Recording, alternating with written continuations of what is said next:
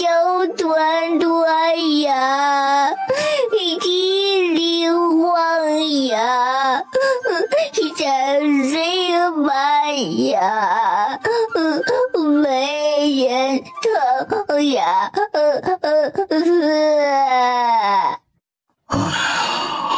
好，给你，真是，明明还是个小萝卜头，怎么就地里黄了？这歌词谁写的？真要把他头砍了。叶团团听到黄爷爷答应了，于是倒腾着小短腿就冲出去抱他黄爷爷。叶晨就看到了一小坨尊贵无比的明黄色，从屏风后面像是一阵小飓风一般的刮到了他黄爷爷面前。叶晨满脑子就2个字儿：离谱。大哥哥，怎么了？团团的新裙子好看吗？好看吗？好看。嗨，我真帅。好，你真帅。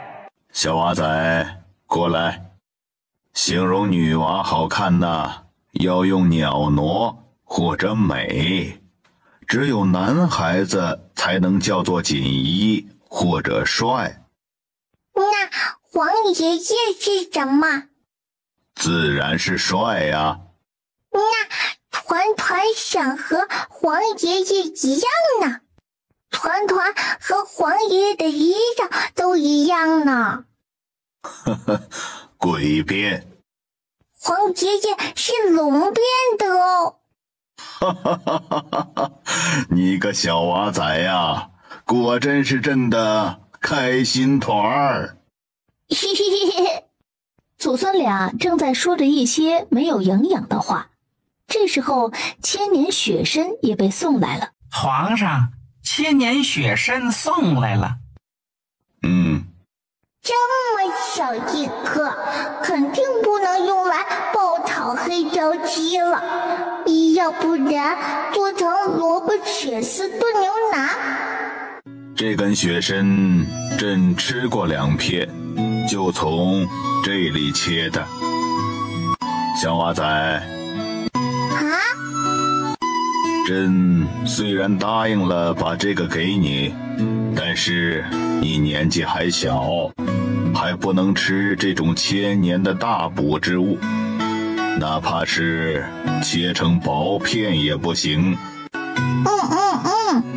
团团不切片哦。也不准直接啃。呀，团团想啃一口的事情，怎么就被黄爷爷发现了呢？团团明明没有做出来呀。朕可以给你，但是你不准吃。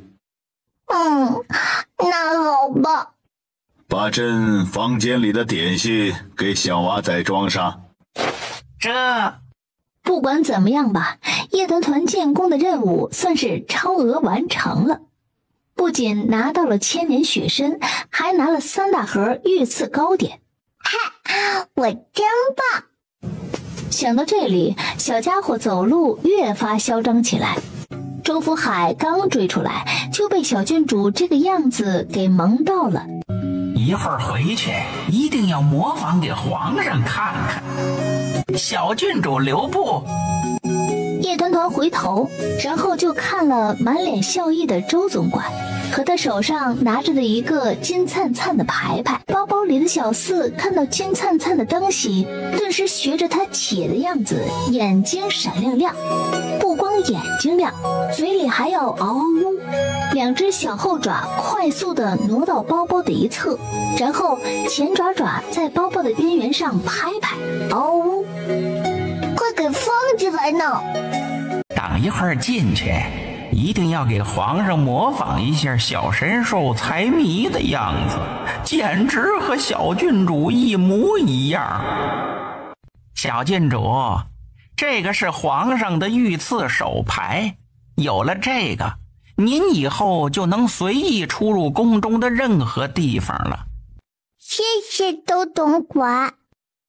周福海目送大公子和小郡主走到养心殿的大门口，这才转身回去内殿。周福海端了茶水过来，然后把刚才的门口看到的小郡主和小神兽的样子给自家主子学了一遍，尤其是小郡主学九王爷的样子和小神兽学小郡主的样子。若不是小神兽不能说人言，怕是说话都能和小郡主一个腔调。那是自然，你也不想想为什么神兽幼崽要取名叶小四？老奴想不到那是为何呀？你想啊，老九就3个娃，要是加上个小神兽，那不就是排行第4了？哦，原来如此，皇上圣明。把神兽当儿子养，老九这混账东西。那也是九王爷有本事，能收服小神兽。他能有什么本事？小四又没成日里跟着他。也对，那应该是小郡主有本事。团团是不是摔过头了呀？怎么把他们杀成这样啦？叶晨看了看跪了一地的宫女太监和执勤侍卫，都各自忙自己的事情去吧。是，大公子。团团，你可知你穿着的是什么裙子？是赖皮蛇裙哦。赖皮蛇？懂了。叶晨解下自己的披风，上下对折一下，将它牢牢裹住。大哥哥，团团没有很冷呀，不需要被裹起来哦。可你若是不穿厚一点的话，不出半个时辰，宫里就能往外传消息，说九王府的小郡主穿龙袍了。搞不好陈尚书要带兵把九王府给围了。乖，你冷。那好吧。叶晨带着妹妹回来的时候，叶战还没回府。大公子今日带小郡主入宫，是去拿点心吧？小郡主的确喜欢吃皇上的点心。就是为了拿点心。白姬听到暗卫汇报说大公子回来了，赶紧放下手里的事情，匆忙过去接待。白市长。呵哟，大公子可不要这么喊我呀，我马上就要退下来了。哈，大公子是送小郡主回来？是。哈，那正好，属下带您看看房间，看完也差不多该用膳了，时间刚刚好，吃过晚膳，您干脆就住下吧。白姬引着叶晨往里走。这是小郡主的房间。看得出来是团团的房间。哼，就说我们小郡主的审美是独树一帜，具有极高的辨识度，完全不从众吧？你听听，就连大公子都夸。小郡主后面这间房间比较大，采光也很好，很适合给大公子做卧房。叶晨这边正在和白姬一起看房间，而叶团团呢，一回到家里就饿得小肚脐咕咕叫了，小腿倒腾着就去了后厨，想康康今晚上吃什么。好香呀！这位叔叔，团团可以吃一碗吗？当然可以。我一个未婚大直男哪里见过这个，瞬间就被萌到了呀！救命！好吃呢！我一定要写信告诉我娘，小郡主举起小手手的时候，简直是全世界最萌的小奶娃。他这一声好吃呢，直接就把睡觉的小四给喊醒了。王朔想了想，安慰平日里的做法，然后快步又去厨房多拿了一个小碗出来。再来一碗哦！王朔又赶紧给小郡主再盛了一碗，一人一兽继续吃吃喝喝。小矮子可回来了。小郡主已经回来了，这会儿应该是在后厨那边吃东西。等到叶战走到后厨院子里的时候，并没有看到小矮子，只看到了王硕、小四和一个宛人。原来不是宛人，而是妹妹在喝汤，只是汤碗太大，把她整张脸全给挡住了。嗨，哥哥！叶战轻咳2声，打算问问他千年雪参的事情。可是叶战还没来得及问，然后就看到妹妹开始脸红，而且还越来越红。我已经这么帅了吗？小矮子看到我都会脸红了？不可能的，小矮子看到好看的小哥哥从来不脸红，他只会花痴的哇哇哇叫，然后上去拉人家的手。他好色，向来好色的很直接的。哎，你怎么流鼻血啦？团团是不是要死掉了？周明儿，小郡主流鼻血了，应该怎么办？你快说。于是几息之间，后厨院子里就站满了人，3个兵营的好手都来了，里3层外3层的都想往小郡主面前挤。小郡主，保持前倾头低位，张口呼吸。小郡主怎么样了？还在流鼻血吗？哎呀，这暗卫司人，你们说句话呀，就知道挤到前面去，然后又不干实事是吧？小郡主人呢？没事了吧？12想了想，人挤人的，空气也不好，然后干脆把小郡主抱到桌子上站着。白姬和叶晨也在这时赶了过来。好热热，团团要多多。小张伸手试了试小郡主额头的温度，这一摸就给摸了一手的汗，于是赶紧给她把披风脱下来。小郡主虽说穿得多，但是也没多到武汉的地步，这不对劲儿。正觉得奇怪呢，然后就看到了小郡主脱下披风之后的明黄色的大逆不道的龙裙。好看啊！这真的可以穿吗？九王爷原本还在看军报，侍卫禀报说小郡主流鼻血了。叶简寒丢下手里的笔，大步朝着后厨这边走来。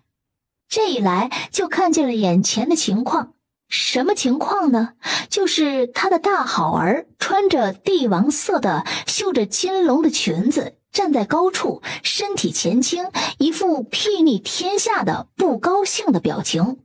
而九王府3大兵营的顶尖好手都齐聚在他周围，里3层外3层的挤着听他说话，表情焦虑而认真，就仿佛马上要干一件大事儿。总结起来就是穿龙袍，召集人手，站在高处发表言论。这画面若是非要用2个字来形容的话，要么是造反，要么是称帝。团团流了好多血，团团要死翘了。还你要死翘翘？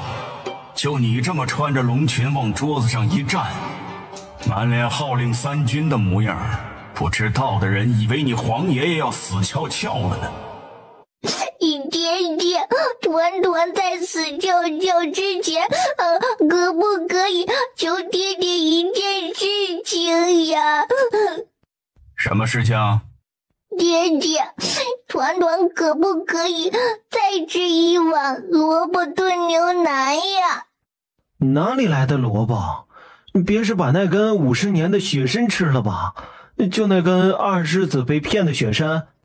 那锅里的不是萝卜，是雪参。不然呢？你见过谁家萝卜能炖3个时辰的？你就这么直接舀给小郡主吃？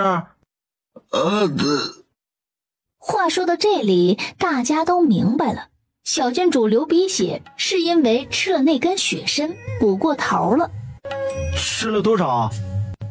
王硕伸出2根手指，2大碗，能不流鼻血吗？你给他吃之前，你自己不尝尝的吗？萝卜是那味儿吗？咱也不敢尝啊。老实人真烦。还好，小郡主是不吃素菜的，光是喝汤的话，问题不大。说到这里，大家突然记起来，小郡主以往不吃的素菜都是给小四了的。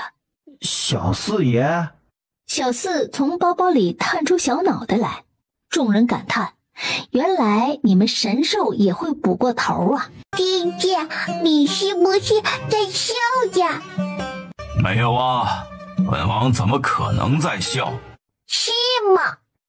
当然是了，先吃饭。叶团团虽然觉得不对劲儿，但是也还是被他爹给糊弄住了，乖巧地转过来，瞧瞧咱们小郡主那可怜的小样子，哎，心碎了谁能懂？下回给小郡主做饭，一定要先尝一口，可不能让咱小郡主再受这个罪了。哎呀，心疼！都怪那药铺卖的什么鬼雪参，长得跟萝卜似的。兄弟们，明日一定要换回便装，然后带着家丁再去找一回茬。刚太医过来摸过脉了，说小郡主体质很好，虽然补过了头，但也无需用药，只需要这几日吃得清淡些便可。那我一会儿就去交代厨房，少油少盐少肉。若是小郡主不肯吃，那就差人给海公公传个信儿，让小郡主进宫与皇上同吃。毕竟皇上那边是老年人饮食条件，应该足够清淡了。妹妹用嘴呼吸的时候看起来真的好蠢，原来小矮子这种贼不拉几的小仙女儿也有蠢兮兮的时候。我还故意把雪参藏在了最里边的位置，就是怕叶团的这个小奶娃不分青红皂白的啃一口。可谁知道我这千防万防的最终没防得住那根50年的雪参。这家伙不仅吃到了雪参，还吃了2大碗，简直是防不胜防。看来这个妹妹我以后要多上点心才是。父女俩的短暂交锋之后，桌上的菜也上齐了。爹爹，喂喂，好吃。哎呦，乖乖小郡主还真是好单纯啊，完全不知道王爷刚才的嘲笑，还吃得那么开心。嗨，这么可爱的小乖乖，怎么就有王爷这种巅峰的无药可救的直男点呢？真是闻着流泪，听着伤心呐。爹爹，你刚才已经喂过了番茄炒蛋了，现在应该喂牛肉了。不行。行。不行。行。父王，我来喂团团吧。呀，大哥哥抱呢，大哥哥喂喂。叶晨笑着把他抱过来，心知他需要吃清淡一些，于是加了一片鱼肉，然后又叠了一块山药。蜜雪未知肤白，但鱼与山药知。团团可要吃一口？虽然不知道大哥哥在说什么，但是听起来好有道理哦。文化人果然可怕，竟然能让小郡主吃素菜，大公子牛逼。而坐在桌对面的叶战就不这么想了，他微微皱眉，虽然什么都没说，但是吧，手不停地在给小四喂东西吃。怎么嘴里还没有吃完，又给了新的呢？哎呀，吃不过来怎么办？真是好着急哦！小四这么一叫，就吸引了大家的注意力。父王，我吃饱了。说完就下桌了。他哥哥晚上会饿哭的吧？刚走出门的叶战后脚跟就崴了一下，吃撑了不好叫叫呢。想喝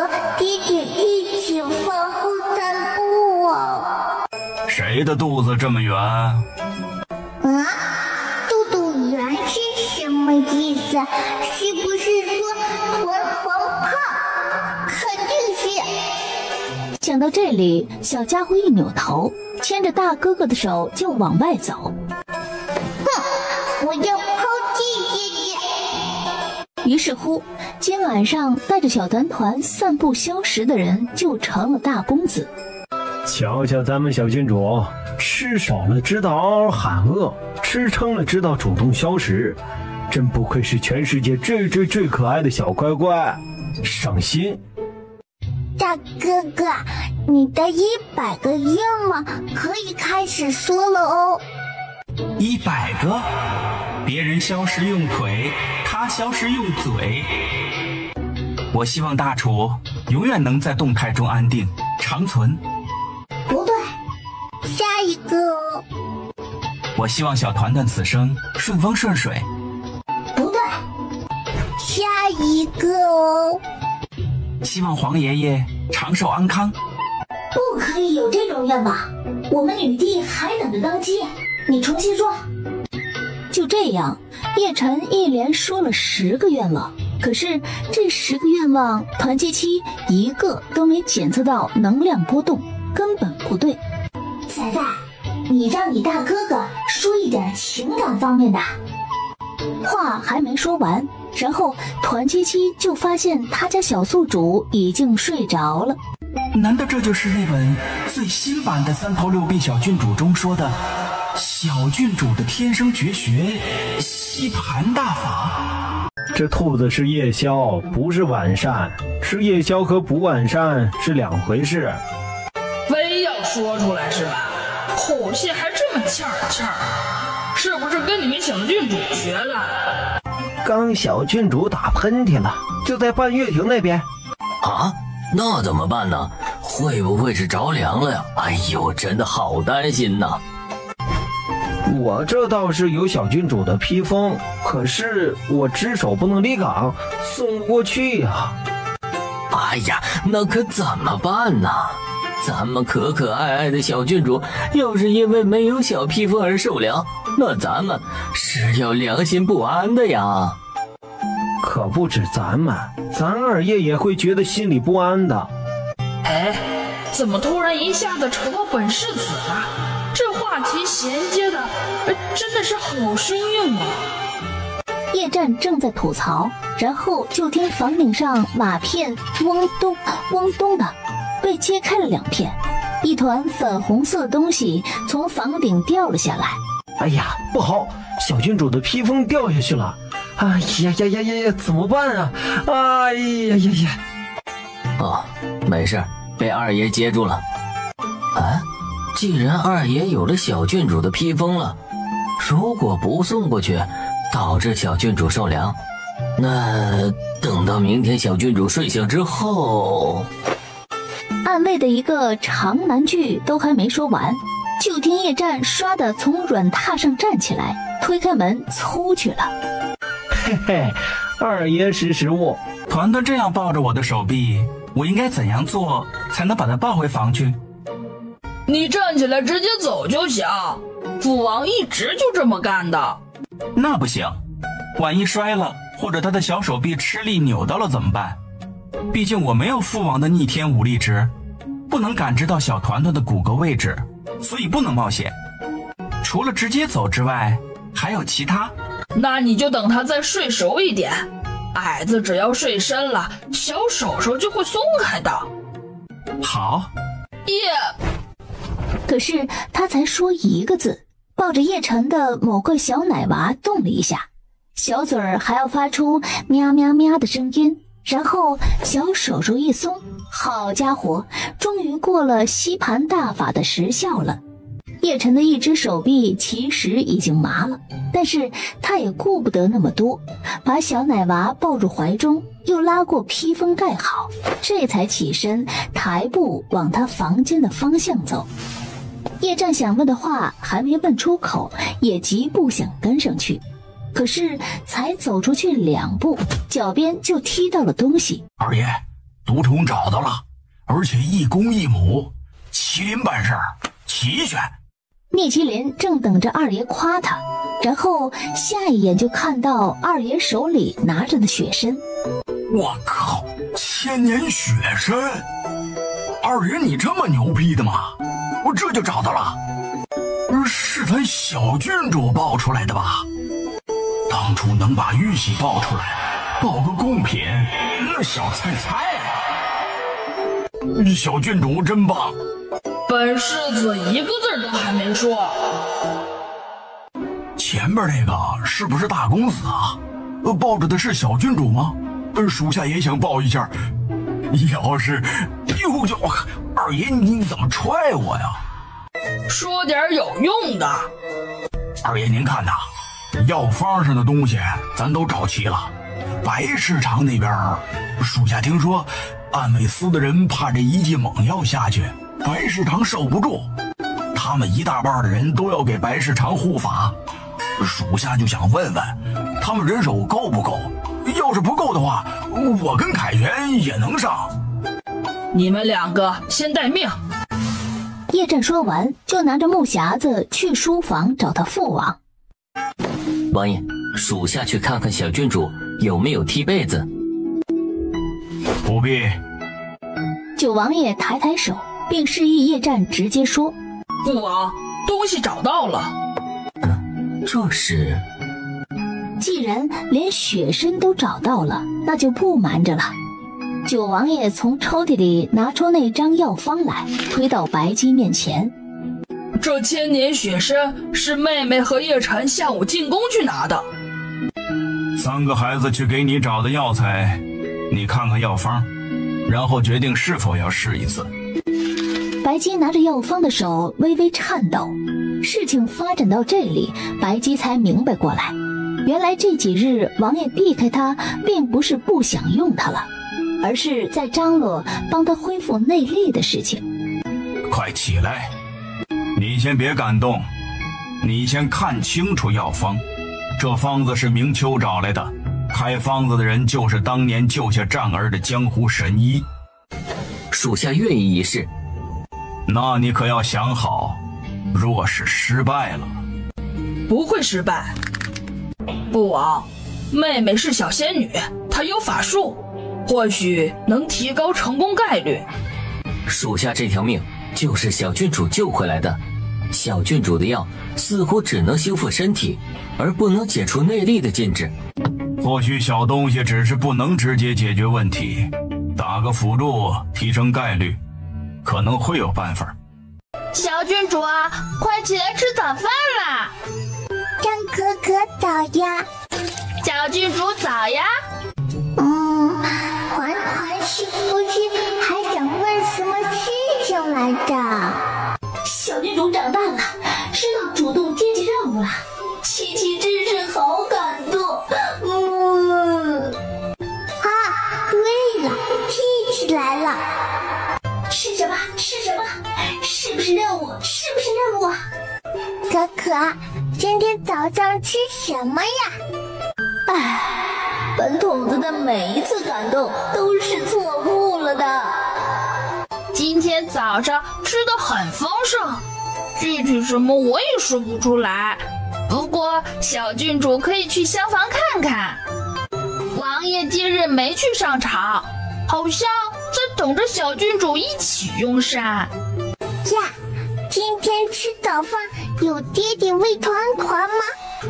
听听咱小郡主的悟性，只说等着一起用膳就能把位子悟出来，真棒，简直就是被富贵命耽误的小神棍。小团团表示很开心，蹦跶着小步子就去了厢房。爹爹，今天头上没插鸡毛呀？大早上的跟本王说的第一句话就这么让人火大？什么鸡毛？那是关羽，你不要乱取名字。要不是今天有事要找你这小东西帮忙，现在肯定要用力捏你的小圆脸。爹爹，你看，团团的鼻子没有往外吐血了哦。所以呢？团团已经好了，团团今天可以吃肉肉喽。可以。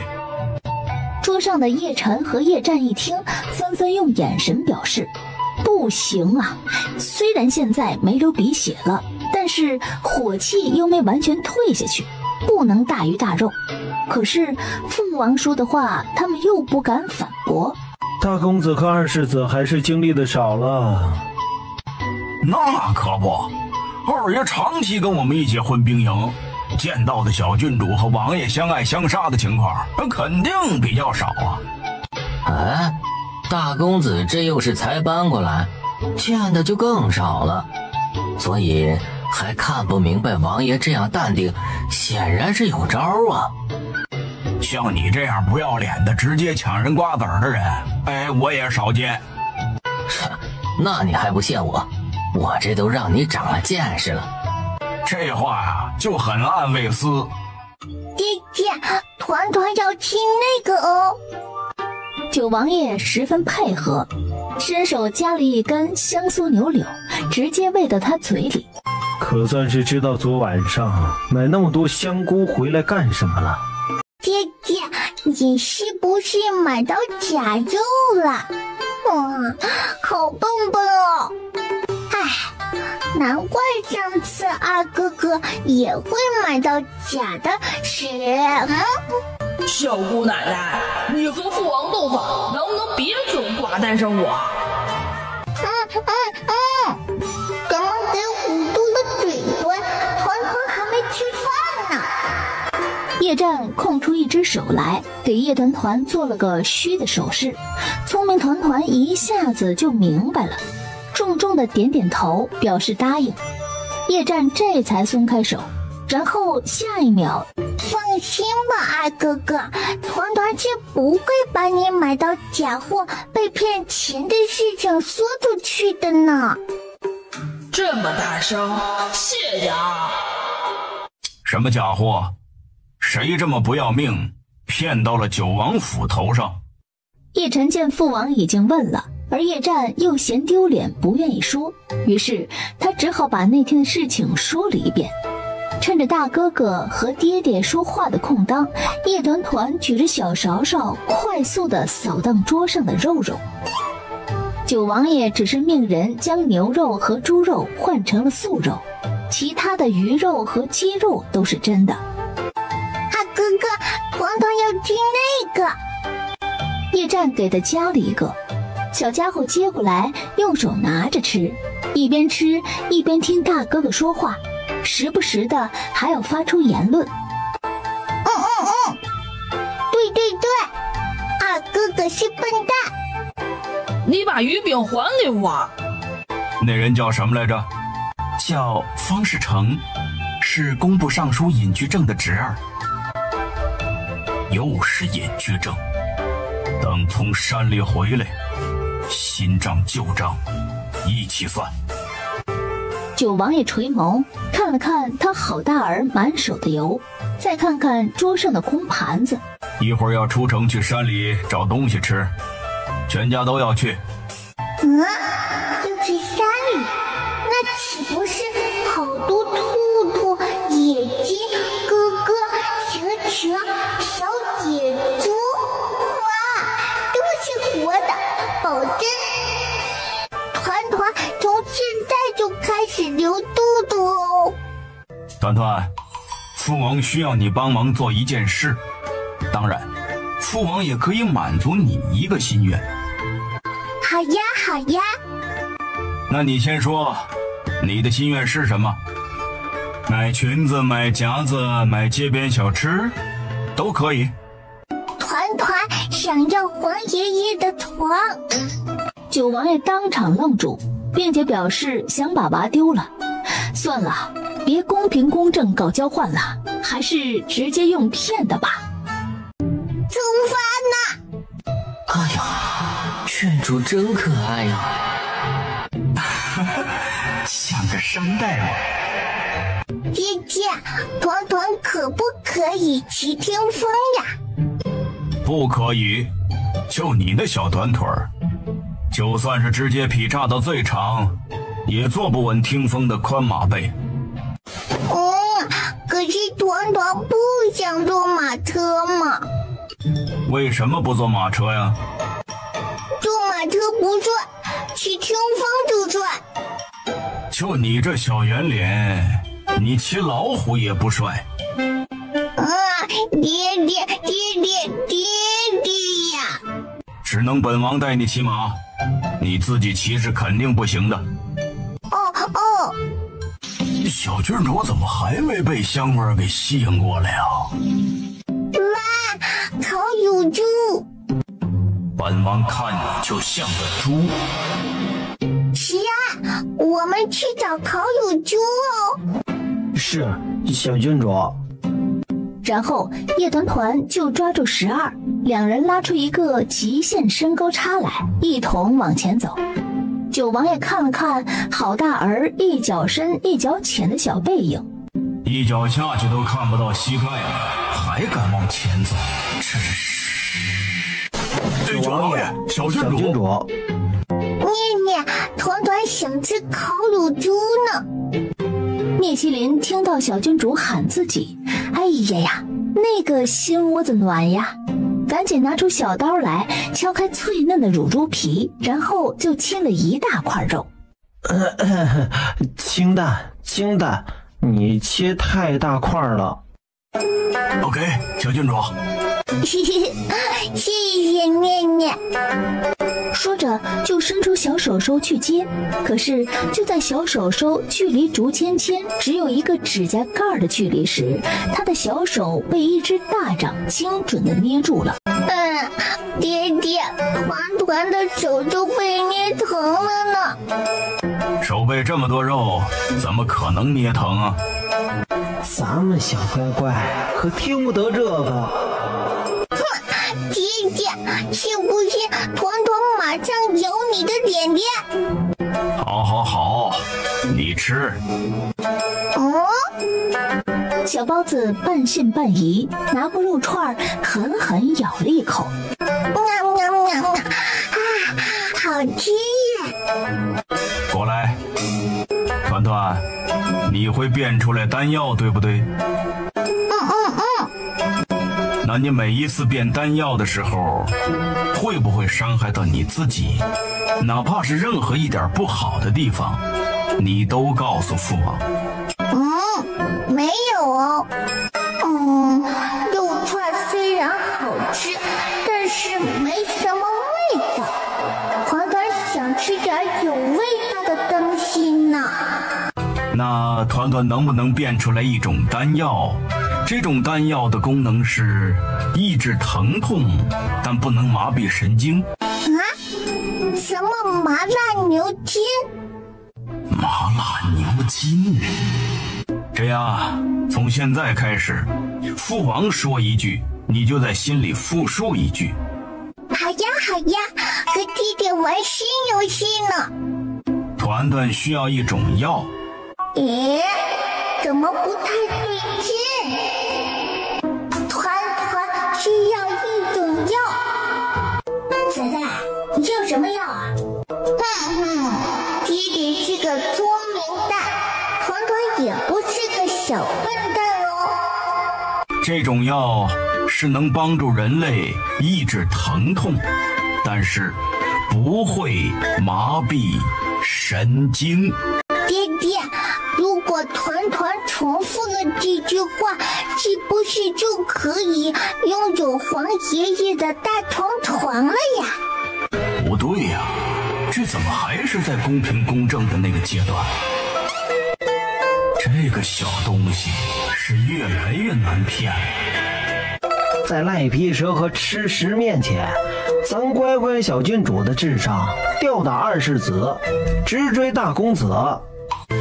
来一局吧，我押50两黄金，赌王爷赢。哟呵，千机营又来送钱了。成啊，我押100两黄金，赌小郡主赢。先吃点，一会儿输了才有力气哭呢。千机营的嘴向来比拳头硬。爹，姐姐，黄爷爷的床那么大，团团的房间放得下吗？这都已经开始考虑好不好放的问题了，是吧？你黄爷爷的床真有那么好？黄爷爷的床好舒服的，团团要是躺上去，肯定一下子就睡着了呢。可是你在本王身上也是一下子睡着了，有本王就够了，你还要什么龙床？爹爹，所以在本王和你黄爷爷的床之间，你只能选一个。爹爹可以移动，团团可不可以？算你识相。团团大，爹爹小，团团有赖皮蛇，爹爹。你黄爷爷的床可不会带你来山里找吃的。也对哦。就这种显而易见的选择，你还要考虑是吧？本王还不如一张床是吧？叶团团。那团团选爹爹嘛。王爷赢了，还用的是这种自降身段，不是？这到底算不算是骗小孩啊？哎呀，兄弟们，输钱喽！我说什么来着？小魔高1尺，大魔高1丈吧。那种老年人床有什么好惦记的？既然选择了父王，那就把那张床忘掉。现在父王说一句，你就重复一句。团团需要一种药。团团需要一种药。仔仔，什么药啊？这种药是能帮助人类抑制疼痛，但是不会麻痹神经。有的，仔仔，这种药叫做鱼目归元丹，是用来帮助人类进入睡眠状态，止疼，但并不会切断人体的任何神经功能，通常是给宿主生孩子止疼用，叫做归元丹，给爹爹生孩子用的。我这是听到了什么？听到了什么啊？就说小郡主和小四都是王爷亲自生的吧？我好担心小郡主会挨揍。不过九王爷此时的心思并不在揍孩子上，他想了下，生孩子用，那就是止疼，但不会影响胎儿。没错，就是这个药。对，就要它。姐姐，团团就要它哦。仔仔，这个药价格是30积分。恭喜宿主购买鱼目归元丹成功，消费30积分，当前积分余额为65。烟花放完，叶团团手里就多了一颗黑乎乎的丹药。都去护法。是。艾妹斯和千青营的人全数去了山泉池那边。爹姐，我们去抓兔兔吧。九王爷单手托住娃的小屁屁，然后微微躬身，随即脚尖一点，俯身起飞。爹爹，团团知道这招叫什么哦？叫什么？轻功草飞飞。是轻功草上飞，什么草飞飞？你怎么知道这招是草飞飞啊？因为团团看二哥哥练过。哦，二哥哥还摔了2个狗啃泥呢。九王爷虽然在听小东西嘚不嘚，但是手上也没闲着，目光锁定了前面一道灰白色的兔影，手里一道金光一闪。姐姐，抓到兔兔了吗？团团想摸一下。要活口能不能早说？九王爷抱着娃飞身上树，正打算看看树林里哪里还有兔子，可是兔子没看到，反倒是听到一声啊的厉呼：是白白，姐姐是白白。九王爷眉头微微皱起，抱紧娃，掉头朝着山泉池那边掠去。护着你妹妹，现在如何？王爷，白氏长现在的状态不太好，这一池子的药水除了会腐蚀神经之外，还会腐蚀念力。大哥哥，团团也想过去排排坐，看泡泡。小萌音刚落下，然后水面突然哗啦一声，原本沉入池底的白鸡突然从水面冒出来。只见他双眼紧闭，五官更是痛出了一种扭曲的角度。白白，你怎么了？白白，没事没事，白氏长会没事的，乖，不哭啊。白鸡噗地吐出一口鲜血来。白白，你怎么了？你是不是好难受呀？怎么办？团团好担心你，白白。不对，白氏长有反应，小郡主喊他，他能听得到。你们看他身上的念力有减弱的迹象。白白，你不可以死翘翘。你还没带团团去江南吃绣花大娘做的绣花肘子，你还没带团团雪夜山庄看看什么，还没带团团去闯，去闯荡江湖。咱就说，白氏长的命得靠咱小郡主吧，白氏长才舍不得把小郡主丢下。白白，小东西，给白鸡讲故事，说说你的流水账。有一天，有一个白白，白白是小团的，不对，是有一天，有一个小团团。小奶音委委屈屈的，流水账说着白鸡给他修窗户，给他买花花小夹子，带他玩飞来飞去的小游戏。是还说团团晚上睡觉老是踢被子，不光踢自己的，还要踢张哥哥的。白白晚上不光给团团盖被子，还要给张哥哥盖被子。白白，你要是死翘翘了，张哥哥会冻死，他瘦不拉几的，他不抗冻。白白，你可不可以不要死呀？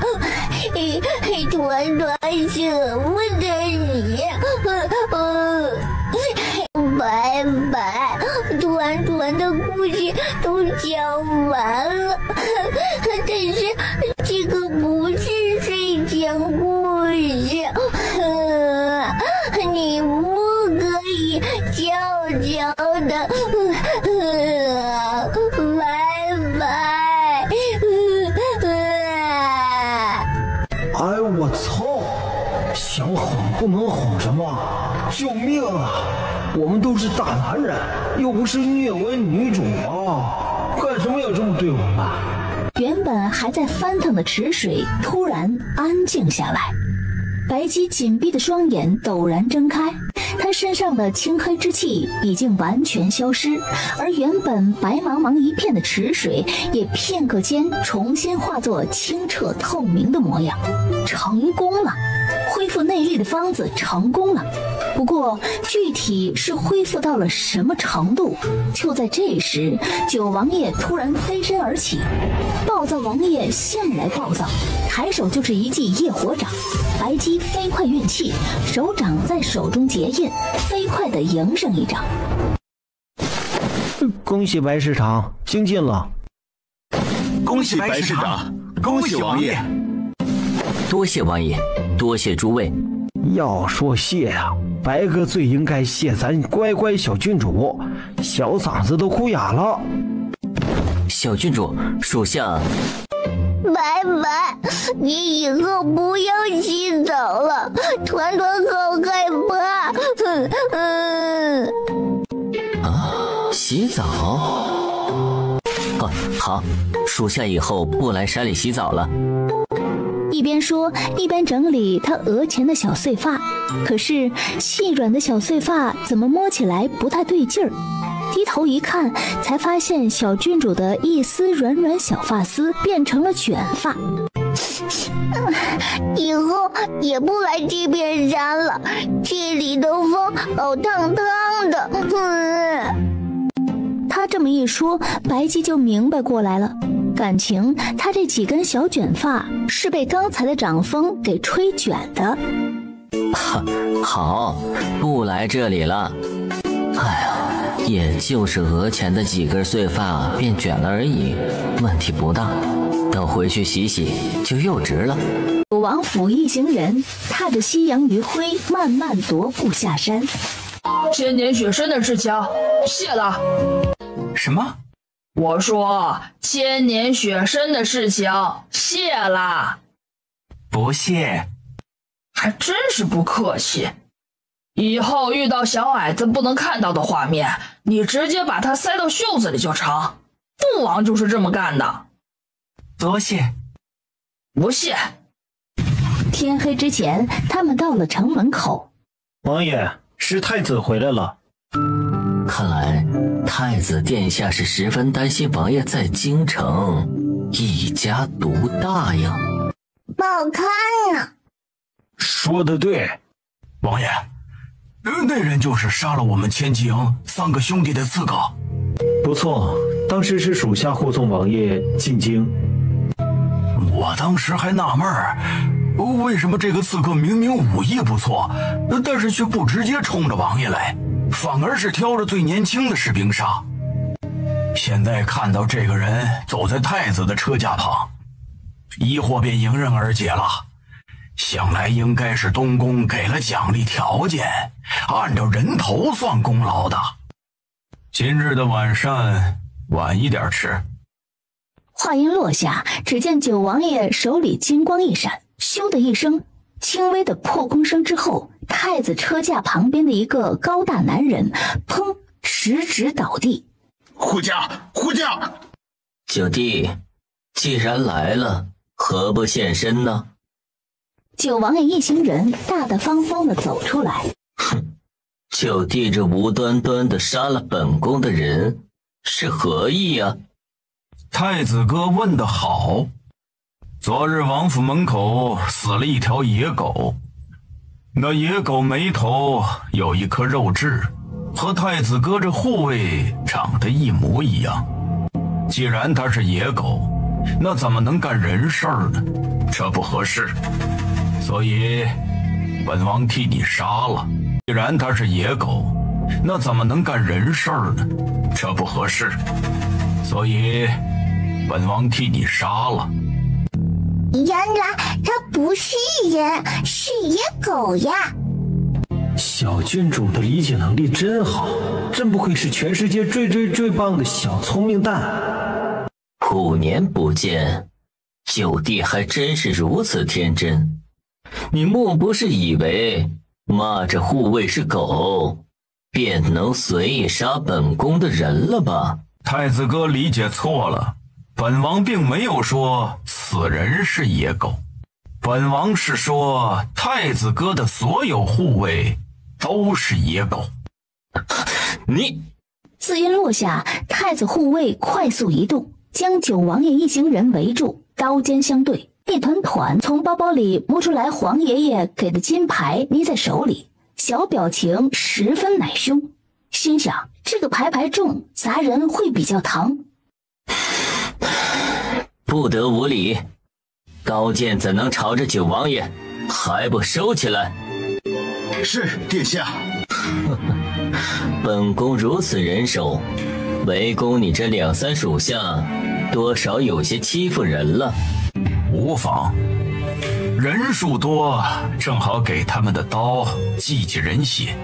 哦，九弟是算准了本宫不会动手，所以就开这种玩笑是吧？啊？多年不见，白将军没了当年的威风，反倒是成了抱娃的老嫂子，真是让本宫觉得可惜呀。抱娃？那是抱的普通娃吗？那明明是抱着全世界最金贵的救命符，能起死回生的那种。嗨，太子这人懂个球。什么嫂子？白白不是男孩子吗？为什么说是嫂子？面前这个金色的斜眼叔叔不是很聪明的样子耶。太子哥舟车劳顿，本王就不打搅了。说完也不等叶千珏回答，便翻身上马。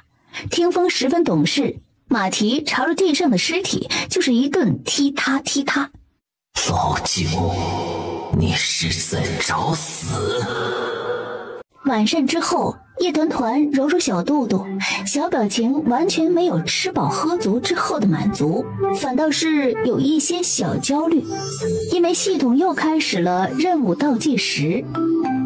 任务时间仅剩下24小时，超时会被判定为任务失败，请宿主及时完成任务。仔仔啊，快做任务呀！你现在只有1天时间了。啊，为什么刚才还是24，一下子就变成了1？我不理解。仔仔，你现在只有65积分，要是没有完成任务的话，会被扣除200积分，到时候就会变成-135积分。主系统规定，若是达到-100积分，宿主就会被系统抹杀。什么意思呀？团团听不懂。仔仔以后就见不到你爹爹了。小团团二话不说，穿上鞋子跳下床，倒腾着2只小短腿儿，直奔大哥哥的房间。大哥哥呀，大哥哥哟，救命命哎！咦，怎么没人？是啊，带团团去找大哥哥呀！再晚，团团就要死翘翘了。歘，12闪身出现，抱起小郡主，又歘闪身消失。今日早朝，工部尹尚书挨了皇上的骂。哦，皇上也没有明说具体是不满什么，但是明里暗里都表达了对尹尚书的不满。御书房的小太监嘴里传的原因是尹尚书被大公子告了御状。明日让叶团团进宫去，跟着皇爷爷一起吃清淡点儿。尹尚书被大公子告了御状，假血神的事儿。白姬点头，九王爷一眼看穿，不应该是成儿，多半是叶团团那个小嘴儿间接告状。小郡主那么乖的一个小奶娃，怎么会随便告状？最多是说漏嘴。怎么一说到叶团团有800个心眼子的事情，白姬的智商就直线下降，真是盲目。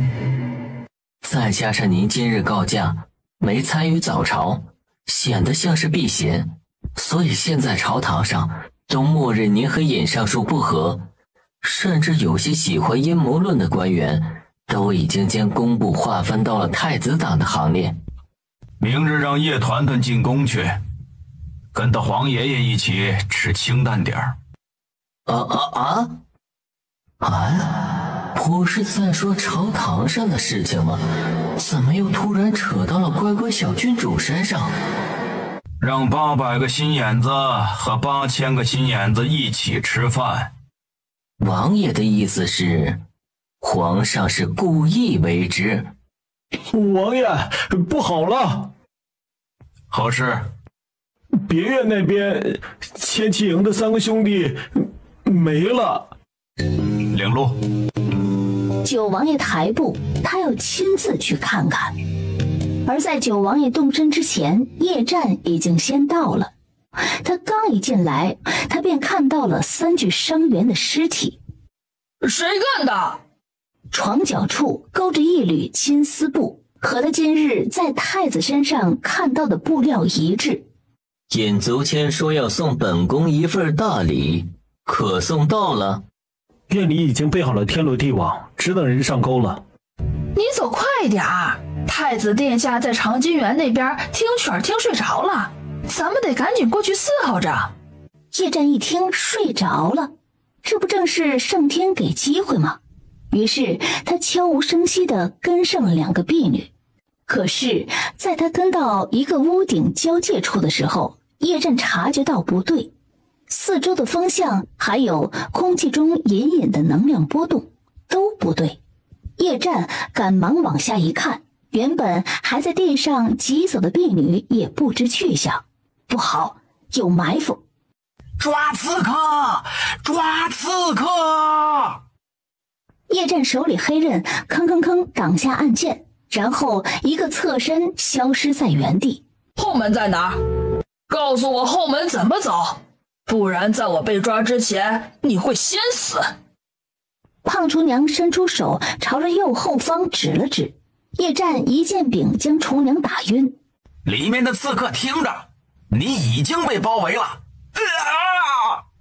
才说了半句话，叶战抬手就是一记飞镖，正中那护卫的喉咙。怎么，难不成还让本世子束手就擒，然后连累父王？本世子只是冲动，本世子不傻。你怎么来了？刚问出来一句，厨房的前门就被护卫踹开了。我出去拖延时间，你躲在后面柴房，我引开人你就逃走。厨房后面的水缸旁就是围墙。你不能去，祸是我闯的，与你无关。我不会武功，太子没办法说我是刺客。是谁在叫嚣？没看到是本公子吗？敢问大公子为何深夜闯入东宫后厨？敢问大公子为何深夜闯入东宫后厨？不是六叔差人叫本公子来试菜的吗？银将军作为六叔的心腹，竟然不知？如若不然，我一个手无缚鸡之力的文人，又如何进来戒备森严的东宫呢？这不如这样，银将军带本公子去见六叔便知。可银彪看了看倒在地上的200斤胖厨娘，觉得不对，手无缚鸡之力，怎么能把200斤的人打晕？叶晨冷静解释：这厨娘刚见到本公子，只喊了一句呀呀呀，便昏了过去。本公子也不知道为何。懂了，是被帅晕的。太子殿下就在寝殿，大公子请。银将军请。一个黑影在水缸上借力，嗖的一闪，飞出了墙。叶战逃了。还不快追！对不住了，大公子，您今日必须给殿下一个交。待字还没说出来，突然夜空中出现非常不合时宜的呀呀呀呀的奇怪小奶音，然后下一秒去追叶战的那几个护卫哐哐的就砸了一半到墙上。对不住啊，这半个朋友，胖哥今日吃的有点多，用力过猛了。银彪脸上挨了一脚之后，大公子就从他眼前消失了。叶战呢？属下该死，二世子被人救走了。谁救走的？属下不知，只听到一阵呀呀呀呀的怪叫。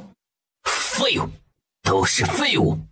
当初是白姬的手下败将，永远都是白姬的手下败将。为什么不带暗卫？你以为不带暗卫，你一个人硬闯就不会连累九王府了？叶战垂着头没说话。随便激怒你一下，你就要硬闯东宫？不是随便激怒，你自己好好看看，这料子上面的金丝分明是染色而成，根本不是真的金丝。你就凭这个就断定是太子杀的人？叶战垂着头不说话。大哥哥好凶凶哦，都不敢问大哥哥的心愿了呢。即便是太子动手，他也不可能亲自动手。叶战，你……张一鸣在战场上救过我2次。叶战这话一出，叶晨再也说不下去了。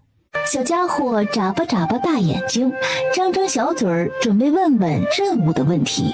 可是他还没来得及说话，二哥哥先说话了。你怎么会在东宫的厨房？我知道你会被逼到厨房。为什么？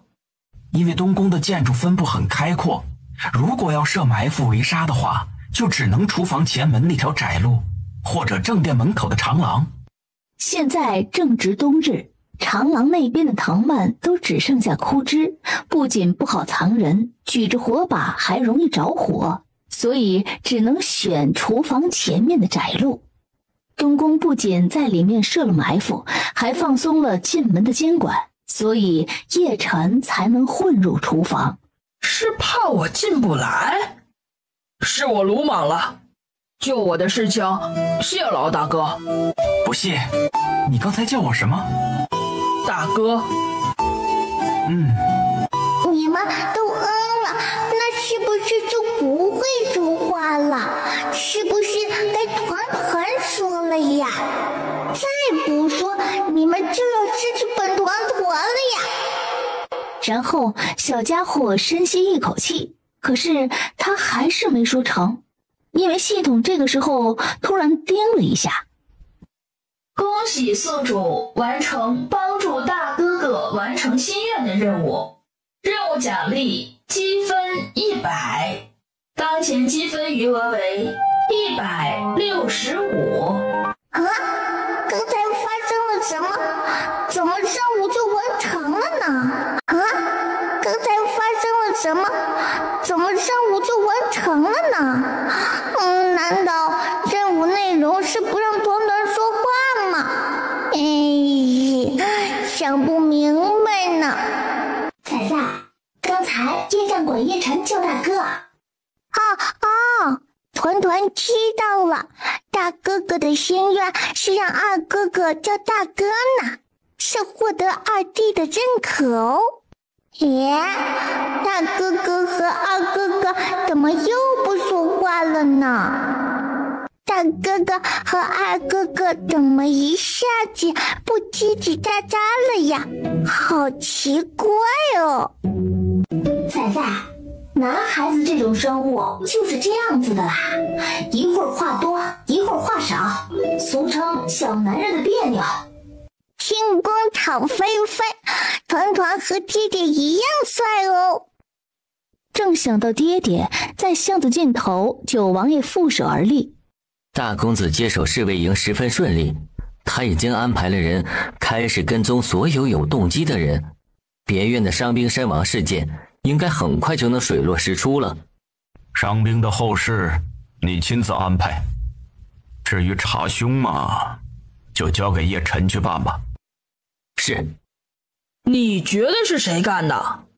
不会是太子，他才刚回来，不会傻到立刻动手。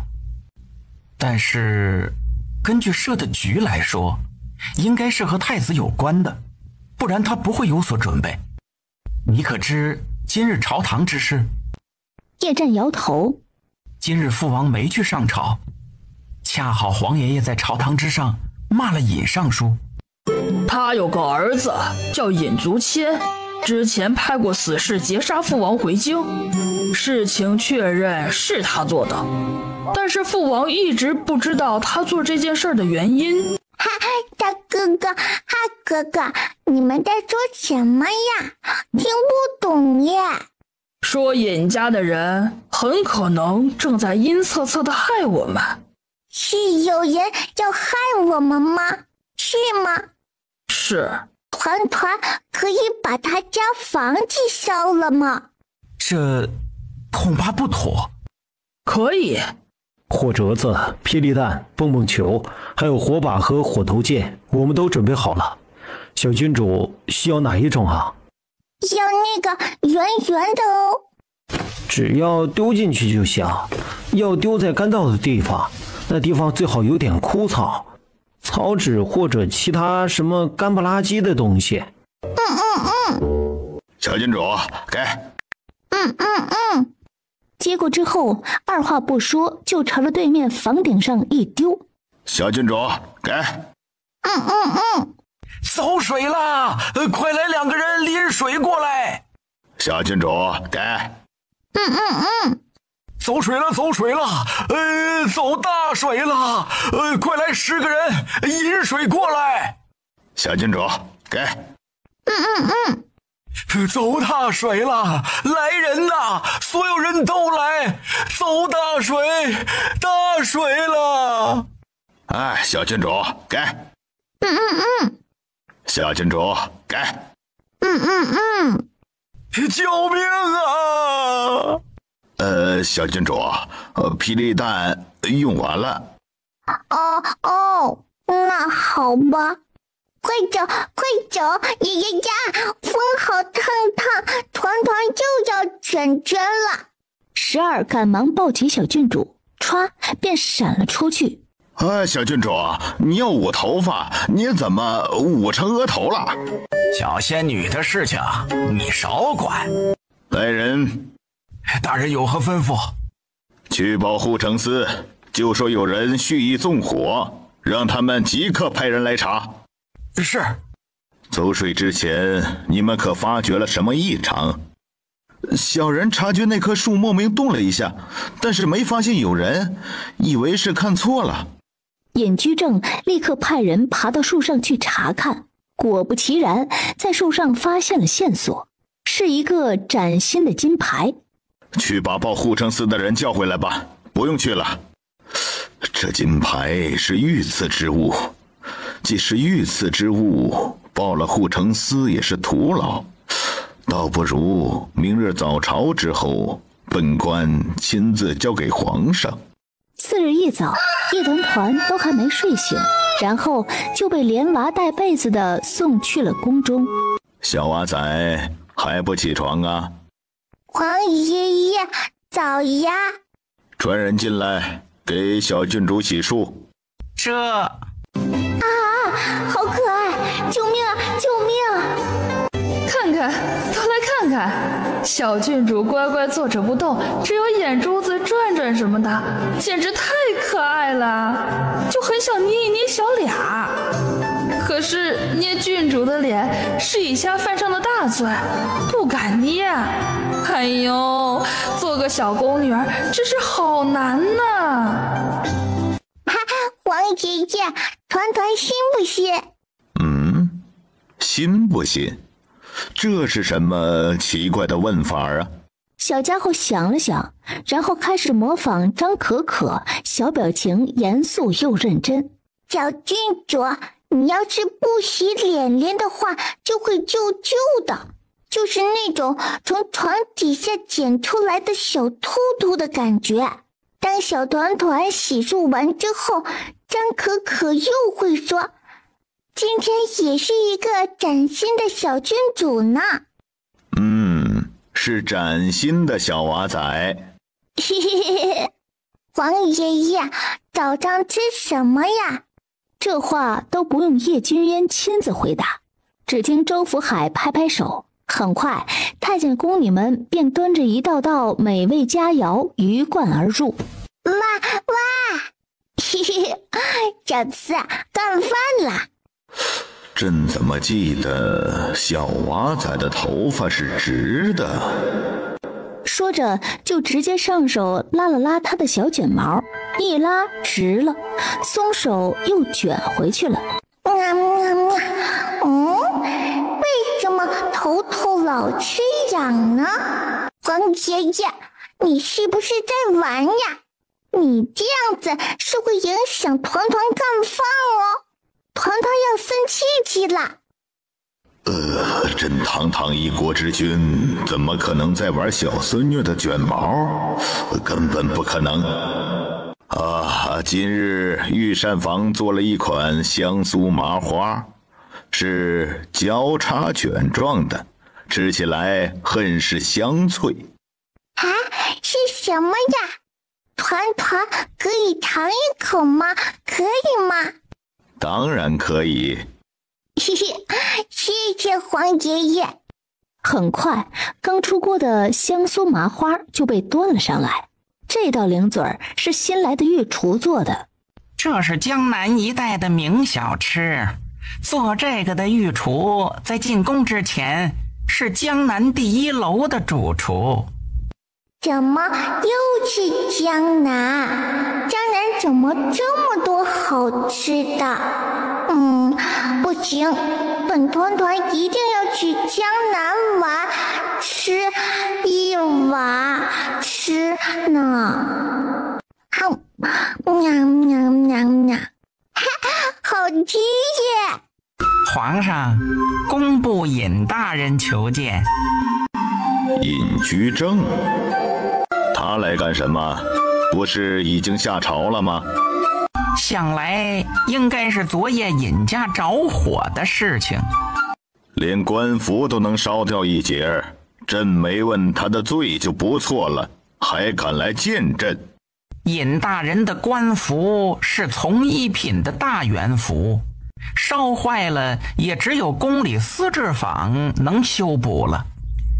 尹大人定是要来请示您的。传吧，就在这里吃，皇爷爷去外间一下。微臣给皇上问安。尹爱卿，快请起。尹爱卿这衣服是怎么了？谢皇上垂问。昨夜微臣的陋室被人放了一把火，烧了一大半。哦，爱卿没事吧？谢陛下关心，微臣侥幸逃了出来，只是没能护住这官袍，还请皇上责罚。爱卿人没事就好，官袍破损，让司制坊修补便是了。你亲自去护城司问问，昨夜纵火之人可抓到了？敢伤朕的肱骨之臣，朕定要重重责罚。周福海正要应声，尹居正赶忙说：微臣并未上报护城司，因为微臣找到了纵火之人留下的东西。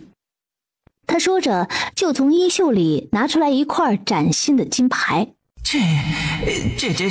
这不是皇上专门给小郡主做的金牌吗？呈上来。周福海拿了金牌，双手递上来。尹爱卿先去司制坊吧，官服破烂，有伤官仪。是，微臣告退。人一走，叶君渊就拿着金牌去了内室。小娃仔，你昨晚上干什么去了？晚上嘛，团团在睡觉哦。小娃仔，你昨晚上干什么去了？晚上嘛，团团在睡觉哦。那在睡觉之前干了什么呀？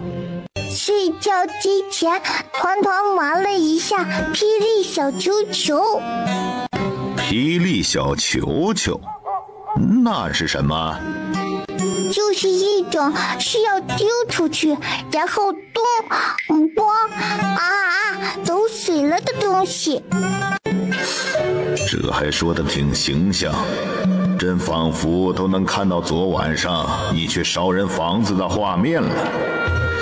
难怪老九要主动把娃送进来，感情是让朕收拾烂摊子。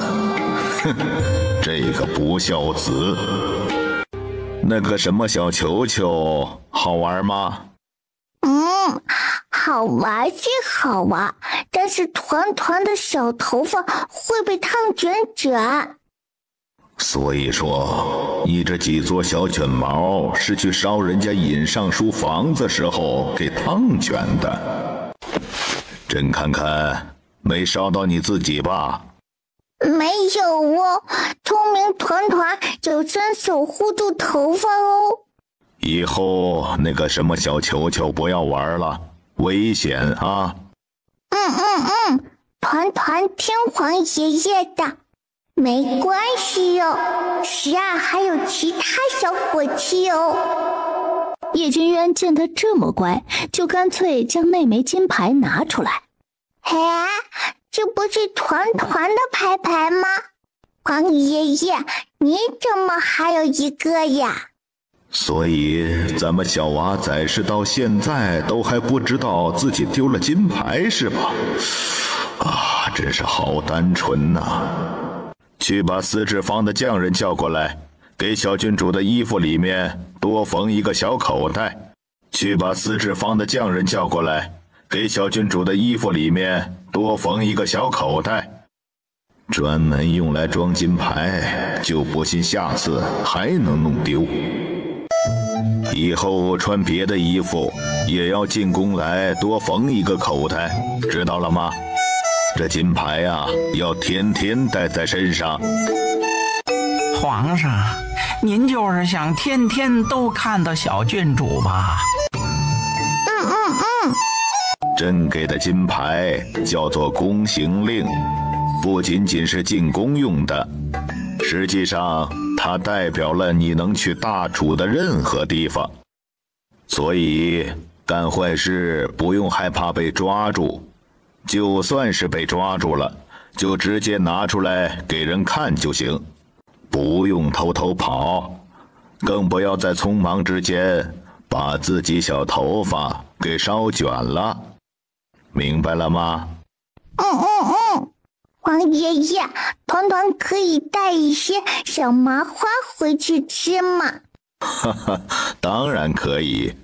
叶君渊说完都不用吩咐，周总管就叫了小太监拿盒子进来，然后他亲自给小郡主装上，不仅把御膳房刚做好的一盒香酥麻花装上了，还把桌子上的半盒也装了，甚至连皇上面前的那一小碟儿都没放过。叶君渊正无语间，小太监进来汇报说，司制坊那边回话说，尹大人的官袍烧毁面积较大，就算是没日没夜的赶工，也需要3日时间，最早能在除夕晚上将官袍修复好。等到修好了，再安排人给尹大人送去。微臣多谢皇上。感情尹大人都还没出宫。尹爱卿，进来吧。尹居正快步走进来。尹爱卿啊，意外烧你宅子之人，朕已经替你找到了。皇上明察秋毫。昨夜微臣虽被大火烧房，但是那意外纵火之人并未从微臣的寝房开始放火，而是从院中引火。此番行为顾及了微臣性命，想来那人并非是个大恶之徒。那是自然。朕的小娃仔怎么可能恶？尹居正听到了皇上坚定的口气，心里越发凉凉。不过他大概猜到了那纵火之人是谁。微臣去司制坊的路上反思了一下家里的庭院设计，这庭院里多为根雕，如今正值新春，根雕的确显得有些单调乏味，不符合新春之气，所以才放了点烟花增加喜气，谁料烟花放过了量。哦，原来是意外导致。待房屋修补好，微臣定多放些绿植和红花。尹爱卿的庭院过于单调乏味，需要改造。朕记得御书房后面有一座金风松。回皇上的话，的确有一盆金风松，最近长势很好。皇上前日里还夸了它有风骨有气节呢。那正好，就赏给尹爱卿吧。微臣惶恐，竟得皇上赏松。日后微臣每见松，必反身自问：今日为大楚劳力乎？哈哈，好，好，得此臣子，朕心甚慰。一片君明臣贤的模样，尹居正这才千恩万谢地退下了。王爷爷说的话，团团都听见了哦。然后呢？王爷爷好厉害呀，从头到尾都没有说出团团的名字哦。这就叫君威。朕只需要一个眼神，一个词语，便能听到想听的话。什么叫做君威呀？团团可以拥有吗？小郡主又开始说大逆不道的话了。可以，必须可以。咱仔仔以后可不就是满身君威的小女帝吗？啊！你有皇爷爷，皇爷爷有君威，过渡一下嘛，就是你有君威。团团有皇爷爷，皇爷爷有江南玉图，过渡一下就是团团有江南玉图，对吧？哈哈，你这回进宫又看上朕的厨子了是吧？早膳之后，叶君渊要去御书房看奏折，当然也把叶团团给牵了过去。皇爷爷，我们为什么要坐轿轿呀？不可以走路吗？从甘露殿到御书房比较远，走路需要2刻钟。如果是小娃仔的话，需要走3刻钟。呀，这是什么意思呀？王爷爷，你是不是在说团团腿腿短短呀？你问这么直接，朕都不好承认了。王爷爷，团团虽然是个小短腿，可是团团会旋风小跑哦。什么是旋风小跑啊？就是叶团团开始双手挥挥，就是咻的一下，团团就可以跑得出一大步哦，就是非常棒，就安慰叔叔哥哥都要夸2天2夜的那种哦。哈哈哈哈哈哈！要修那么多次才能跑出去一大步吗？哈哈哈哈哈！朕脑子里有画面了。那皇爷爷改一下，要是小娃仔从甘露殿走到御书房，需要4刻钟，也就是半个时辰。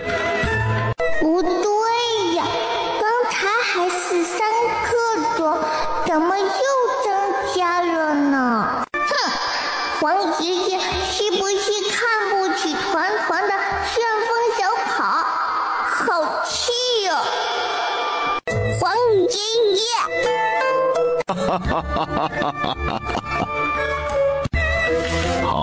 好，小娃仔的旋风小跑十分厉害，只需要1刻钟就能跑到御书房。是吗？君无戏言。很快，龙辇到了御书房。太子是谁呀？为什么这个名字熟，团团好像在哪里听过哦。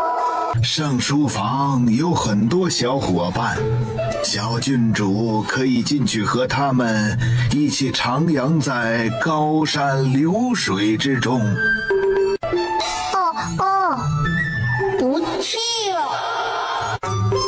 小伙伴们分为很多门派，就比如文官门、武将门、军机处门，还有后宫门和即将出现的魔头门。门派虽多，但是无人统领。本团要统一江湖。王爷爷，团愿意去书房哦。好，那初8就去。通知礼部，年后小郡主的文化功课让周青来教。是，皇上。老夫还是低估了这小萝卜头的受宠程度啊！皇上，太子殿下来了，这会儿正在门口候着呢。宣。闻言，张回躬身退到后堂。皇上的家务事，如果传召，他不宜听。太子是谁呀？为什么这个名字这么耳熟？团好像在哪里听过哦。原来是斜眼叔叔呀，是斜眼怪哦。老九还真是处心积虑，为了讨父皇欢心，还专门生了个小女儿。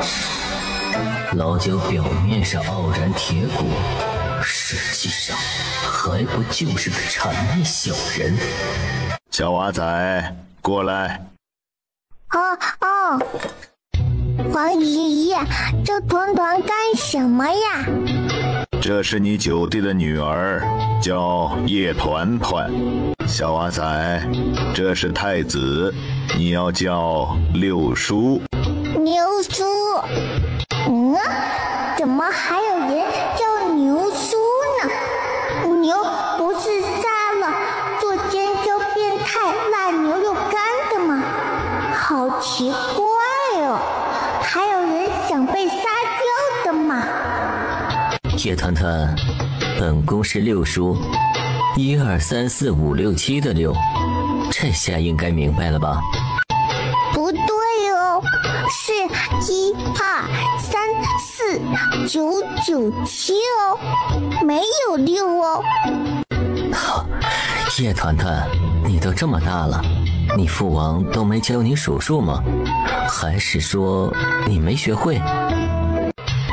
牛叔，你都这么老了，你父皇没教你懂礼貌吗？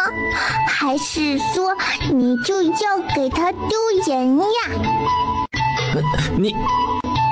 我行了，太子，你的事情做好了吗？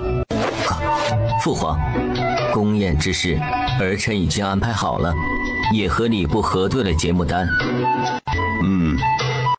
叶君渊伸出手来，叶千珏双手递上去，可是下一秒，那本节目册突然从叶君渊手上滑了下来，摔在地上。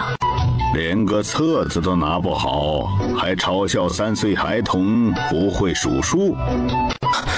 父皇息怒，儿臣只是关心叶团团的教育，并无他意。退下吧。是，儿臣告退。娃仔，过来。王爷爷。哎呀，不高兴啦。王爷爷，团真的数得不对吗？对了一大半。王爷爷，你教团数数好不好嘛？为什么突然要学数数啊？因为团不想给爹爹丢人。小娃仔，若是不会数数，会给黄爷爷丢脸。话还没说完，低头一看，叶团团呼啊呼啊呼啊，刚才还信誓旦旦温情满满，这会儿就睡着了是吧？皇上，钦天监预测今晚便是京城的第一场雪。叶君渊点点头，然后揉揉太阳穴。皇上，您眯一会儿吧。小郡主睡得这么香，真是很难让人不困呐。1、2、3、4。朕下午的事情全部挪到明天。今日下午，朕要亲自教小娃仔数数。叶团团午膳是在皇宫吃的老年人餐食。黄爷爷，团团想吃那个哦。可以，但是吃了之后就要和黄爷爷学习数数。午膳之后，叶君渊就牵着小娃仔坐上龙辇，说着没有营养的话，去了御书房。朕现在要教数数了。团团准备好了。叶君渊将狼毫拿起来，然后抬手在宣纸上写下一个一字。这个念一。黄爷爷，团团知道一哦。小娃仔是个聪明的小孩。黄爷爷毫不吝啬夸奖，然后开始在宣纸上写下2、3、4。小家伙学得非常快，直到他黄爷爷写了5，事情就开始朝着不太对劲儿的方向发展了。9。不对，这个字念5。是9呢。是5。叶君渊满意点头，继续在宣纸上写下6。牛。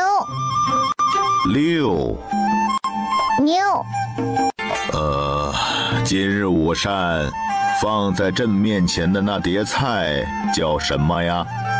是醋溜鱼丸哦。醋什么？溜。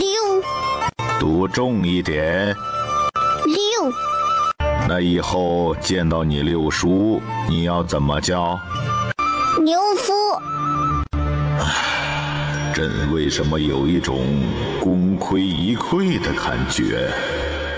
亲孙女儿，朕什么阵仗没见过？难不成还真教不会小娃仔数数？不可能，绝对不可能。这里是几个点心呢？叶团团伸出小手说。叶君渊以为他是要数一下，于是还将袖子拿开，给他空出位置来。然后下一秒，叶团团嗷呜一口就往嘴里塞了一个小点心。王爷爷，现在只有一个喽。朕这是在出题，你怎么还修改题目了？不过小娃仔说的也没错。于是楚皇开始增加难度，又拿出了2个点心来。现在碟子里的这些点心要分给朕和小娃仔，而且还要分得很公平。你要怎么分呢？你不准吃。黄爷爷一个，团团一个，黄爷不对，再给黄爷爷的话，团团就没有了呀。黄爷爷一个老人家，吃太多也不好消化哦。就在小家伙十分难以抉择的时候，小四从凳子上跳上来，然后伸出一根雪白的爪爪，直接摁在了一个小点心上。黄爷爷，团团分好了，只有2个哦，团团一个，黄爷爷一个哦。哼，不改题目，改作弊了是吧？叶君渊不屈不挠，又拿出来2个点心。现在呢，要怎么分？黄爷爷2个，团团2个，分好了。就这样，叶君渊用22334455这样的例子，终于讲到了5。该到6的时候，叶君渊把心一横，做好了被牛叔气死的准备。可是人家小团团这回说对了，黄爷爷6个，团团6个哦。那你以后见到太子，你算了，没事。说到一半，叶君渊又放弃了。朕还想多活2年，所以就开始教7、8、9。教到7、8的时候都非常顺利，教到9的时候更加顺利。9，团团认识我。9，团团认识我。爹爹是9王爷呢。这老九到底哪里好，能让小娃仔这般盲目崇拜？不就是个9字，都要秀一把对他爹的喜爱。9既然认识，那就不教了。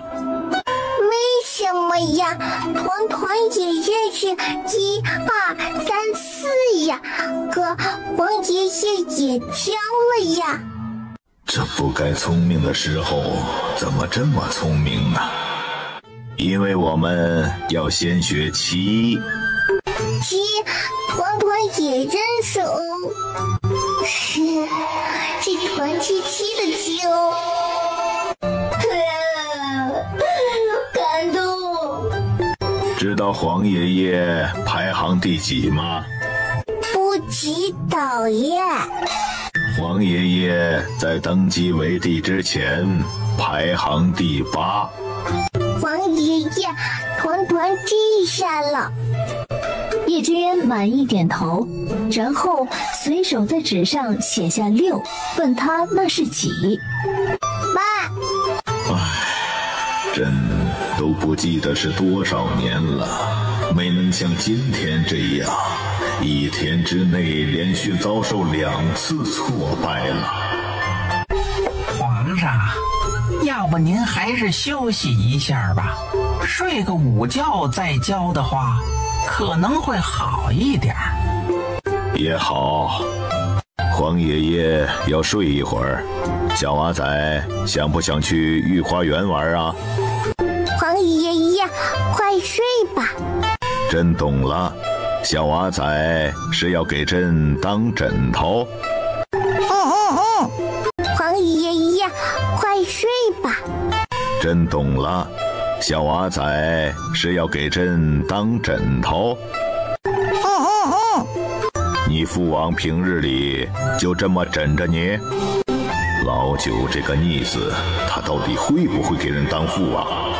竟敢枕着朕的乖乖小娃仔睡觉，这要是朕坏了怎么办？气死朕了！爹爹不是拿团团当枕头哦。哼，真不信。较早之前，团团和爹爹都是睡枕头的哦，只是睡醒之后，爹爹的脑袋就在团团背上呢。3个月前的9王爷，要是本王说他像个猪儿虫一样的一拱一拱，自己拱到本王头下面的，有人信吗？所以你父王还趁你睡着的时候把你拿过去当枕头用，朕怎么就生了这么个卑鄙无耻之子？去九王府传旨，就说今日天气不好，九王爷叶谨寒罚俸3年。用朕的小娃仔当枕头，真是胆大包天。这和黄爷爷一起睡午觉。爹爹被罚了银子，那就是九王府被罚了银子，九王府被罚了银子，那就是团团被罚了银子呀。那可不行。黄爷爷呀！怎么了，小娃仔？黄爷爷罚了爹爹的银子呀。对。那罚了爹爹的银子要给谁呀？爹爹说黄爷爷是全天下最有钱的人耶，不可能还看得上爹爹那点银子吧？不可能吧？那小娃仔觉得朕应该把银子给谁呀？黄爷爷呀。黄爷爷呀。怎么了？黄爷爷看团团怎么样呀？什么怎么样啊？黄爷爷，你把爹爹的银子给团团好不好呀？好。要不要先存在朕这里呀？不用哦，团团自己有小金库哦。要是小娃仔能从1数到10，朕就多出1份银子充入你的小金库，怎么样？真的吗？真的吗？君无戏言。好耶！那10是什么呀？10是在9之后，比9大1。1、2、3、4、5、6、7、8、9、10。这是怎么回事？到底是什么力量让他突然就学会了数数？黄爷爷，你出的那份钱，团团今天就可以带回家吗？朕懂了，是银子的力量。好个小财迷呀！叶团团趁着他黄爷爷睡着了，像个小贼一样的慢慢从床上溜下来。管管，团团的钱和团团的江南地图准备好了吗？团团要带回家哦。周福海笑盈盈的点点头，然后招招手，立刻就有迎送太监上前来。哇，快给关上，快给关上呢！团团要带回去哦。2刻钟之后，九王府的小郡主浩浩荡荡的出宫了。咱们小郡主好像打劫了2辆马车和一个男人。什么男人？什么狗男人？你说清楚啊！什么体型？风250那种体型。是个厨子。你说谁的体型是厨子？你说谁是厨子？你全家都厨子？没说你是厨子，我是说小郡主带回来的男人肯定是个厨子，他就喜欢厨子。我是厨子。呸！叶团团刚出宫，宫里的消息就传出去了，说今日太子进宫之后，九王爷便被罚了3年俸禄。父亲，我没说错吧？皇上就是更加看重太子，今日定是太子进宫去替您要了公道，所以九王爷才被罚了俸禄。今年连皇家祭祀都是太子去的。那又如何？爹，你想想，皇家祭祀代表了什么？那代表的是天子祭天，这意思就已经很明显了呀。尹居正冷笑，甚至不想说话。他觉得和这样的纯子交流完全就是浪费时间。尹居正起身，打算直接去睡了。爹，儿子这是在给你铺路。我在宫里安插的人汇报给我说，今日宫里又出了2名御医，一名是去户部尚书家里，还有一名是去了左相府。什么？爹，左相快不行了。爹，左相快不行了。皇上甚至安排了人准备后事，只等左相咽气。之前只听闻左相身子欠安，还以为只是年事已高，这突然就严重到了需要御医出宫的地步了？想来应当是宫里那位九夫人没了的缘故。大公子都已经办了后事了，虽然事情做得低调，但是左相毕竟是九夫人的亲生父亲，虽然没怎么联系，但肯定是关注着的。心情悲痛，再加上原本就是高龄病体，眨眼间病入膏肓，也在情理之中。啊，原来如此。官居正一品又如何？最为看重的嫡女没了，到最后也是一场空。虽然左相撑不住了，那左相之位就会让出来。按照大楚往年的惯例，应该是6部的尚书往前一步，填上左相之位。老爷，谦儿说的有理。你到现在还无知的以为谁做左相是太子说了算？不，孩儿自然知道3品以下的官员是吏部上报给皇上做决定，3品以上的官则是由军机处整理名单上报给皇上做决定。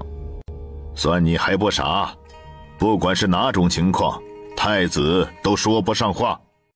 可是爹，你是不是忘了军机处的2位首辅大臣，一位是张回，一位是荣盛。荣盛可是太子的亲舅舅，说白了，能左右1品大员升迁的就是张回和荣盛2人。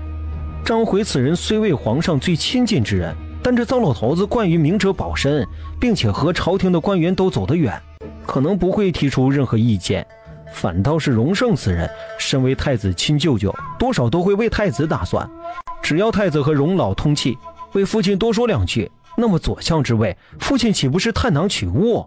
军机处的首辅大臣荣盛是荣贵妃的亲哥哥，也就是太子的亲舅舅，而军机处又能决定左相之位。老爷，谦儿说的有理。你们以为朝堂之事和偏远县城选举理政一样，随便站个队就能得到甜头？父亲，孩儿并不是要您真正的站队，而是先骗取太子的信任，等到您拜相之后，到时候不管是皇子、太子、王爷都会主动拉您，您到时候重新站队也来得及。只怕你都活不到那个时候，一旦做出选择，就要承担风险。父亲，孩儿这是为你好，你若是想再进一步，这就是……啪！尹居正忍无可忍地甩了儿子一耳光，还气得咳嗽起来。难道是父亲年纪大了，不敢争了吗？尹居正抬手又要打，这时候杜丽花赶紧走上前，将尹足谦护在身后。你干什么？谦儿还不是为了你好？你好好问问他，他是为了本官，还是为了他自己？娘，爹怎么这么说我？我难道不是为了咱们家更进一步吗？我到底做错了什么？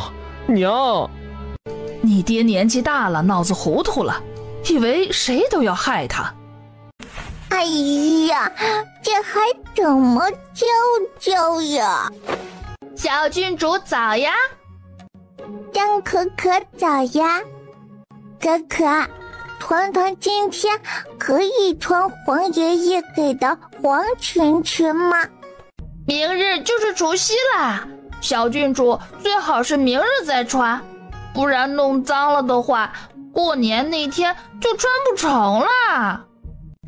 哦，小郡主快起来，快起来！昨日下雪了，院子里都是雪，快出来看啊！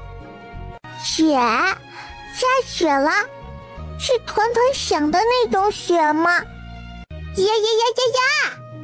！2个小娃站在门口，看着院子里的一片白茫茫。哇！咦，冰冰凉凉耶！饿了呢。我也是。小郡主，干饭了。今天是那个江南厨子做的早饭，那些个糕点小吃，光是看看都知道好吃。是吗？有多好吃呀！早上那些点心刚出锅的时候，香味飘出去老远。小峰那会儿正在树上睡觉，闻到味道直接从树上摘了下来。哇，这么香的吗？那团团要快点去吃哦。说着就开始旋风小跑，12走路跟上。哇，这是真的可以吃的吗？小郡主，快尝尝这个，这个也好好吃。属下尝过了，简直好吃到飞起来。呀，连小风都能飞起来的那种好吃吗？那就是超级好吃呀！小郡主，快掰开，快掰开！小家伙听话的小手一掰，然后中间拉丝的被烤得香气四溢的牛肉丝儿就这么暴露出来。哇，喵喵喵，好吃耶！哇，喵喵喵，好吃耶！这厨子才来王府第1天，就这么卖力，是不是在不知死活的争宠？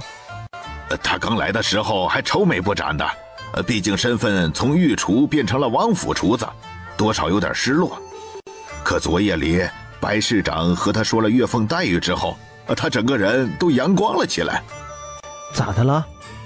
咱王府给的主厨月俸银子是他在宫里当点心师傅的3倍，能不阳光卖力吗？一大早的就给咱小郡主整了一桌。12点点头，原来如此。小风捏住拇指和中指，咚，给地上小神兽弹了个脑杯儿。正在喝羊奶的小四眼神略微凶狠，嗷嗷呜。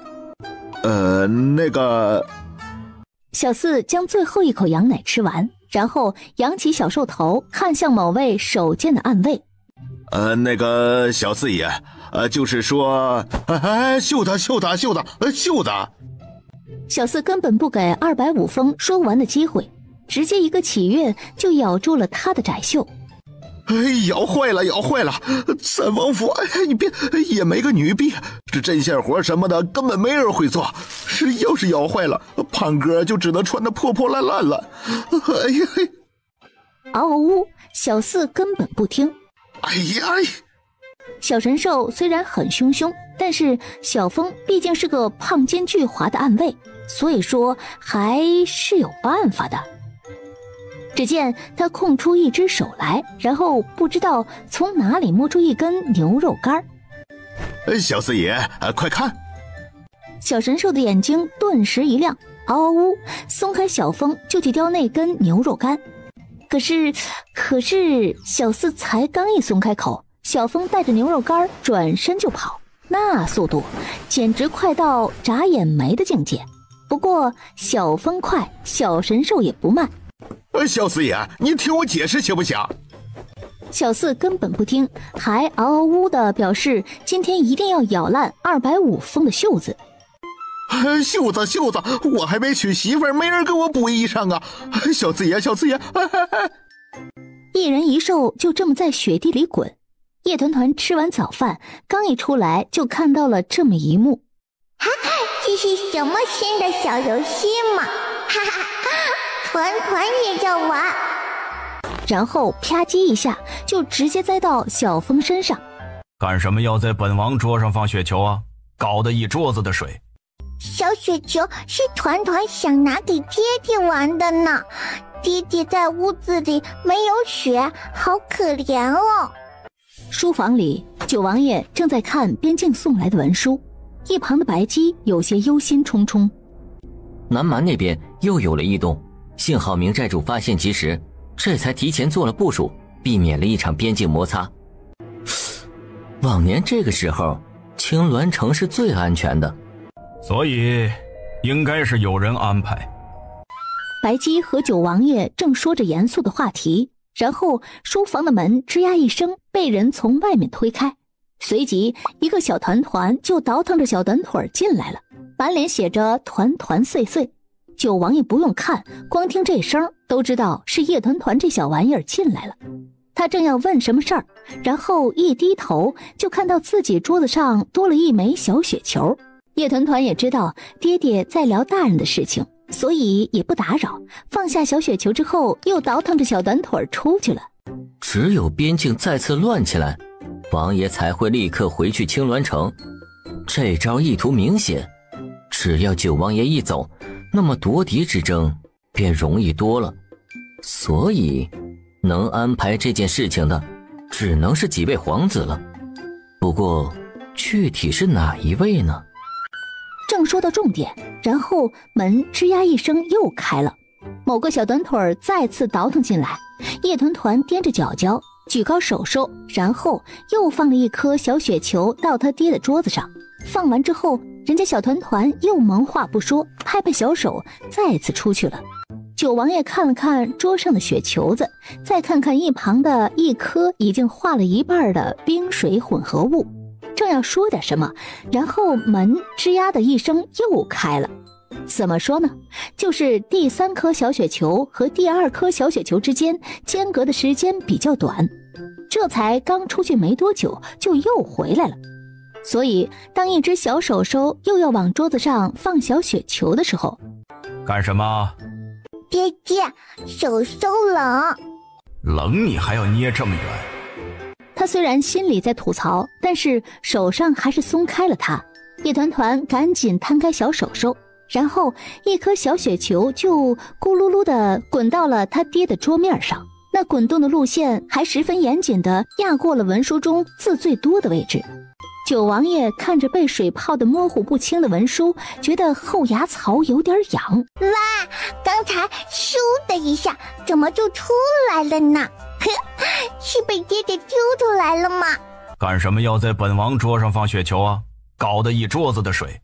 小雪球是团团想拿给爹爹玩的呢，爹爹在屋子里没有雪，好可怜哦。文书虽然重要，但是本王也是看过了一遍了，现在看不清就看不清，也没什么。就在九王爷心宽，打算把小东西放下去的时候，某个懂事的小东西觉得手上湿哒哒的不舒服，于是抱起他爹的袖子就开始擦手。叶团团，爹爹，不准在本王身上擦手。那就下次改吧，毕竟这次已经擦干净了哦。刚抢救完文书的白姬走到书房窗前，就觉得气流不对，然后赶紧收起文书，伸出手。哇，刚才咻的一下怎么就出来了呢？是被爹爹丢出来了吗？还没死，还要再玩一次。外面路面上也没有这么厚的雪呀，难道说这雪就可着九王府这块地下？大公子抬脚。说着就给他的鞋面扫扫雪，一边扫还一边给大公子吐槽。昨夜的雪下的根本不大，哪能积出这么厚来？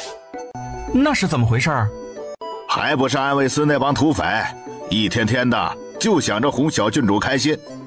昨晚上刚开始下雪，他们一个个的就窜上墙头，开始布那个什么捕风阵。他们倒是哄得小郡主开心了，可等到中午这些雪化了，到时候地上肯定脏得很，又只能我们打扫，每回都给他们安卫司收拾烂摊子。等过了年就找工匠来把王府的排水系统重新做一下。还没死，还要再玩一次。他们倒是哄得小郡主开心了，可等到中午这些雪化了，到时候地上肯定脏得很，又只能我们打扫，每回都给他们安卫司收拾烂摊子。等过了年就找工匠来把王府的排水系统重新做一下。不是啊，我们不是这个意思啊，大公子。排水不排水的不重要，我们主要是想看安卫司那帮狗崽子干活。看来大公子来王府不久，还不知道咱们侍卫营和安卫司的爱恨情仇啊。叶晨拍拍下属的肩膀，表示他心中记下了，然后疾步朝着书房去。待他走到书房门口，就看到一只正在手手脚脚都在乱挥挥，正试图往窗户里钻的妹妹和小神兽。大哥哥，哇，谢谢大哥哥。好香香。小四也要闻一下。父王，别院伤兵遇刺之事查清楚了。哦，说说看。是工部尚书之子尹足谦做的，他手下养着几个死士，而且还派了人提前到别院去打听。外公可能不行了。尹足谦如此讨好六叔，应该是看中了左相之位，想借太子之手推他爹拜相。尹居正可有参与啊？孩儿尚且不知，不过孩儿已经派人杀了一名工部的死士，相信尹尚书很快就要不得而知了。办得好，不管尹居正知或是不知，既然杀了本王的人，那就要付出代价。最近工部可和其他人有过密切联系啊？有，尹尚书没什么异常，没上朝之后也只是和几个同僚听曲儿喝茶。尹足谦去东宫比较频繁，而接触人最多的是工部的尚书夫人杜丽花。爹爹，团团吃了小麻瓜之后，肚肚会不会也卷起来呀？这么圆，怎么卷呢？就这样卷呀。说着就伸出小手手，自己扒了一下自己头上的小卷毛。也不知道是本王的业火长太烫，还是他的头发太过细了，怎么从旁一掌就能卷这么凶？就在九王爷纳闷的时候，小四不知道用了什么方法，将他碗里的一截麻花顶在了他头上。这神兽是不是有什么大病？麻花是用来吃的，他顶在头上干什么？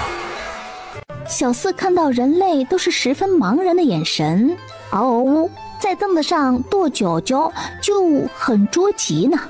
神兽的小脚脚一跺吧，屁股会跟着扭。作为一个男神兽，怎么如此不知羞耻？嗨，又是王爷嫌弃亲儿子的一天啊。哎，不知羞耻什么的，还不是遗传导致的。你敢说王爷不知羞耻？你是不是不想活了？不知羞耻的是明寨主。你们不正常，你们好脏，我吐了。爹爹，小四说他也想来一掌哦。不说话，直接鼓掌就是了。咱小郡主可太聪明了，一下子就看懂了小四想要同款小卷毛的心思。这不愧是全世界最聪明的小乖乖。最终九王爷还是没能给小四一掌，想要卷发的话就只能去外面的育发铺子了。小郡主，陈气也是土生土长的京城人。对了，还有陈胖七来的。于是九王府的小郡主带着他的跟班小狗腿詹可可就出发了，出发去兵部。没人吗？不可能呀，出门的时候白白说兵部会有人值守的呀。小家伙想了想，应该是自己敲门的声音太小了吧，于是干脆下来捡起地上的石头，咚咚咚地砸了一下门。可是还是没人来开门。哇！小家伙吐出一口气，然后拿出最终杀招，爆出小四来。所以就在兵部的人匆忙从内堂出来，打算开个门的时候，就听轰吱吱哐呀呀呀砰的奇怪声，然后门板就砰的在他脚尖位置轰然砸下。这里，请往下看哦。小姑娘，你刚刚看到了一个壮汉了吗？就是那种一看就是力气很大的人。什么是壮汉呀？你就是看起来比较胖，足有200-300斤，一拳就能把门打烂的人。没有哦，小风出烟雾去了，没有跟着团团一起来哦。小姑娘，你来兵部干什么？团团是来找陈七的哦。原来是找我们小公子的。我这就去通报啊。说着就疾步往里走，可是他才刚刚起身，听到动静的陈气刚好走出来。小团团，你怎么来了？啊，我爹都还没抢你，你怎么就自己送上门来了？不是，这还真送上门呐。陈气是个上道的，小厮那个雪白雪白的小爪爪的威力，他是早就见过了。好家伙，今天不拍我凳子，改拍我家门板了是吧？死了都还要辨识，就知道你是个心狠手辣的心机兽。叶团团找到了陈气，就等于是找到了京城通，再等于是找到了能卷头发的木发铺子。哦呦呦，小魔头有事相求，这感觉让本兵部小八路多品味一会儿啊。陈七，你到底说不说呀？一边问他，一边伸直了小手臂，做事要去陈气嘴里把芝麻丸给抠出来。不说就不给吃呢。好好好，我带你去，再给我一颗。哼哼，臭陈七，骗小孩子糖吃。就是，不要脸！你们改改，我不是骗小孩子，我是骗小魔头啊！呸，根本不是骗。说话间，陈气叫来士兵，给他安排了马车。真的有可以卷头发的木发瀑布吗？当然有啊，只是大街上不常见。马车3拐5掉头的，终于是在2刻钟之后到了地方。陈七，你是不是笨蛋呀？瀑布根本没开门哦。我不是笨蛋。说着就抬手敲门，咚咚咚咚咚，3长2短的敲门声是这家私人木发的暗号。耶，怎么还团团碎碎的？哎呦，能烫卷发的铺子一般都有很多铁器，长的、短的、粗的、细的、圆的、扁的，这些铁器摆出来就很像是兵器。大楚律例，非官家是不能囤兵器的，因此木发铺子这些铁器就多少有点晦暗。按理说开这种铺子是非常冒险的行为，但是能来做头发的有大多数都是那些达官贵人，这些人消费高，对美的需求也比较旺盛，市场需求大，利润高，所以说虽然晦暗，但依旧成了一个行业，只是做的比较隐秘。我们今天来这家是京城达官贵人们公认技术最好的一家。听不懂耶。啊？怎么？你们小魔头也有文盲的时候？正说话间，木发铺子的门开了，那接待伙计看了看来人，就赶忙往里请。陈小公子，今日可仍是替你娘来排号的？陈气摇摇头，正要解释，可是某个小神兽主动冒出头来，还要点点点，嗷嗷呜，啊！你一个男狗，你要当我娘？你们神兽果然心机又变态。这会儿可还有客人？这会儿里面还有2位贵人，不过已经做了一半了，应该很快了。老陈小公子在外间等等。啊，等吗？可以哦。伙计殷勤地将人引到外间，然后倒茶拿点心，又见还有2个小姑娘，于是又端了一盘糖果来。3位慢用。小厮略凶，嗷嗷呜。4位慢用。叶团团一边看一边拿了一块点心，咬了一小口，嚼，然后就木着小脸将手里的点心放到一边不吃了。要不要我安排人出去给你买点其他的吃？不用哦。说着就从怀里掏啊掏，很快就掏出一个油纸包。油纸包打开之后，里面是一小把香酥麻花。真的有这么酥脆吗？好奇心作祟，他伸手去油纸包里拿了一个小麻花，一整个丢到嘴里嚼。小团团，你这是宫里的点心？叶团团点点头，然后给了陈七一个你很识货哦的小眼神。你皇爷爷赏你的？不是哦，是团团带回来的。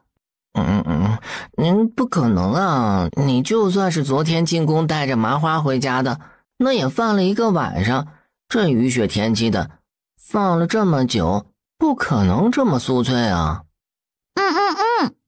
那你还说是你带回来的？团团带回来的是江南玉图哦。你打劫到皇宫里去了，不愧是你，小土匪，连你皇爷爷都抢。团团带回来的是江南玉图哦。你打劫到皇宫里去了，不愧是你，小土匪，连你皇爷爷都抢。嘿嘿嘿，怎么把我的头发弄断了？怎么回事？随后便是一阵东西摔落的声音，期间还夹杂着几道耳光声和道歉声。里面发生了什么呀？怎么好像还打人了呢？正疑惑间，又听到一声尖叫，随后一个满脸是血、手上捧着一大簇头发的女人从屏风后面哭着跑出来。怎么满脸是血呀？好吓人！对呀，而且为什么烫卷发会掉那么一大把头发呀？要是小次去烫的话，会不会变成无毛鸡？太子妃娘娘息怒，那木发娘子有些笨手笨脚，烫断了太子妃娘娘的3根头发，小的给您赔个不是。请太子妃娘娘放心，3根头发而已，并不会影响发型，小的这就重新给您安排。你是什么意思？什么叫做3根头发而已？这句话之后，太子妃直接掀了面前的铜盆架子，铜盆架子砸在屏风上，绣着牡丹花的屏风被轰然砸倒。而更严重的是，铜盆里装着的是滚烫的沸水，一盆子的水砸在地上，水花四溅。叶团团正好就在屏风的正对面，眼看着就要被烫水溅到。陈气反应很快，站起来就将叶团团护在怀里，用自己的后背挡住了溅起来的烫水。这里怎么还有男子？普通男子怎能跟本宫同屋？兵部尚书之子陈气见过太子妃娘娘，娘娘万安。原来是陈小公子，既然是陈小公子，本宫便不计较了。说完就仰着头打算离开。你给本团团站住哦！太子妃娘娘，这位是九王府的小郡主，最近正得圣宠。原来是小郡主，你年纪尚小，还不懂规矩，本宫不与你计较。你泼了陈七的水，你还没道歉，你不能走。陈小公子，你可要本宫给你道歉？小郡主说了要道歉，那我自然是需要给太子妃道歉的。放肆！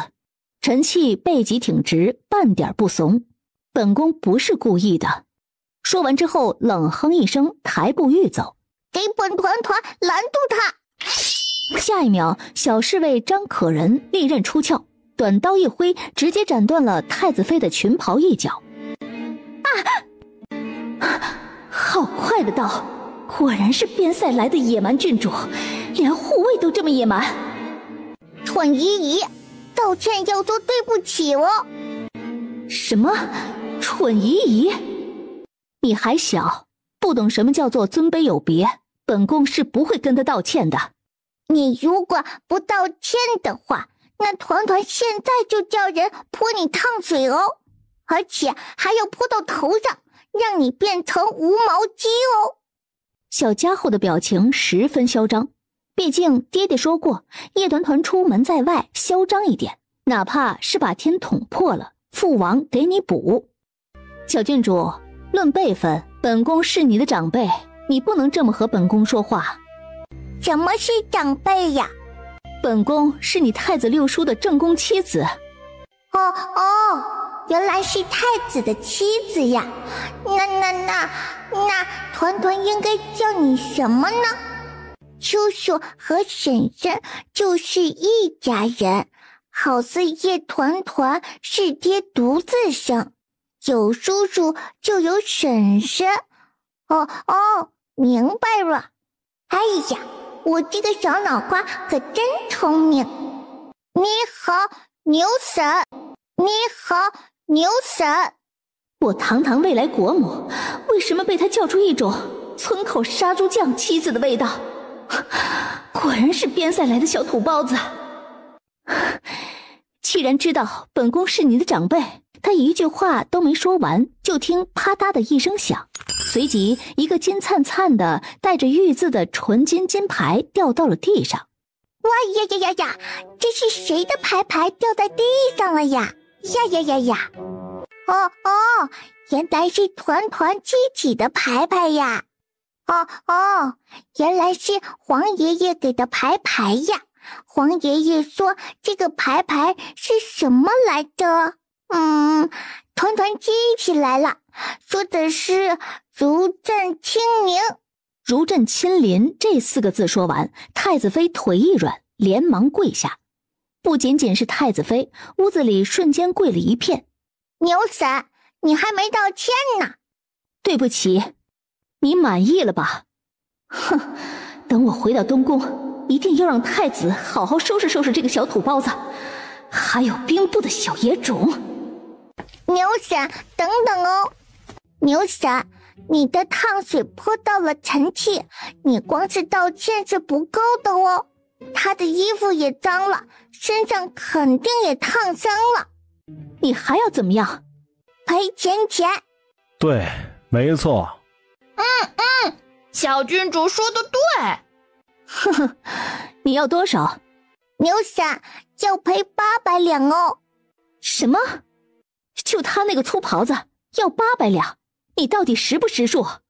牛婶，这800两最重要的是臣妾的心理补偿哦。他被你这么一烫，肯定吓坏了。以后看到水就害怕。哎，好可怜，对吧？小郡主说的极是。我原本就是个内敛含蓄的男孩子，现在这颗心愣是被吓得咚咚咚的。我觉得我可能需要一个大夫，长期治疗一下我的心理创伤。哎呦，什么含蓄的男孩子？你上回还玩断了我3根卷发用的实心铁棍，你内敛，你含蓄。800两就800两，本宫也不差这点银子，全当是我这个长辈给你的见面礼。牛婶，你没钱呀？800两就800两，本宫也不差这点银子，全当是我这个长辈给你的见面礼。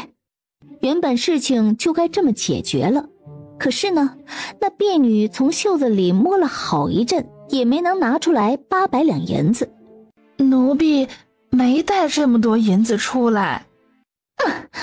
没用的东西。那婢女被打得连连后退，捂着脸跪在地上。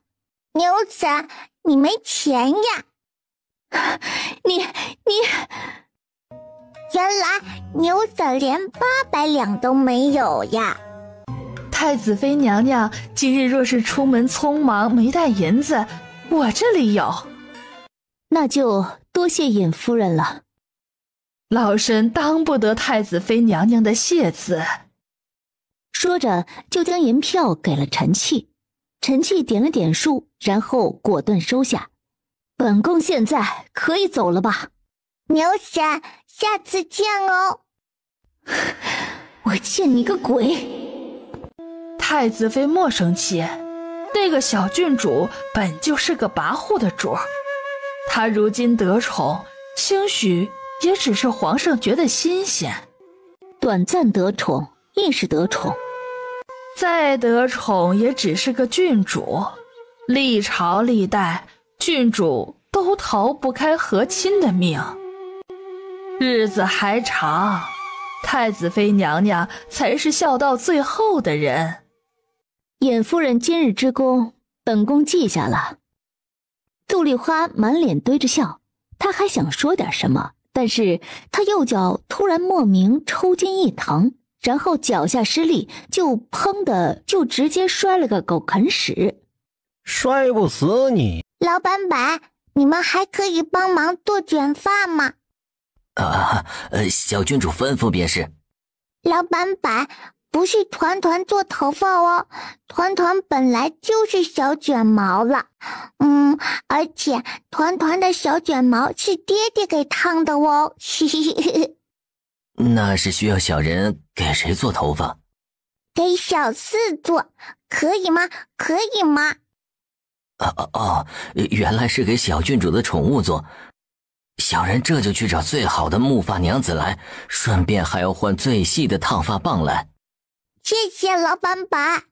哎呦，该说不说的，我发现我就是喜欢这种两副面孔的小奶娃呀！哎呦，小四会不会变成无毛鸡呀？老板像是看出了小郡主的担心，手法熟练的烫好了一簇之后，拉了拉卷起来的小白毛，展示给小郡主看。哇，好棒耶！哎，不行，我还能给烫得更卷。2刻钟过去了，小四的头就烫好了。切，你一个男狗，做什么头发？变态！多少钱呀？这次免费。爹爹说不可以占百姓便宜哦。说着就放下一锭银子，然后一溜烟跑了。小少爷，您得有个心理准备，将军这会儿正在兵部大发雷霆，您可能要挨揍了。说完就给马车里塞了一瓶金疮药。陈气对着兵卫拱拱手，表示谢了。今晚怕是少不了一顿打了，连药都备好了。你们想看我挨揍的意愿都已经全部写在脸上了，还写在了张可可刚拿出来的那包瓜子上，能不能稍微藏一下喂？太明目张胆了，现在的小奶娃简直让人崩溃。没错，崩溃。大爷不可以打孩子哦。真不愧是咱们大将军，连小少爷这种难以撼动的体重都能拎起来，简直是宝刀未老，宝刀未老。大爷不可以打孩子哦。没关系，小团团不用担心我，要是我被我爹打死了，那我就重新投胎，下辈子去你家当你哥哥。老子说了要打死你了吗？不可以哟。为什么啊？是不是小团团不想让我死？真的好感动。因为你不帅呀，不可以给团团当哥哥哦。爹，你动手吧，我现在好想死啊。小郡主啊，兵部伙房近日做了大烧鹅，你可要留下来吃饭，一桌子的肉呢。爹，你到底还打不打我呀？最终叶团团还是选择回家干饭，因为白白说了，王府今晚上会有尖椒变态辣牛肉粒儿。回家。小郡主一走，兵部就开始蔓延着打孩子和骂孩子的声音。兵部的大门怎么回事？怎么被人整个拆了？你每个月才来兵部几天，怎么连个门都看不住？那你来干什么？你有什么用啊？不是，你要不要先查一下是谁把门拆了，然后再骂我？那你不查了是吧？不查我就直接说了。爹，你刚刚还在邀请拆大门的人一起吃饭呢，你还哄那个拆门的人说有一桌子肉来着。不认错是不是？那你说说，你大哥在家的时候，为什么兵部的大门就没有被拆过？偏偏你在家的时候就被拆了？那你是不是故意找个理由说我？我现在就怀疑你是邀请人家吃饭未遂，然后把气撒在我身上。你和东宫的太子妃发生了口角。小爷果然是被东宫告状了。他爹都这么直白的问了，陈气只好一五一十的说了一遍。晓得了，吃饭。就这，不骂我了。陈气看了看他爹，他第一次觉得他爹好像也不是表面上的那种暴脾气的无脑武将。小郡主喜欢吃什么菜啊？我收回刚才那句话。小四好笨笨。叶团团这边带着做了新发型的小四回来，暗卫第一时间出来看稀奇。这是谁家的小狗子呀？怎么没见过呀？该不会是小郡主新带回来的宠物狗吧？这新来的狗子毛这么卷，该不会叫叶小卷吧？不是新来的狗子，是小四呢。哎，这新狗子怎么还咬人呢？哎！不是新狗子，不是新狗子，是小四。你再看看，是小四，是原来那一只小四啊！小四好笨笨。你再看看，是原来那只小四呢。小郡主今日外出，收入400两，给小四烫头花销50两，合计入库350两。你要问哪里来的400两？那是因为陈气这人秉持着见面分一半的优良品质，讹来的那800两银子，愣是分了一半给小郡主。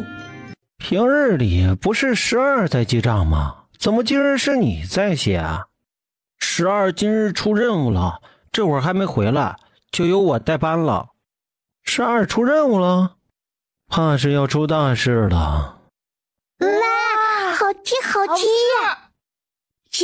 是呀！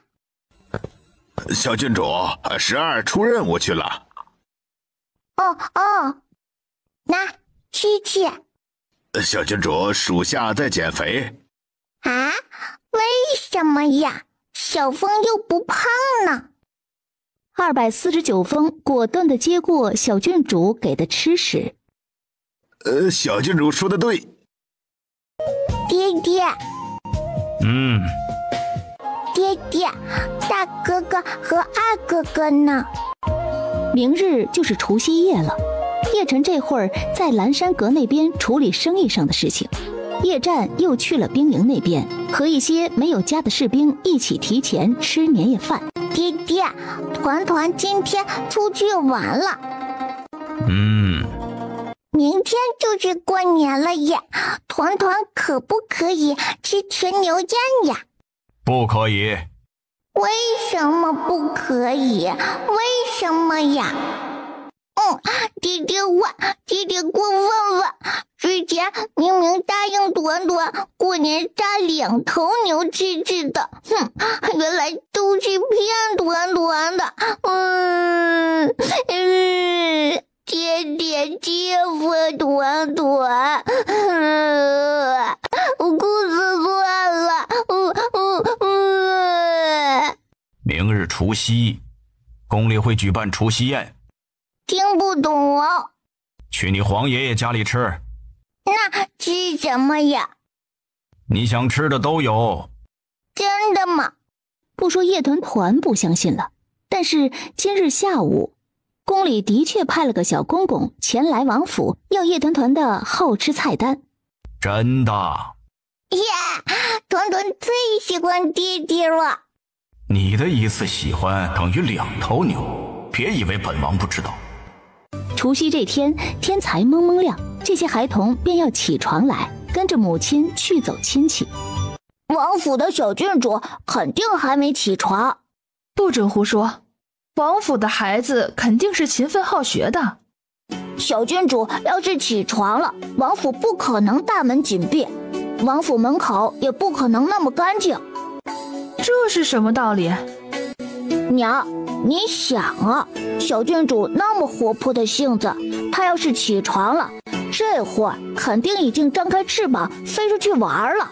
娘，你想啊，小郡主那么活泼的性子，她要是起床了，这会儿肯定已经张开翅膀飞出去玩了。那王府门口……等等，你说你们在学堂也是排得上号的优秀学子，怎么净说胡话？莫不是发烧了？你和为娘说说，什么叫做小郡主张开翅膀？宋小虎从怀里摸出来一本典藏版的口袋书，那书皮上赫然写着3头6臂小郡主第32版。都说了叫你不要看闲书。娘，这不是闲书，我的其他同窗都在看。你们都看？学堂的夫子不管吗？我们就是在课间看到夫子在看这本书，所以才出去买来看的。什么？你们夫子看这种书？啊，这个世界是怎么了？为娘要是没记错的话，你们夫子是荆轲金榜上的第16名，虽然差1名就能面圣，但是能考到第16名的也非凡夫俗子。我们也是花了高价才能请到这样有学识的夫子，可是有学识的夫子怎么会看这种书？这不合理啊！娘，你有所不知，此书来头甚大。夫子最好的朋友是金穗的状元老爷，状元老爷金穗被圣上留在宫中，出不来，所以就拜托夫子在书铺买这本书给他送去。夫子前日没来学堂教书，就是去了宫门口送书来着。什么？这本书是状元老爷点名要的书？真不愧是状元老爷的指定书目，这书是真好看，比学堂让读的那些书好看1000倍万倍都不止。那你说说，书上写了些啥？你看完了吗？才看完第1章节。那1章里面写了啥？说小郡主长了一对雪白雪白的翅膀，翅大如车盖，所以刚才我才说小郡主肯定还没起床，要是起床了飞出去，地上多少都能有几根羽毛吧。小虎娘此刻甚是无语，不管学区房的孩童分析的对不对吧，九王府的小郡主是真的还没起床。王爷，前几日宫里来的旨意，说是等初7之后就让小郡主去上书房念书。要真去上书房念书了，就咱们小郡主这个睡眠质量，怕不是天天都要迟到啊。而且皇上还特意安排了周青给小郡主当夫子。周青是金穗的状元，而且和当年的季大人一样连中3元。即使连中3元，他能教本王的崽，亦是他的荣幸。能教小郡主自然是他周青3生有幸，属下主要是怕，要是小郡主把周状元气出个好歹来，咱们大楚岂不是要损失一个人才？这倒是，叶团的这小破玩意儿，干啥啥不行，气人第一命。就好比现在我手都抓酸了，也没能把他抓醒。等到日上3竿了，宋小虎都开始去他第5个舅舅家里了。九王府的小郡主终于睡醒了。团团饿了呢。小郡主午呀。张可可午呀。小郡主，你需要走侧门进入，那边才是女眷通道，奴才给你带路。可以吗？你一条裙子威压比本王都大，把迎送太监吓成这样，愿意去侧门吗？不愿意去的话，就跟在本王身边也行，本王不介意开个女娃走男道的先例。爹爹，是男孩子和女孩子要分开走吗？对。爹爹，牛神也在里面吗？什么？牛神。是牛叔的妻子牛婶哦。你牛婶也在里面。那团团过去了哦，爹爹不要太想团团哦。牛婶是长辈，团团要过去打招呼哦。说完就1步3蹦的朝着女眷那边走去。牛婶，咦，不是要排队吗？怎么不让团团排呢？糖糖姐姐，真的是你呀！小郡主，糖糖姐姐，我们一起走。糖糖姐姐，你怎么不来找团团玩呀？我每个月只能出门2次，下一次是在后天。为什么只能出门2次呀？女子原定便是待字闺中，京城一般的女孩子，除了家族允许的宴会之外，就只有元宵节和上巳节才能出门。我每个月能出门2次，已然是宽松对待了。小郡主，你是多久出门的？是大前天哦。大前天才出了门吗？真好。不是哦，是只有大前天没出门哦。用爹爹的话说，就是叶团团这个小东西几乎每天都出去流窜哦。两人手拉着手，一路说着话，就到了御花园。牛闪！哼，牛闪怎么不理团团呢？牛闪！怎么牛子还是不理团团呢？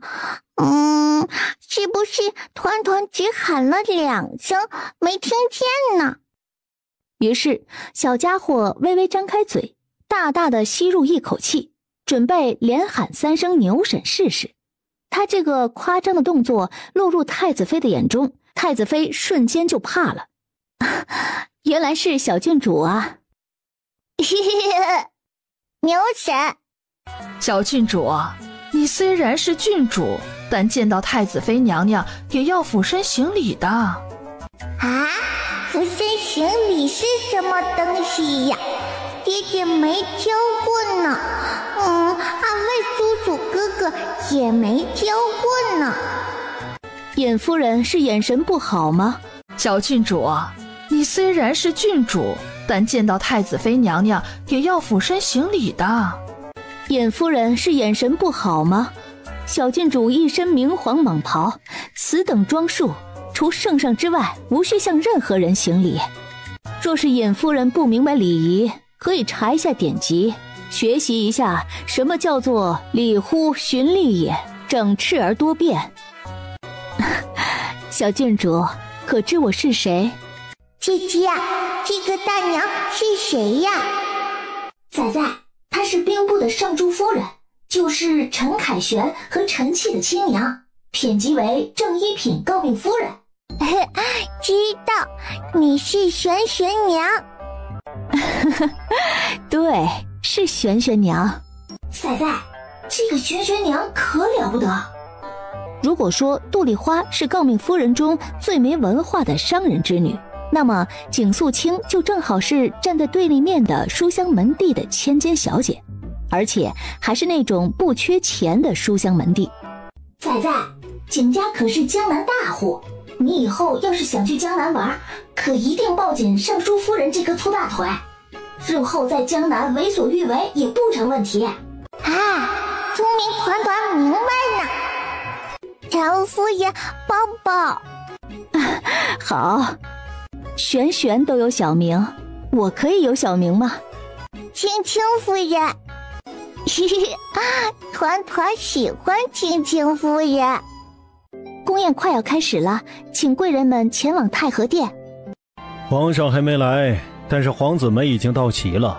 坐在最靠近龙椅位置的是太子殿下，紧接着便是九王爷。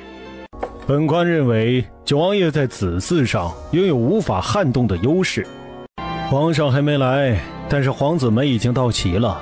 坐在最靠近龙椅位置的是太子殿下，紧接着便是九王爷。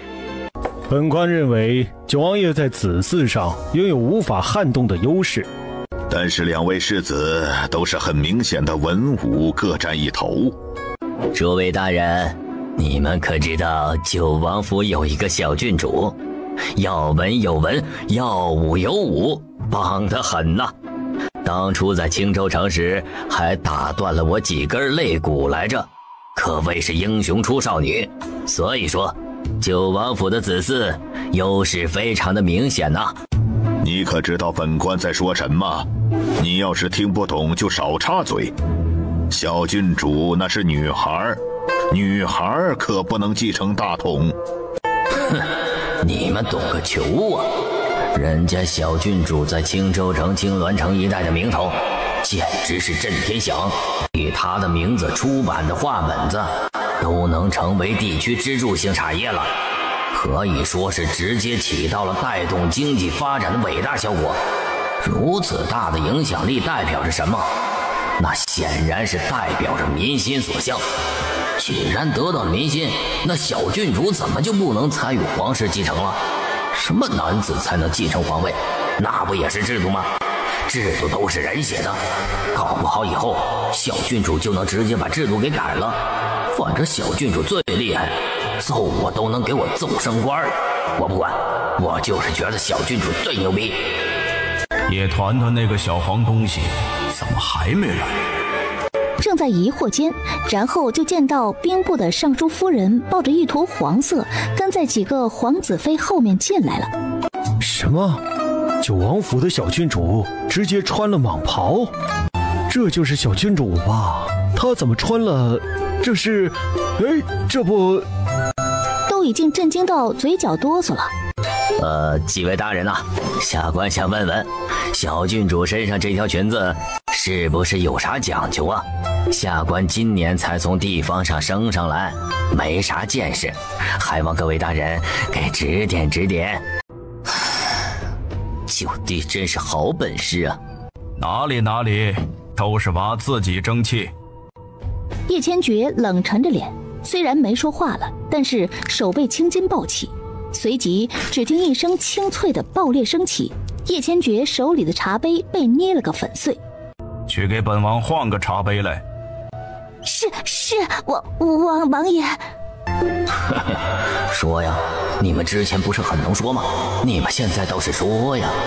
我就说小郡主牛逼吧，瞧瞧，这就把龙裙给穿出来了。你们倒是说呀！他奶奶的，为什么不说了？一个个平日里头自诩文化人，自诩京官，瞧不起我们这些从地方上提拔上来的土官。现在呢？现在你们瞧瞧，到底是我这个土官没见识，还是你们没见识？小郡主就穿个龙裙，把你们吓成这副样子，就小郡主的行事作风，这不是很正常吗？我呸！你们平日还说有文化，我一看你们那表情就知道，平日里看书看少了。那三头六臂小郡主看了吗？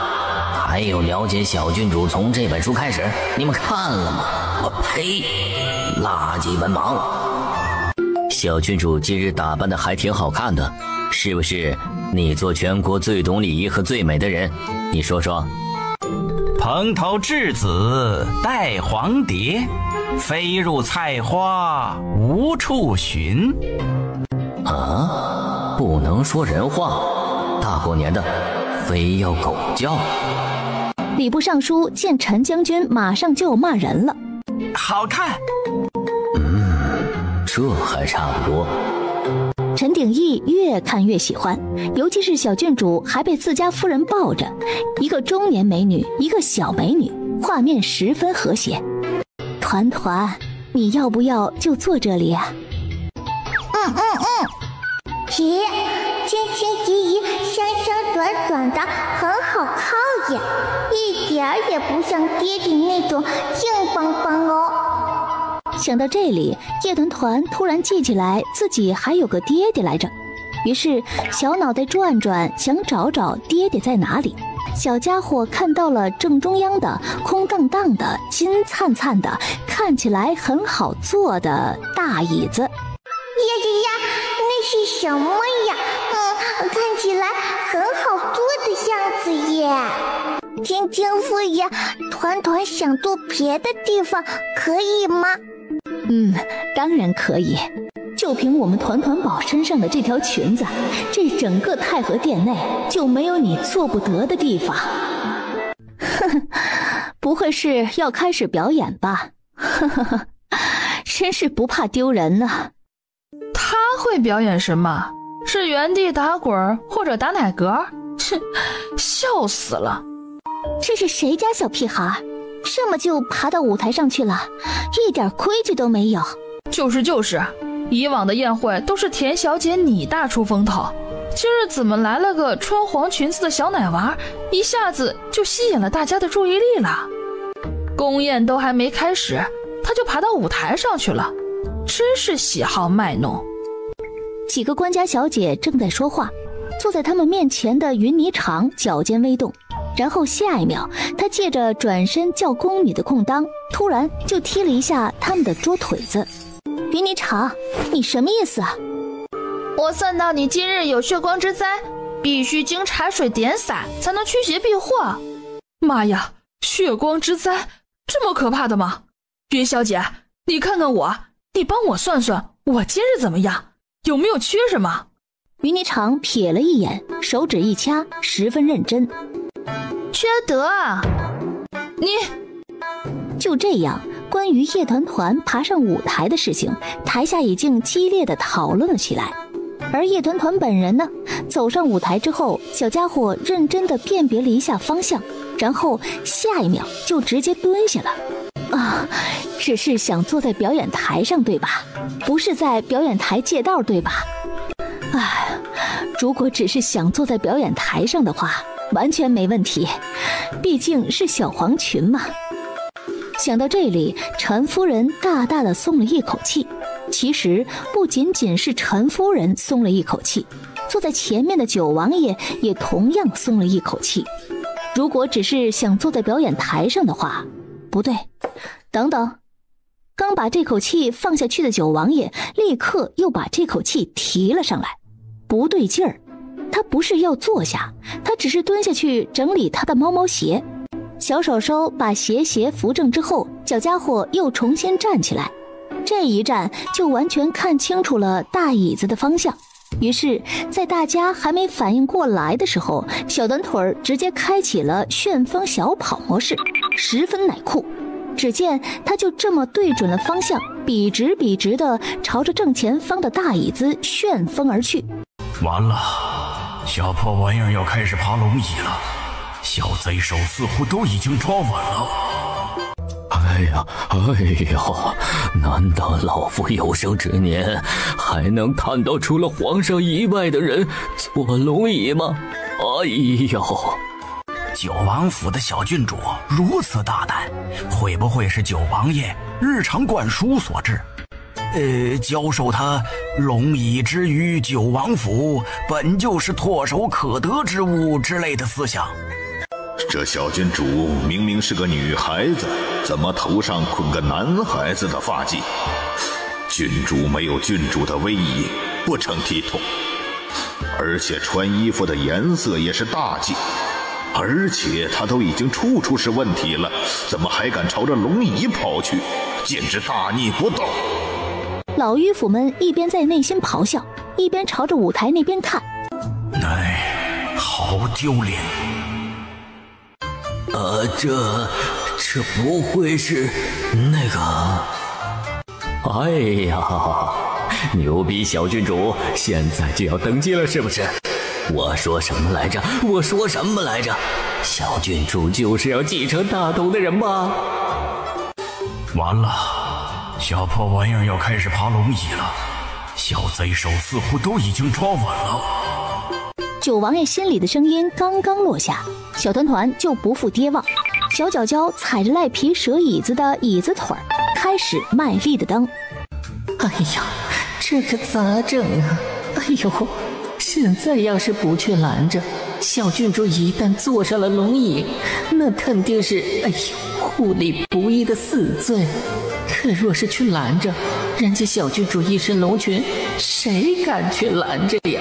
这不是死得更快吗？哎呦，这可怎么办呢？回去之后一定要让暗卫司集体挨顿鞭子。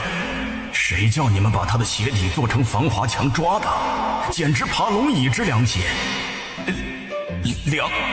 良血！都气得语无伦次了都。咱小郡主咋就开始爬龙椅了呀？而且还穿着龙裙在爬，这画面多少有点登基之感。哎呦，我的小祖宗哎！不过总管大太监毕竟是总管大太监，只见周福海强定了定神，然后捏了捏自己的脉搏，疾步走进去。小郡主，皇上驾到！啊！小郡主，皇上来了！周管官是什么意思呢？啊，这明团团明白了，黄爷爷来了，团团要去接接呢。于是打算暂时先从椅子上下来，可他已经爬了一半了，没办法，小家伙只能慢慢地抬起一只小脚脚，试图去触地面，然后就听啪叽一声，直接在地上摔成个小黄饼。一旁的周福海没想到小郡主这样都能摔，给他心疼的，正打算伸手要去抱起来哄哄，可就在这时，门口出现了一片明黄色的衣角，是皇上到了。皇上驾到！吾皇万岁万岁万万岁！爷，团团是怎么摔下来的呢？怎么啪嗒一下就变成这样了？直接给朕行了个五体投地的大礼，真乖。今日虽然是除夕，但也不必行此大礼。团团真不愧是朕的乖孙女儿，懂事儿。什么行大礼？他是爬龙椅摔下来了呀，皇上。皇上，文武百官还都跪着呢。都起来吧。谢皇上。怎么这个姨姨的鸡毛比姐姐还多一根呢？团团好想给她拔一根下来呀！团团不允许任何人的鸡毛比姐姐多哦。嗨，腿太短，够不着呢。都坐下吧。随后，楚皇便抱着他的小把仔在龙椅上落座。叶团团朝着旁边看了看，然后小屁股就开始扭啊扭，最终扭到了他皇爷爷的腿边边，然后嘣的一下就从他皇爷爷腿上滑到了龙椅上坐好。嘿嘿嘿嘿嘿，果然很好坐耶！嘿嘿嘿嘿嘿，果然很好坐耶！今年又是除夕，这一年朕深知。叶君渊说话的间隙，太监小宫女们开始慢慢上新出来的点心。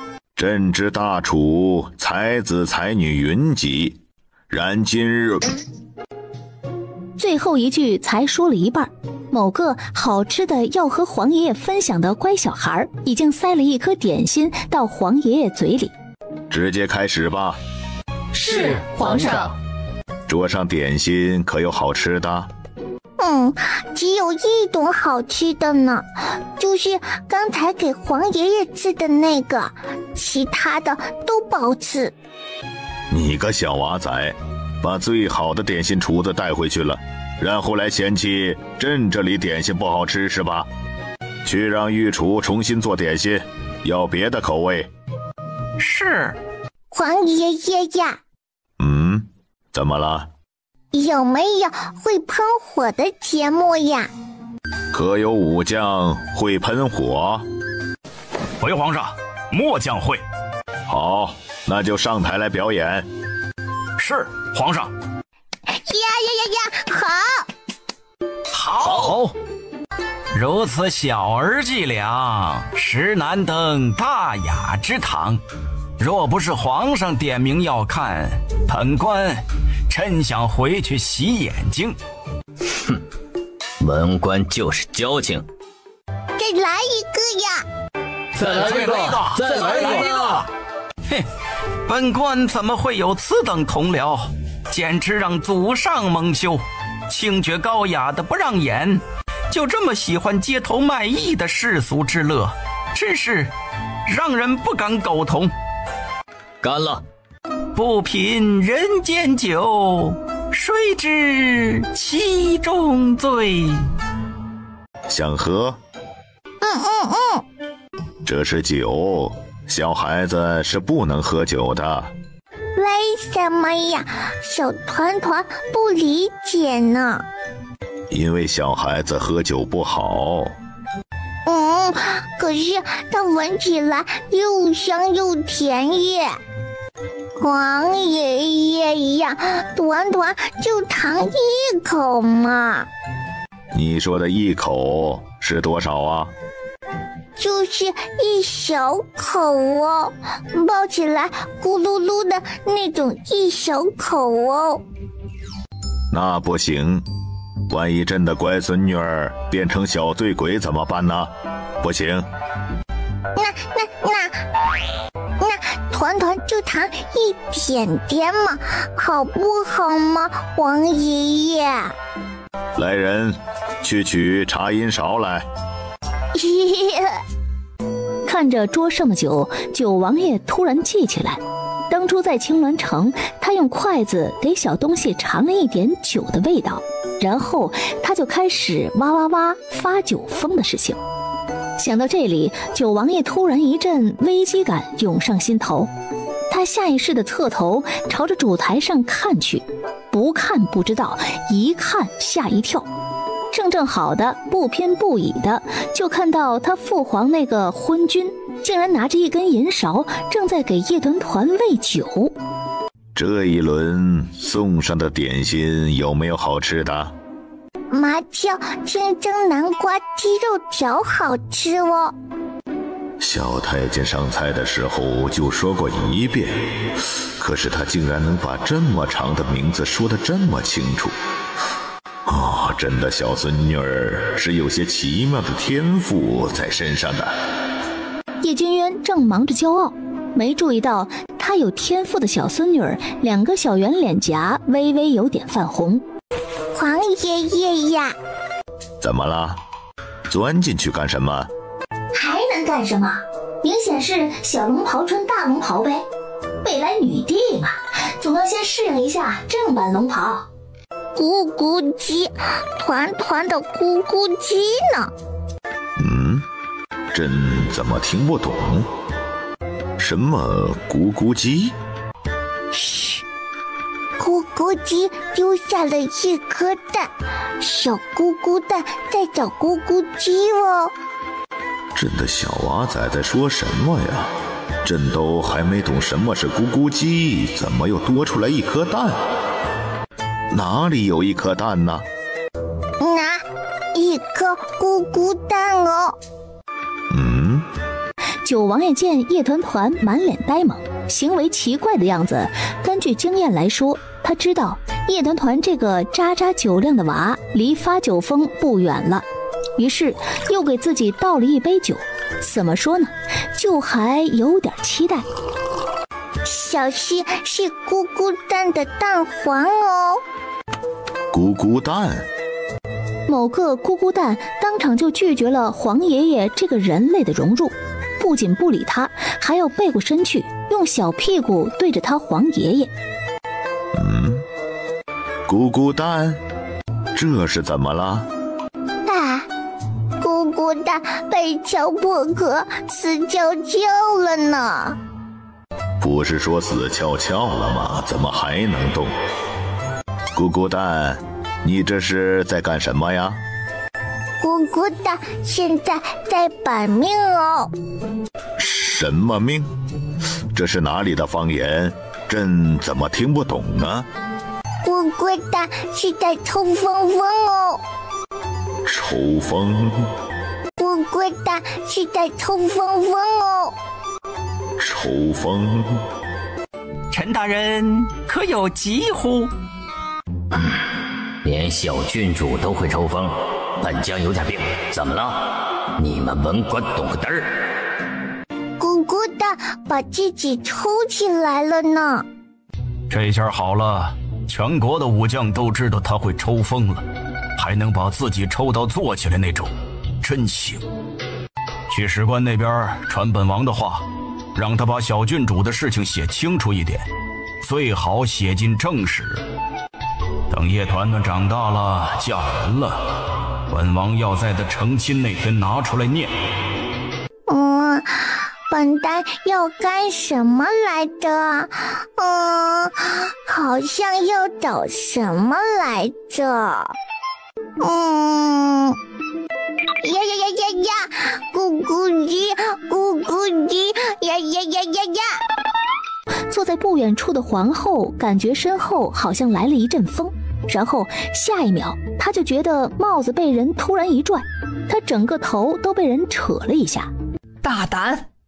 诶，怎么还有一只大嘴无毛鸡呢？不对，好像是牛神。不对，是无毛鸡。怎么一会是无毛鸡，一会是牛神呢？小家伙想不明白了，只能低头看看自己手里的鸡毛。看着看着，醉醺醺的小脑瓜突然叮的一下开窍啊！甚至小脑瓜里还非常天才的跳出来一个公式：无毛鸡加鸡毛等于牛神。善良团团将小手手一举，就要把鸡毛递给他牛神，要让牛神从无毛鸡变回来呢。可是这手一举，再往前一戳，一根暗光蓝墨色的凤羽就这么戳到了太子妃的鼻孔里。请皇上替儿臣妾做主啊！叶君渊动动唇，正要说话，就在这时，九王爷淡定地站起身来，大步走向主台，然后微微矮身，长臂一捞，将某个戳人鼻孔的小醉鬼薅过来，夹在腋下，转身就走。凌华步，好功夫啊！没想到此等轻功还能用于带娃逃跑，真是妙啊！什么步？你不懂。孤孤单的大王都要被挤出来了呢。今日是王爷亲自带小郡主进宫，不需要我们在门口等小郡主出来，所以我们不能第一时间见到小郡主，少看一眼什么的，真是好难受啊。那可不咋的，而且你也不知道小郡主在宫里头有没有被欺负啊。小郡主还那么小，万一受了委屈怎么办？哎呀，真是好担心呐。这么冷的天儿，也不知道郡主的小手手动不动。此刻我就算是坐在火堆前，一想到小郡主可能会受冻，我的心都是凉的。我怎么觉得有点恶心呢？见不到小郡主，胖哥我今晚的跨年夜宵都不想吃了。二五二峰，你可别再吃了，算我们求你了。暗卫司这边虽然满屏都是悲伤，但是真正悲伤到捏紧拳头的是千骑营。王爷怕这17个兄弟的家属寒心，所以发回去的死亡兵书都说的是在战场上为国牺牲，但我们都知道他们本不该死。我陈凯旋今日立下重誓，不为兄弟们报仇，我誓不为人。不为兄弟报仇，誓不为人。王爷家着小郡主回来了。千骑营的人麻溜的将地上的酒收拾干净。你们光收拾碗是没用的，最好拿水冲一冲。咱小郡主的酒量那是小于等于1滴，我一会儿冲完了，你们再拿火把燎一遍，我怕小郡主给闻醉了。哈哈哈，这位少侠你是谁呀？我不过是胖了2斤，小郡主就不认我了。孤孤单的大王都要被挤出来了呢。怎么，你还能吐出一颗蛋黄来？王爷，先把小郡主放到房间里。您这么夹着，要是夹坏了可怎么办？小郡主还这么小。又来了是吧？嚯哈哈哈哈！小郎君，抓住你了！老子，你这酒疯没完了是吧？本王不是小郎君。老郎君，你再敢说本王老，就罚你永远不能出门。你想把我关起是不是？我告诉你，你就算是得到我的人，你也得不到我的心哦。这是什么虎狼之词？这平时都看了些什么少儿不宜的东西？你这小贼，别以为长得好就能骗取我的内功心法。哼，你做梦。他说的心是指内功心法，那还好。除非你洗干净，主动送到我房间里来。我可是双明门的门主大美人。你不要不知好歹。我疼，我脸。好家伙，3个字错2个，不光错，还十分顽强。就算是被搓汤圆了，都要坚持说完。说完之后，脸有点疼，于是就生气了。虽然人家喝醉了，但是人家不是小笨蛋。本姑姑的一定要努力修炼出2颗蛋黄。你不是双明门的门主大美人吗？怎么又成了咕咕蛋？美人的事情你少管管。好，那你说，你为什么要努力修炼出2个蛋黄来？美人的事情你少管管。好，那你说，你为什么要努力修炼出2个蛋黄来？因为修炼出2颗蛋黄就会变成咕咕蛋蛋。什么玩意儿？咕咕蛋蛋是我们双明门的最高境界。这是个什么道理？所以说，你们双明门的最高境界就是明慧中的字，是一双一双出现的是吗？就比如咕咕蛋蛋，甲甲乙乙。就这，本王刚才还产生了兴趣，还问了那么多问题，现在本王觉得好羞耻。哎呀，小郡主还真是好乖呀，都不要人哄就睡着了，真不愧是全世界最可爱的省心小乖乖。今天晚上的踩点任务，安卫司那边完成的怎么样了？九王爷这边刚问，正在树上房顶上值守的暗卫就感受到了2道强横的气息朝着九王府来。小郡主睡了吗？小郡主的房间刚熄灯，应该是睡了。12听到小郡主已经睡了，这才放心下来，心一松，压着的那口气血顿时涌了上来，噗的吐出了一口鲜血。我操！妈的，聂麒麟，你是不是回光返照了？12都重伤，他不应该是伤得更重吗？背人什么的，绝对是回光返照啊！我们找到了死尸的训练点，但是回来的路上遭遇了伏击，而且伏击我们的人对我们很了解，似乎把我给认出来了。碍于聂麒麟的身份，兵部第1老将军聂远清之子，不想得罪兵部，所以想方设法的把聂麒麟支开，然后他们分出16个死士围攻12。我以前只佩服王爷、白市长、二爷还有凯旋，可今日见了12只神勇，心中的偶像顿时就多了一个。你走这边干什么？这边离小郡主这么近，万一给看见了，绕路啊，蠢死了。好，这就离小郡主远远的。怎么说话的？跟偶像说话好难。多走了一段路，12终于被放下来。坐下来的第一件事就是把怀里带着血的图纸交给金小金。去书房交给白市长，这上面画了公布那些死士的具体训练位置，还有目前人数等基础信息。去书房交给白市长，这上面画了公布那些死士的具体训练位置，还有目前人数等基础信息。尹居正此人还真只是表面忠诚，背地里竟敢养这个数量的死士。这人还真不是表面上的和事佬，算得上是布局深广。能坐上尚书之位的，哪有等闲之辈啊？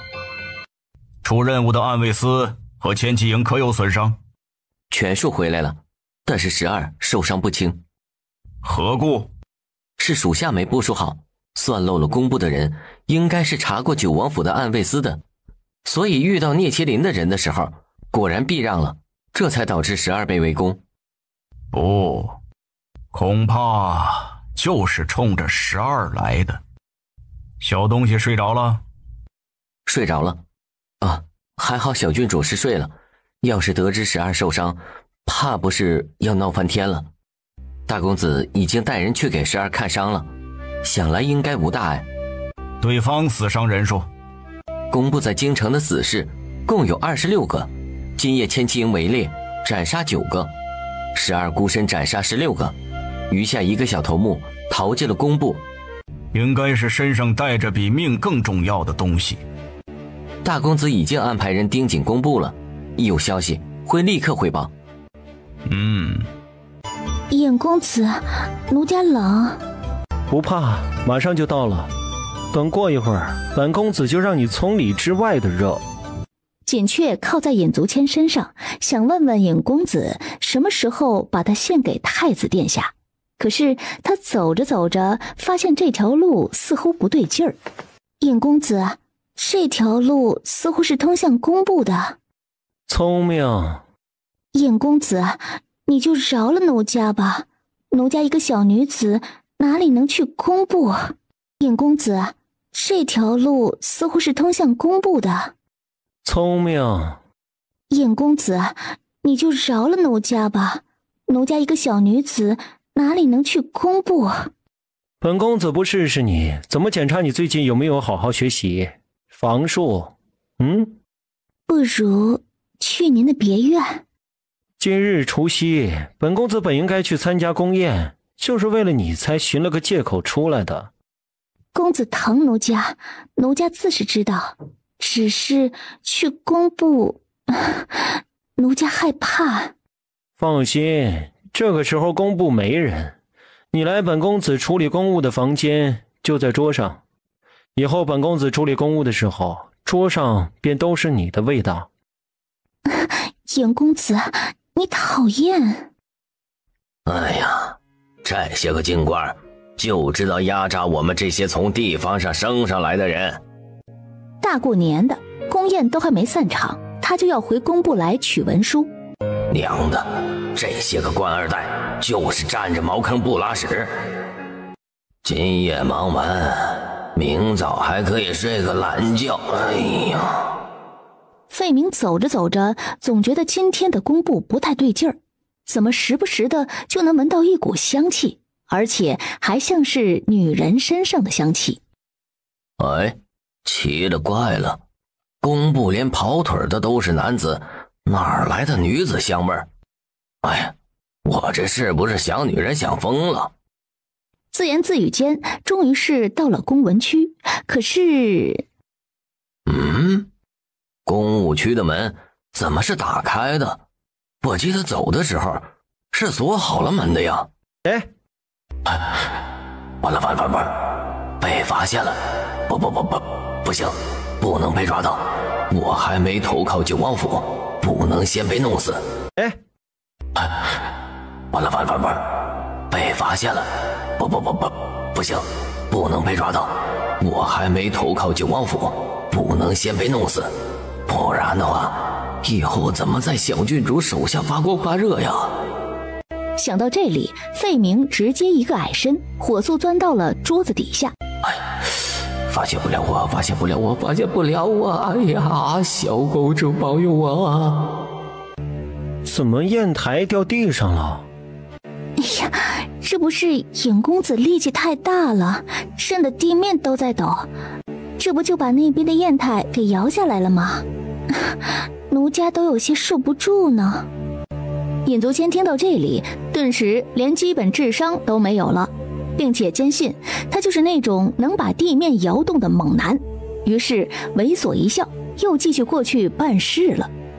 我这见你娘的鬼了！你这么凶，你怎么没把房子摇垮呀？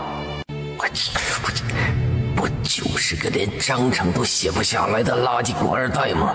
装什么大力丸呢？我呸！就在费明在心里唧唧歪歪的时候，突然身后的门砰的一声撞得可猛。我这桌上办事的尹足谦听到动静，满脸不爽的下来。谁允许你进入这里的？不想活了是不是？出什么事了？说。尹公子，贱人，闭嘴！你要说什么？少主，京城暗部被圈奸。什么？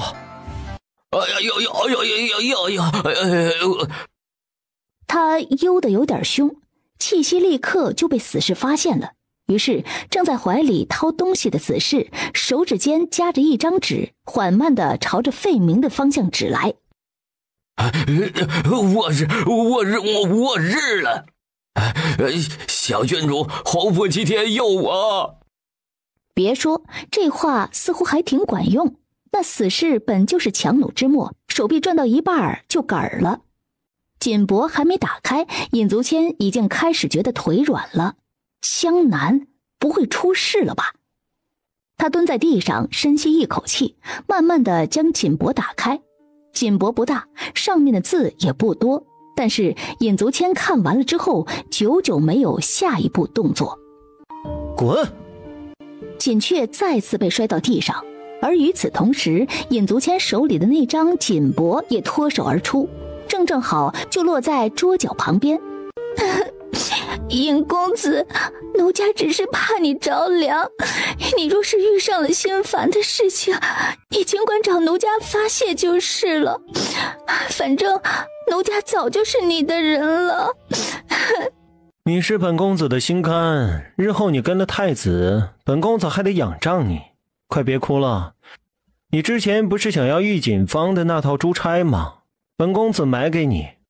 尹足谦正在哄女人，而桌下的费明看了看近在咫尺的那张锦帛，这一刻他敏锐地觉得建功立业就在这一刻了，于是冒险伸手将地上的锦帛抓近了看了一眼。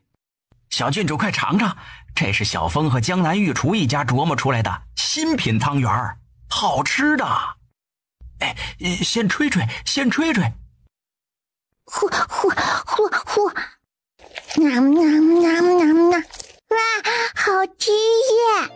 小家伙秉持着好吃的要立刻分享的原则，端着小碗朝着窗外喊：“12呀，12呀！”别说，多加几个鸭还真的很见效。只见窗外一个黑影歘的一声闪身出现。属下在。快，尝尝这个，好吃呢。多谢小郡主。怎么样，好不好吃？好不好吃？好吃。哎，我也想吃小郡主给的汤圆，肯定很好吃。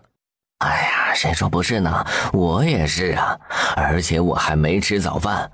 小郡主如果不投喂的话，我觉得我可能要被饿死了。我感觉我已经没力气拿笔了，太饿了。哎，不是，那后房那边的3碗牛肉卤鸡爪刀削面配猪头肉是谁吃的？话音刚落，3道眼刀齐齐甩来。我的意思是，我去收一下碗。小峰呀，爹爹呢？大哥哥和二哥哥呢？白白呢？后院新来的咕咕鸡呢？王爷和白市长在书房说事情，大公子和二爷一大早的就出门了，一个去忙情报的事情，一个去忙军队抚恤的事情。至于后院新来的咕咕鸡，小峰指了指小郡主手上的鸡腿。这就是。吃过早饭，某个几乎每天都要出去流窜的小奶娃收拾收拾小宝宝，准备出门们。小短腿儿都走到了前院了，突然记起来今天爹爹在家。九王爷手里拿着一本书，此书的封皮已经磨损得快要看不清封面，书角也是接近被磨圆，看得出来这是一本被很多人看过的绝版货。这是哪个孤儿书社出的书？就在九王爷十分暴躁的时候，书房门口突然冒出来一个小脑袋瓜子。爹爹！九王爷都来不及应声，只是飞快地将手里的画本子朝着背后一藏。这会儿还是早上，他应该还没睡醒吧？应该属于智商低谷期，所以说应该是没看到。爹爹，你身后藏的是什么东西呀？这个问题是真的给九王爷难住了。机智如九王爷一时都不知道应该怎么回答。昨晚上跨年，别家的小孩都在咿咿呀呀，但是九王府的小魔头竟然睡了。不过睡了正好，九王爷随即就命人去小郡主房里找画本子，并且表示本王倒要看看到底是什么画本子，叫他滚本王叫小郎君。什么？爹爹，你身后藏着什么呀？什么藏着什么？本王听不懂。难道团团看错了？不信邪的小团团快步走过来，把他爹的手抓过来，翻来覆去的仔细瞧瞧。爹爹呀，团团刚才眼花了呢。对。团团眼花肯定是因为没有吃好吃呢。你自己看看你的小肚肚，还没吃好。不过九王爷的袖子里还藏着画本子，所以暂时不方便激怒他。哦，怎么没吃好的？团团都没牛牛吃了呢，这是最后半包哦。前几天不是才杀了2头牛吗？怎么就吃完了？大部分用来做牛肉干了，6斤牛肉才能做成1斤牛肉干，再加上小郡主又特别宠属下，按位早上吃个刀削面都要吃那种半斤牛肉的刀削面。后厨那边为了公平，又给侍卫营和千骑营2方都送了1只牛腿，所以说几天吃完了2头牛也属正常。行吧，去查查尹家名下还有哪些产业，再给他杀2头牛。爹爹，团团要出去玩哦。又要去哪里？去找糖糖姐姐玩哦。一边说，小短腿儿一边往外迈，最后一个字儿说完，人都已经不在书房了。娃一走，九王爷才重新把那画本子拿出来。叶团团那个小东西是如何从这样一本励志热血的画本子里提炼出那几个句子的？什么喔哈哈哈哈，我抓到你了，小郎君。你听听这个喔哈哈哈，哪个正经主角会这样笑？这个后哈是主角在练拳时发出的声音，那后面那句是钟馗啊哈哈哈，我抓到你了，小郎君如此早起，可是为了内功心法。钟馗2个字比较复杂，小郡主和张可人应该都不认识，所以直接跳过去了，然后掐头去尾的说出来，不就成了那种团言团语了吗？那你说最要命的那一句洗洗干净送我房里来，怎么解释？要回房休息，自然要洗洗的，这说明小郡主是个爱干净讲卫生的好孩子。咱王爷这话题怎么能跟白市长说呢？白市长一个处男，根本懂不起。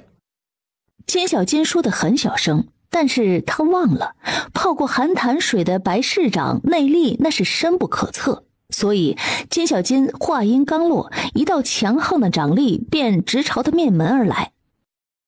小团团一惊，大眼睛眨巴眨巴，不明白金小金怎么会从天上掉下来呢？小郡主，属下今日跟你一起出门行不行？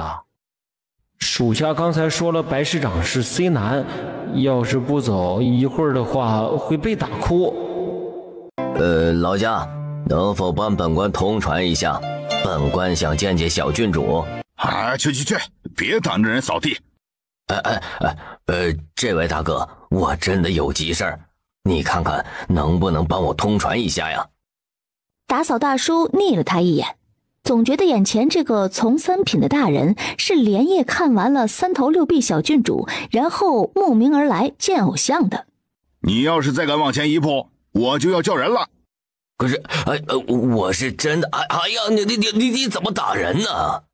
费明才说了几个字儿，就挨了一扫帚。没办法，费大人只能去想其他办法。劳烦您往里通传一声，公布的年路事宜，需要找云儿小姐商讨指教。大人先请进来，我这就去通传。费明坐在右相府的前厅里，心里松了一口气。就在费明庆幸的时候，前厅的会客门开了。费明，你怎么在这儿？你知不知道本公子一直在找你？费明藏在袖子里的手微微发抖，他将手心的紧脖捏紧。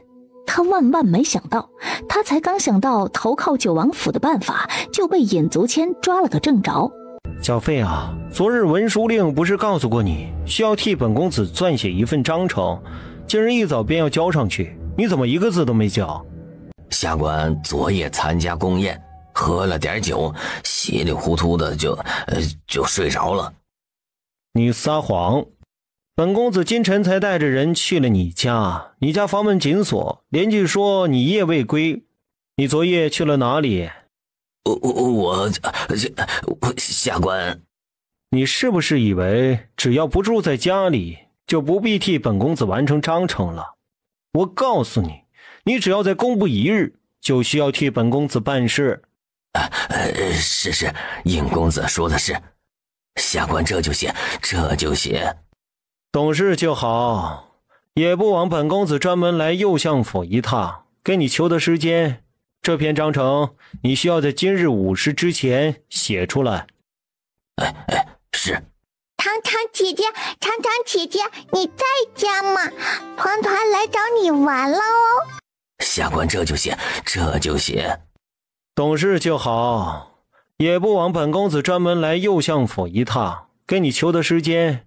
这篇章程你需要在今日午时之前写出来。是。右相，不知可否借您跪桌一用？自是可以。右相坐着，尹足谦和费明站着，即便费明手上握着笔，也只能站着写。什么时候我费明也能走上如此高位呀？就在费明心神高远的时候，外面突然响起一阵小萌音。嗨呀！不就是想建功立业吗？不就是想抱上小郡主的小腿吗？怎么想到了产生幻觉的地步？这都幻想出小郡主的声音来了。哎呀！糖姐姐，你在家吗？团团来找你玩了哦。这一次不仅是费明听到了，右相和尹足谦都听到了。右相直接从座位上下来，抬步就走出去。此刻已经熟练运用小金牌的叶团团举着小牌牌，一路畅通无阻地走到了右相府的前厅。小郡主啊，他就是右相，也就是云小姐的爹。右相大人新年好呀！小郡主新年好。右相大人，团团可以和糖姐姐一起出去玩吗？我们想去放花灯哦。右相哪里敢不同意？就根据他私下掌握的信息来看，他要是不答应，估计右相府就能和尹府一样，需要重修半个府邸。于是右相不仅答应了，还让管家去请二小姐。不过不用请，此时云霓场已经备好了花灯，出现在了前厅门口。放花灯这件事儿是他和小郡主在宫门口相遇时就商量好了的。父亲，小郡主，尹大人，费大人。父亲，小郡主，尹大人，费大人。去吧，能和小郡主交好是你的福气。是。糖姐姐，我们走吧。费明把心一横，装作不小心的样子，砰的一声响，右相府木桌旁边的一只银丝边点翠花瓶就这么摔碎了。小团团本着热闹不看白不看的按卫司传统，扭过小脑袋就朝着屋子里看。我是我呀，小郡主，是我呀。就是那个被你揍断了3根肋骨的小官。哎呀，我。是一个陌生人打碎了一只花瓶呀。那没事了，走吧。于是将小脑袋扭回去，又走了呢。完了，错过这次机会，我恐怕再难找到机会了。小郡主啊，小郡主竟然不认识我了。哎呀，我死了算了。只有黑白灰的世界呀，为何多了一个我呀？来到了人间，只为感受那无限的悲哀与凄凉啊！就在费明一度认为人生没得意义的时候，某个已经消失在他视线里的粉色小裙裙又突然回来了。灯灯忘记拿了呢。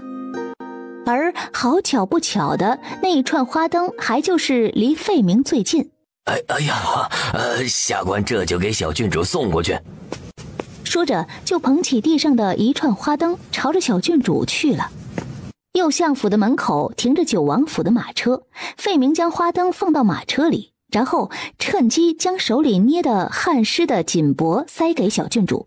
小郡主，江南出事了，不出半个月，江南的百姓必受大灾呀！说完之后，费明不敢多做停留，转身回去了右相府。姐姐可真是个笨蛋呢，这是什么呀？坐在旁边的云霓裳看了看，然后脸色突然一变。不好，出大事了！难怪我这几天看到孤星南移，果然是南边受灾。小团团，这个要拿回去给你父王看。马车还在继续往清河的方向走，不过马车上的3个小姑娘都被暗卫带回了九王府。小团团迈着小短腿直奔书房。爹呀！出门忘带银子了？才不是呢。那是什么？出门忘带嘴了？把嘴撅家里了？姐姐可真是个笨蛋呢，嘴嘴是长在脸上的，怎么可能会忘记呢？为什么每次本王讽刺他的时候，他就可以降低智商听不懂，然后用单纯且不嫌弃本王的神色来攻击本王？宝贝哦。你之前出门那一趟是去打劫流浪汉了。然而当他把锦帛打开之后，看到锦帛上面使用绸缎刺绣这种江南独门工艺绣出来的几行字之后，九王爷微微震惊。你之前出去那一趟是去收尹尚书一家的命的吧？什么书什么命呀？团团听不懂呢。来人，告诉本王，小郡主这块布是怎么来的？回王爷，这是小郡主去右相府找云二小姐时遇到了工部外郎费明，费明偷偷交给小郡主的，还说不出半月江南必遭大灾。费明之前在青州时，小郡主揍过此人，可谁料就因为挨小郡主的揍，使他名声大噪，被工部从青州提拔至京城，官升一级，所以就开始在内心追随小郡主。去请大公子来。正好叶晨刚从外面办事回来，就直接来了书房。安排人去接洽费明，此人有用，不能死。团团好开心。安排人去接洽费明，此人有用，不能死。用你妹妹的名义去。是，父王。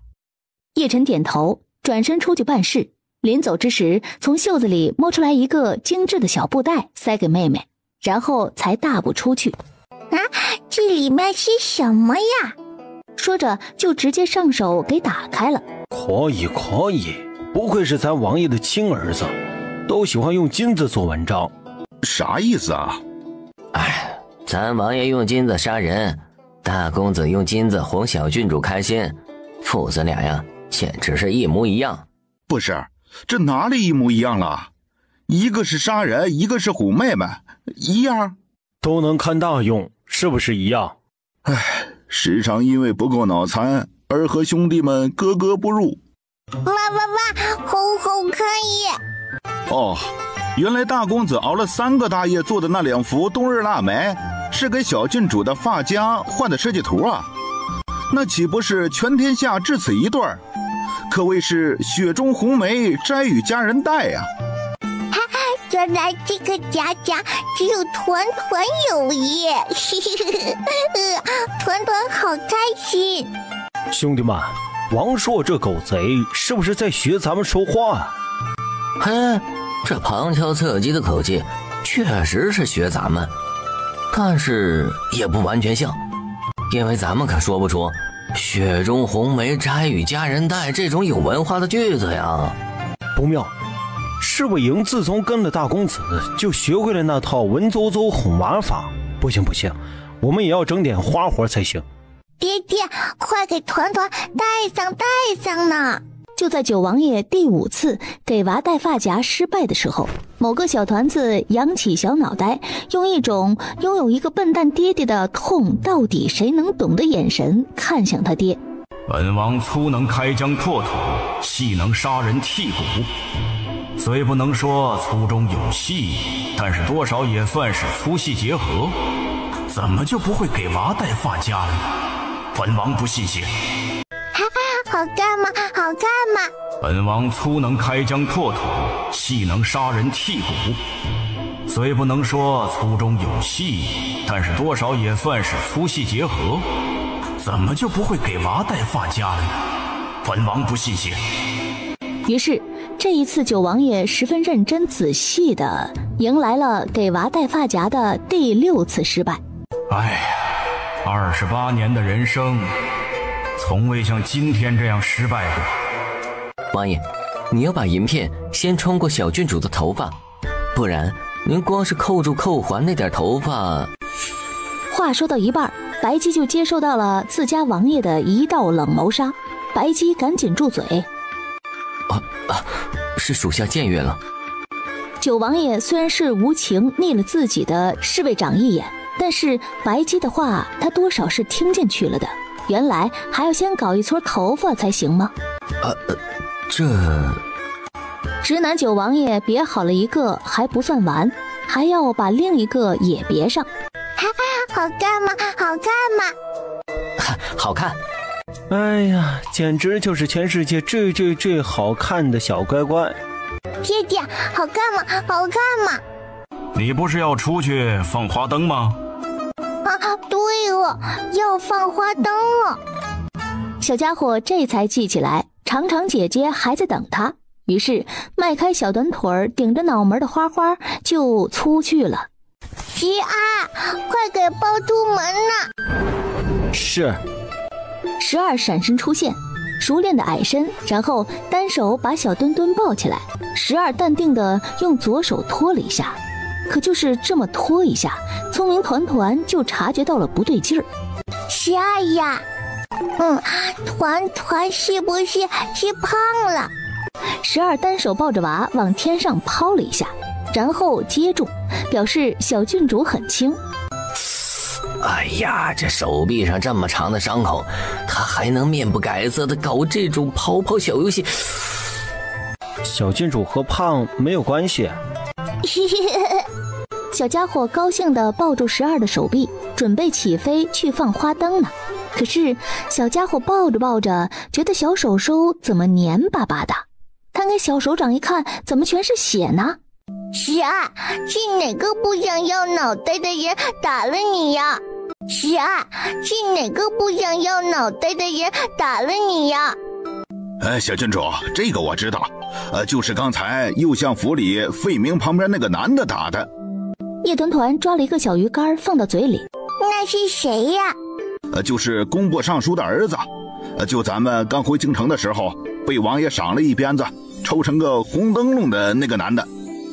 叶团团还是记不起来，于是又抓了一把小鱼干，举起手手来。这个动作12一看就明白是小郡主要给他吃小鱼干，于是伸手想去接过，但是叶团团挥挥小手示意他蹲下来。12照做，然后小团团直接将小鱼干塞到12嘴里。恭喜宿主购买回金缩骨丹成功，消耗5积分，当前积分余额为160。那个人叫尹足谦，就是咱上回抢亲的那个方世成的亲表哥。原来是那个人呀，可是他看起来蠢不拉几的样子呀，能打得过超厉害的石二吗？他手下养着一帮死士，就是那种打起架来不要命的，搞不好还要自爆的那种打架木偶。那爹爹知道这个人吗？知道的，但是王爷向来不看重短期成效，王爷看重的是连根拔起。一旁的侍卫见小郡主和小峰似乎要聊很久的样子，于是去搬了2把椅子来，他们俩一人1把，于是2人坐下来边吃边继续聊。你们小郡主要去打草惊蛇了，你们做好善后的准备。是，王爷。院子里12感受到4肢百骸的暖流，暖流过处身上的伤口也十分明显的在愈合。他知道小郡主给他吃的恐怕就是白市长之前吃的那种药。小郡主，我们现在去哪里？小郡主，我们现在去哪里？去欺负人哦。小郡主啊，这是尹家在京城的势力分布图，可以当做地图用。侍卫营出品的地图，那简直就是给小郡主量身定做的。为了让识字不多的小郡主看得懂，内容还以半画半文字的方式呈现。那我们就先去月上那边哦，团团认识路哦。小郡主竟然看得懂地图了，真不愧是全世界最可爱的小天才，和侍卫营没有半毛钱的关系。小郡主，小峰峰当主力军怎么样？这小峰峰是谁啊？我可以戴面具，保证不暴露暗卫的身份。哟，胖哥，今儿太阳从西边出来了，这么积极主动。胖哥要减肥了，运动运动。出发。他们要去打劫谁呀？去收拾尹足谦。那放我一个。小峰说他当主力，你估计捡不到漏。前辈，你这捡漏这个词儿会不会有点不礼貌啊？你要是真想做点事儿，还不如帮我把这块地扫一扫。就刚才那几个暗卫吃小鱼干的地方，虽然说不上脏，但是地上多少会有点鱼皮脆之类的屑屑。小郡主吃的？怎么可能啊！小郡主是个爱干净的乖乖小奶娃，根本不会把地面吃这么脏，这些肯定都是暗卫吃的。有道理。小团团，我们把陈七一起叫上。叶团团虽然不知道为什么要叫上陈胖气，不过既然是长长姐姐提出来的，那她就会答应哦。于是马车在蓝山阁停了片刻，然后九王府的马车后面就多了一辆兵部的马车。给本团团打，哪怕是一只碟子，本团团也不想看到完整的。小郡主，这家乐坊其实并不是表面上那样培养乐人之处，实际上这里培养的是石女子，就是利用女子世人淫乐来达到不可告人的目的的。什么是石女子呀？这位叔叔先生，你快编一个。这里就是那种会吃掉女子的精神气节的地方，所以才说石女子。懂了，这个地方吃人哦。乐的主要作用是使不同等级的人互相沟通，使人产生和谐的感情。万万没想到，沟通是如此的沟通，和谐是如此的和谐。真是肮脏。小团团，我支持你把这里烧了。团团什么时候说了要把这里烧了呀？不对哦，团王来这里并不是要烧房子哦。来人呐！属下在。给本团团打，哪怕是一只碟子，本团团也不想看到完整的。哪怕是一颗小汤圆，也要给本团团戳出一个洞洞来哦。是。只见小风一个起跃，长刀往下一个狠劈，正好一个抱着琴的女子从门口路过，看了一眼之后便直接吓晕了。哼，胖哥，我只是砸店，又不砍人，你在怕什么？大爷，不要我！大爷饶命！大爷饶命啊！救命啊！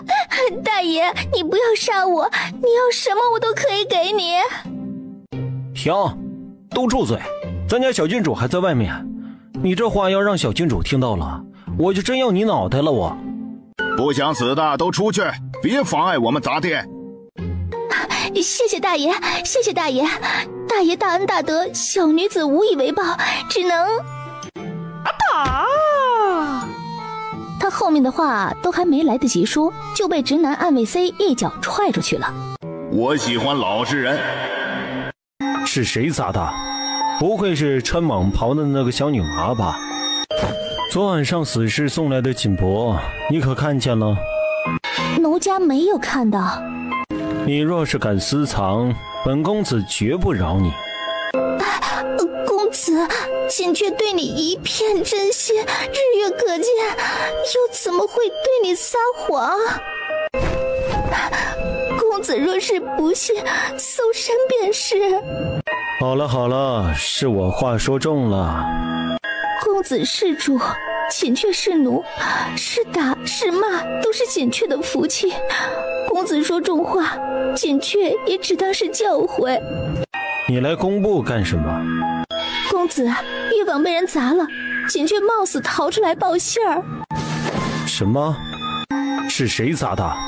不会是穿蟒袍的那个小女娃吧？奴家看到门口站着的是陈小公子，而且进来砸店的人个个都很高大，虽然是砸店的，但是他们行事作风都很讲规矩。行事作风有规矩，那应该是陈气带着兵部的人来的。陈气那小子是不是疯了？无缘无故的砸店干什么？还真当自己是京城纨绔第一人了？公子，那现在怎么办？乐坊若是没了，奴家的姐妹们便没了去处，岂不是要流落街头？本公子这就去会会陈气。给本公子站住！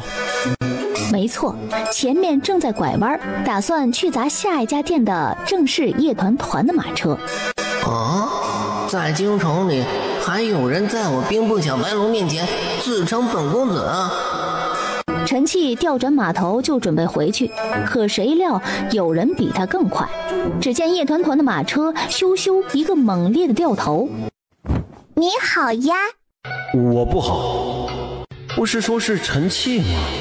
怎么是九王府这个小蟒袍？就不该信锦雀这个贱人的话。小风呀，就是他奏的实案吗？没错，就是他。哦，不行，这个是小张做的瓶瓶，不可以乱扔的。于是又从怀里掏了掏，这次掏出来一个芝麻丸。不行，这个好好吃，不可以浪费的。正要继续掏，坐在一旁的云霓裳将自己头上的珠钗给他。要这个。于是小手手一举，然后就听咻的一声，你给本团团滚回来哦。那个小郡主，下官还有公务在身，须得离开。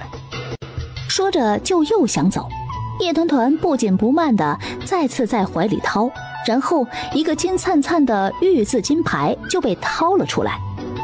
我后悔了，我不该出来，我就该烂在工部，这下好了，不仅走不掉，而且还要任人宰割了。小郡主，下官跟你无怨无仇。还无冤无仇？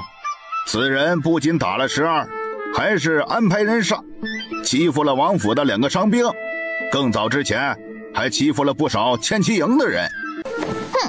来人呐！属下在。给本团团揍他，斗成红灯笼哦！是。九王府的人一拥而上，直接把人围起来。救命啊！饶命啊！痛啊！救命啊！红灯笼任务完成。天怎么黑了呢？可是还没吃晚饭呢，怎么可以天黑？哇！真的可以飞上天耶！糖糖姐姐，快看呐！天怎么黑了呢？可是还没吃晚饭呢，怎么可以天黑？就在叶团团为了一顿晚饭，小嘴试图嘚不嘚说服老天爷快重新亮起来的时候，马车调转车头，时而松手。天又亮了呢。可是刚才团团想做什么来着？这天一黑一亮的，小脑瓜怎么一下子想不起来了呢？小郡主，可是要去放花灯？对了，要去放花灯来的。团要去放花灯了哦。小萌音一出，都还等不及暗卫司哟吼的迎合，正前方就出现了几匹高头大马。河边温度低，放了花灯也飘不远，还不如放孔明灯。大哥哥，什么是孔明灯呀？团都没见过耶。既然妹妹都问了，那叶战这个做哥哥的必然要演示一下。于是叶战当场就点了一个孔明灯。哇！他还可以送东西上天，比如你的花灯。真的吗？叶战用绳子将花灯绑在孔明灯下面，然后点燃孔明灯的固体燃料。很快，孔明灯就带着叶团团的粉红色小花灯上了天。哇！真的可以飞上天耶！糖糖姐姐，快看呐！小矮子，想不想看人上天？今日我带来了最大号的孔明灯啦！小矮子，想不想看人上天？今日我带来了最大号的孔明灯啦！这个灯真的可以把人放上天吗？放了那么多血，再切一点肉下来，重量应该就能轻到上天了。把人绑上。是。千七营的人像是拉死狗一样的把引足签拉过来，然后双手绑在大号孔明灯的下面。看着飞得越来越高的吊人孔明灯，周边的百姓没人敢往这里面靠近。这段时间的憋屈总算是缓解了。兄弟们，你们可以安息了。原来这样就可以在天上飞了吗？只要把手绑起来，挂在大灯灯上，就可以飞上天了吗？快给绑起来呢！团也要上去呢。众人一惊，我的个小姑奶奶！引足签在天上越飞越高，叶团在地上捉急跺脚。哥哥，团也想飞高高哦。妹妹的小脑袋瓜里装的东西，为什么永远都和别人不一样？难道这就是你们仙女的思考方式吗？公子在那边，又朝着这边飞过来了。快来人，快把软床抬过来！若是公子掉下来，快！那边东南角那边去个人，快点！公子，我们家公子。一路吵嚷嚷的，显然是工部得到消息过来救人来了。到底发生了什么？怎么九王府的小郡主在地上看热闹，工部的尹大人在天上飞？我知道，是尹大人在后边喊站住，然后呢，小郡主就把他打了一顿。再然后小郡主的哥哥就来了。你想啊，哥哥怎么能见妹妹被欺负啊？所以就叫人把尹大人挂了起来。这不吗？就给挂到孔明灯上边去了。所以就在天上飞了。不是小郡主在揍尹大人吗？为什么是小郡主被欺负了？你这前后矛盾吗？你想啊，小郡主才多大呀？才3岁半， 3岁半的孩子怎么能斗得过一个官老爷呀？所以说，表面上是小郡主在揍人，实际上小郡主肯定是受了委屈呀。旁边的人一听，好像有些道理后，于是这些获取了第一手资料的人开始往外传消息。嗨，别人飞就不去自己飞，还不如回家干饭呢。老张，老张，新年好啊！哎，你知不知道尹大人为什么在天上？这问题一下子就让周围的人全部围了过来。就是小郡主被尹大人凶了，然后小郡主就叫人揍他，但是尹大人这人使了阴招，小郡主就受了委屈，然后小郡主的哥哥就来了，然后尹大人就被放到天上去了。此事保密，私下议论朝廷官员那是大罪。然后这些获得第2手资料的人开始继续往下传。哎，你们知道吗？这位尹大人使阴招，小郡主受了委屈，然后就叫人把他放到天上去了。最后半个京城的人都知道了一件事，小郡主一言不合就把人挂到天上去了。谣言越传越快，越传越多，很快纨绔小郡主的威名就以月相为中心，朝着四周发散开来。嗨，别人飞就不去自己飞，还不如回家干饭呢。看完了热闹的小家伙将身上的瓜子皮仔细收好，然后和长长姐姐牵着手手，准备回王府干饭去。小郡主好乖哦，走的时候还会把果壳带走呢。吃饭的时候谁也没提今天白天的事情，自然也就没人敢说二世子跪在院子里的事情。只是叶团团这个小娃娃吃着吃着就要从怀里摸出来一个油纸包，然后偷偷摸摸的往油纸包里面放鸡腿、鱼排、小蘑菇、牛柳。不光偷偷摸摸，还贼兮兮的低着小脑袋，试图用自己头上的小卷毛挡住他爹的视线。你二哥不吃小蘑菇。呀，被发现了。既然被发现了，那我们团团就不藏了。小家伙大大方方地从他爹腿上滑下来，然后拿着油纸包出去给他二哥哥送吃的。本世子不饿。天气有点动手手，搓歪了呢。妹妹的爱真的很不靠谱。天气有点动手手，搓歪了呢。妹妹的爱真的很不靠谱。喝完了就该睡觉觉喽。不说碟子能死啊。二爷，天冷，您将就着点用。小矮子那边怎么样了？是不是在给本世子求情？小郡主在书房喝奶，王爷在看文书。没给我求情。哼，以后再也不理会小矮子了，这个没有良心的妹妹。今天出门干嘛去了？团团今天出去放灯了哦。放什么灯？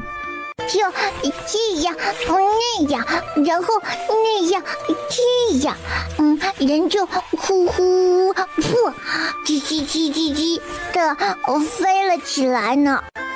哼，还挺形象。哎呀，团团又追倒了。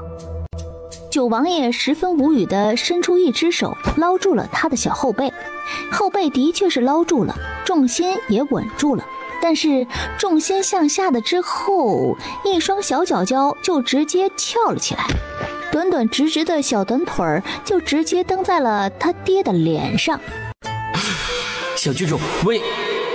九王爷直接把娃翻过来，打算拎在手上，直接把娃丢到他房间去。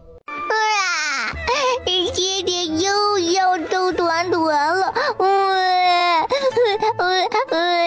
好疼！团团哭死算了，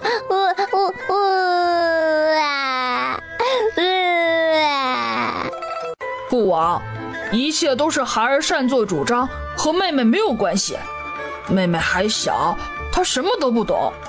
父王，一切都是孩儿擅作主张，和妹妹没有关系。妹妹还小，她什么都不懂。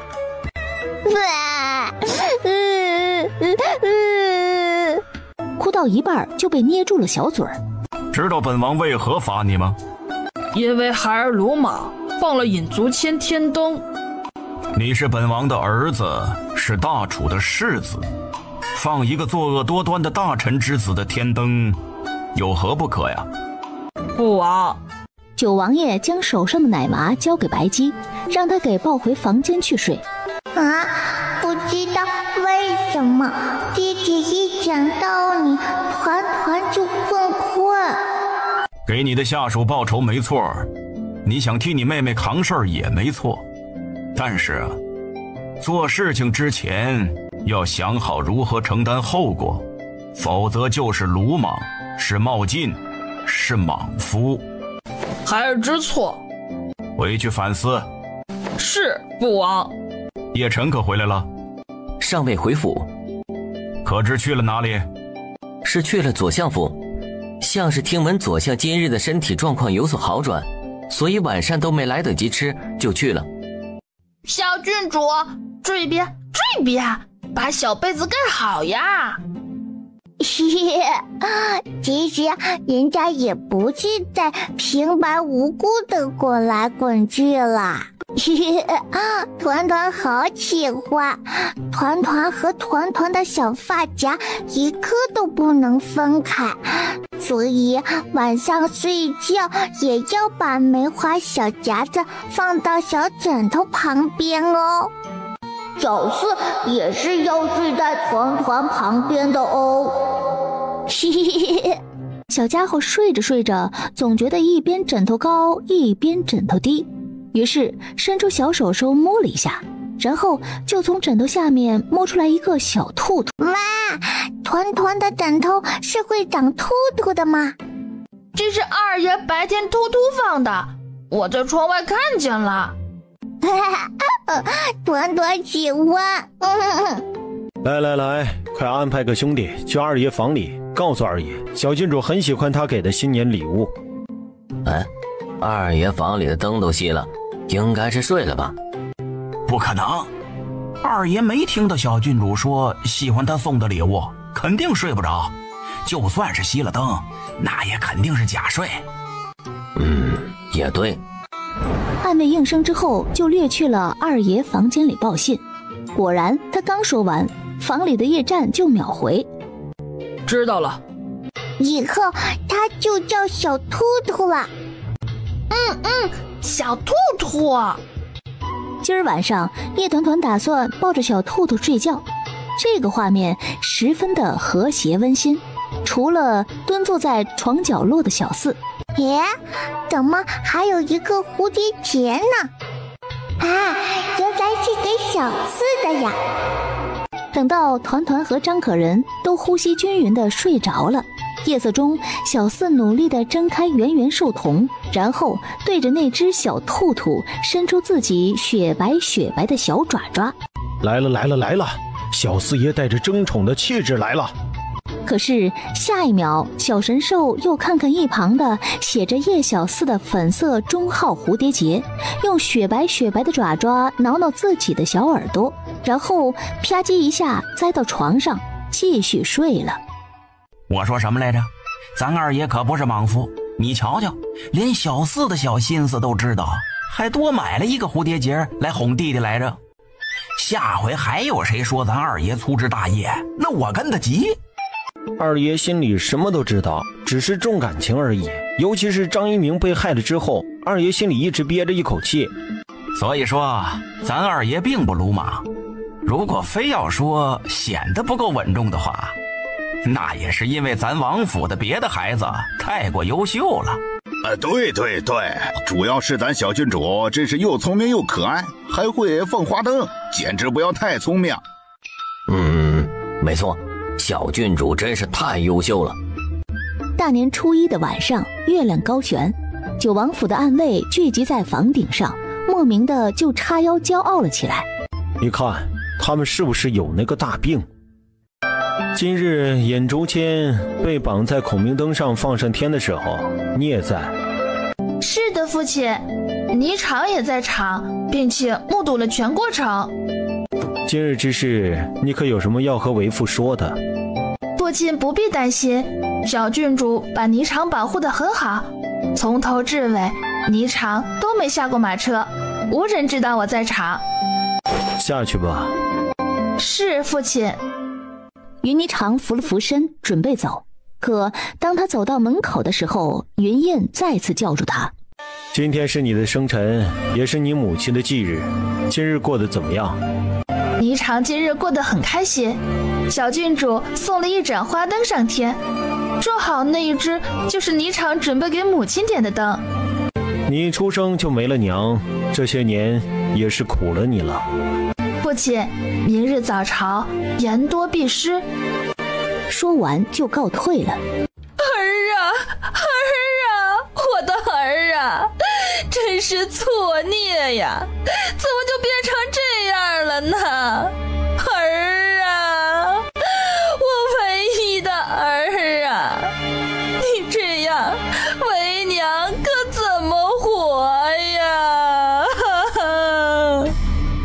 事已至此，您要保重身体呀。至少少爷还活着，您可千万不能动气了。尹家不能没有您呐。明日早朝，本官即便是这顶乌纱帽不要，也要皇上给一个公道。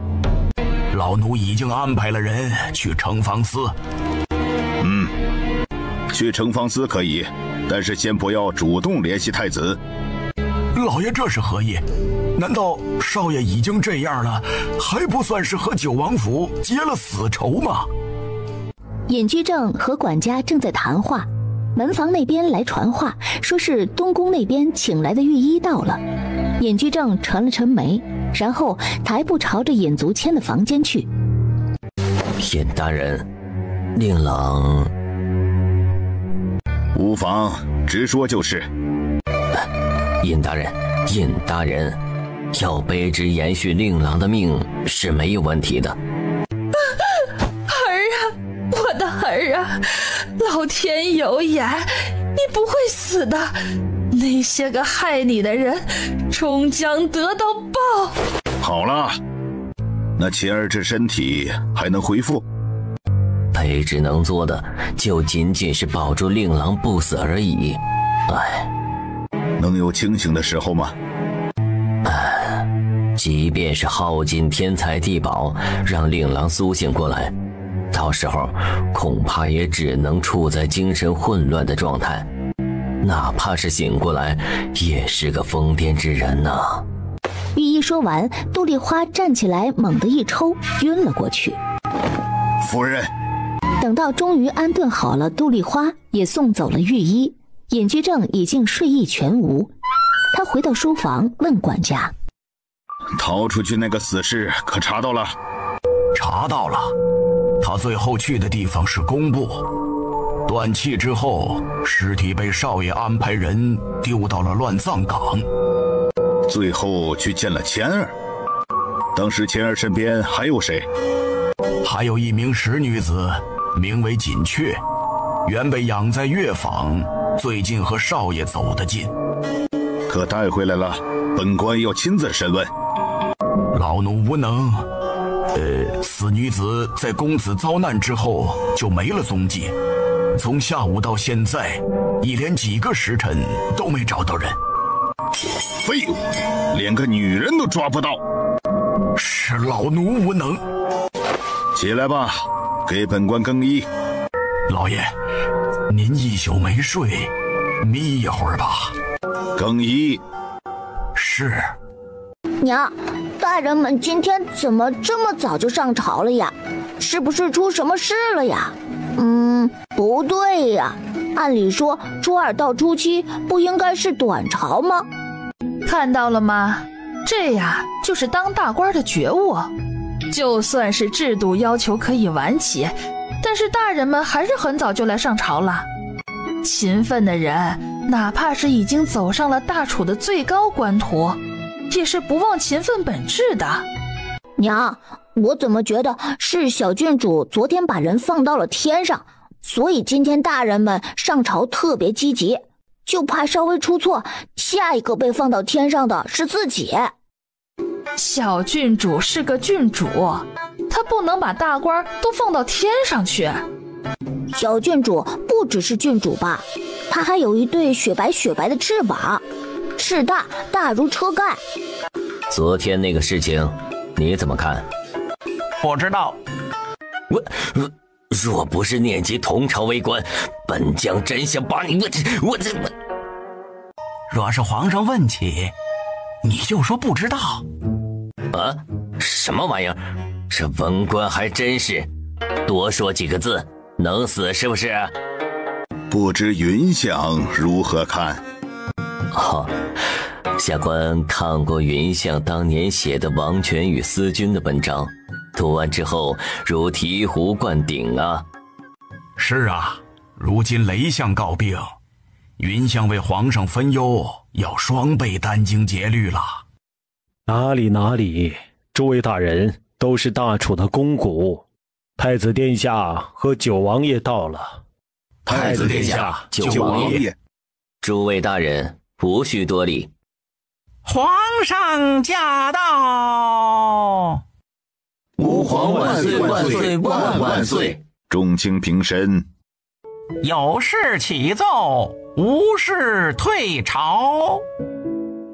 尹居正真是好大的胆子，竟敢这般不上道，难不成还想让皇上主动提起？狗脑袋真是不想要了。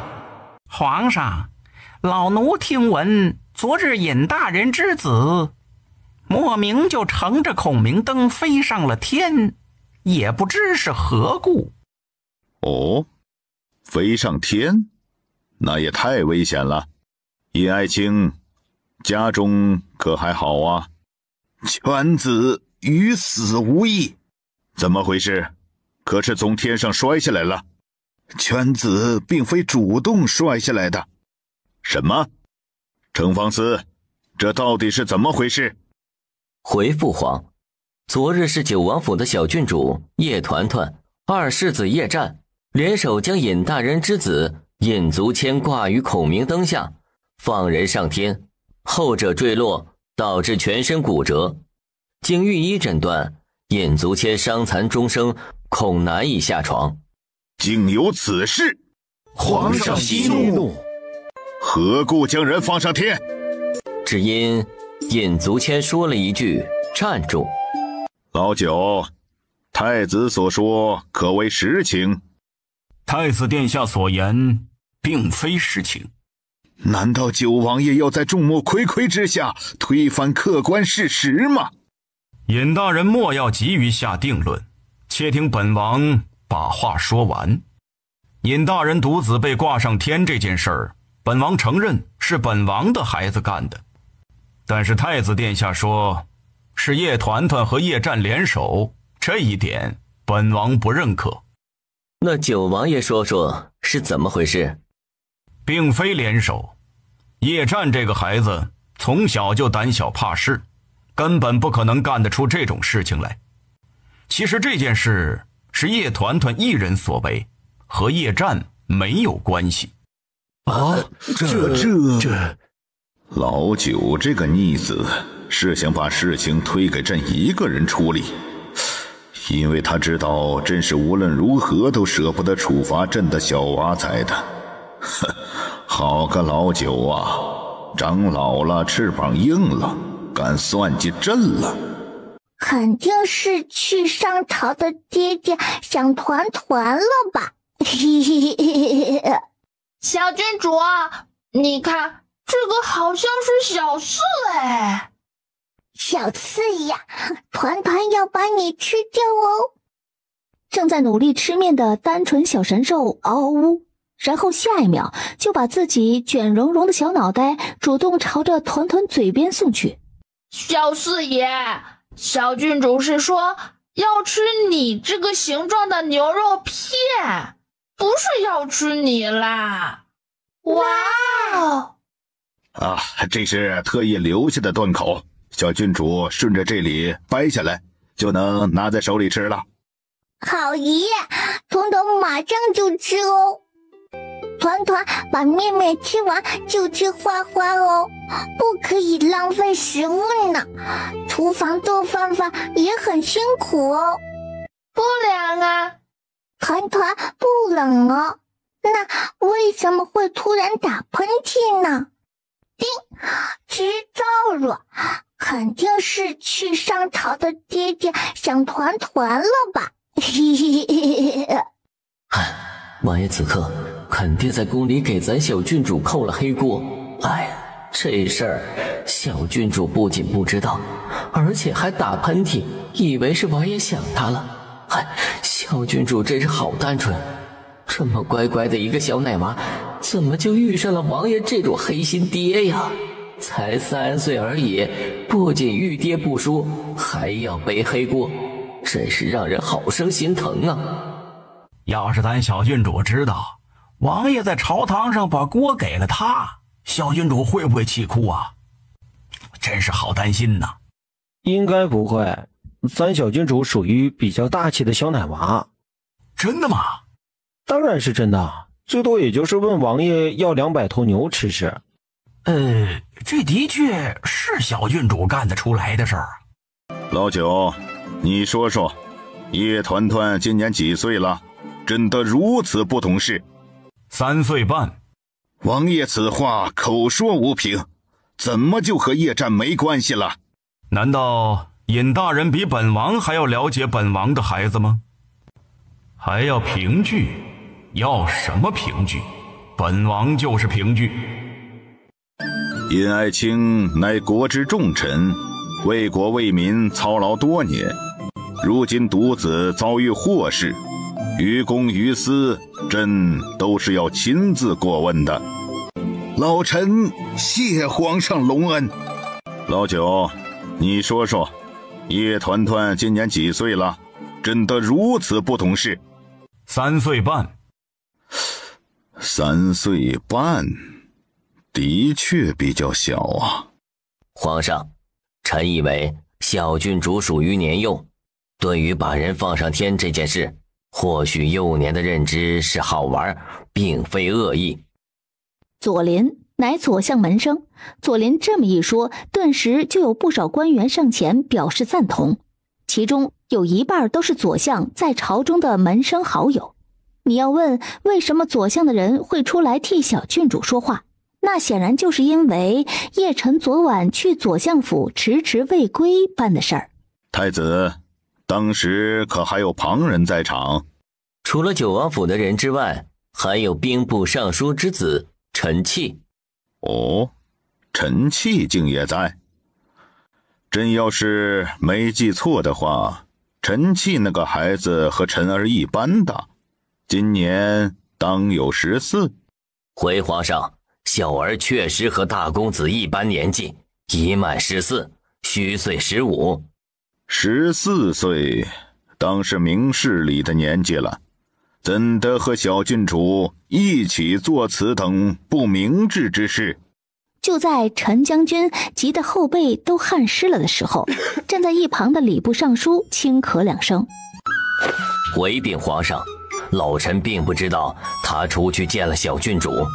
陈器这逆子昨日回来之后，也半个字都没有说。您真不知道？那昨夜我去东市那边买深夜滋补鸡汤的时候，路过陈家府邸，怎么听到陈器在惨叫？难道不是您在揍他吗？俗话说得好，看破不说破。季大人板正地站着，继续看皇上如何保下小魔头。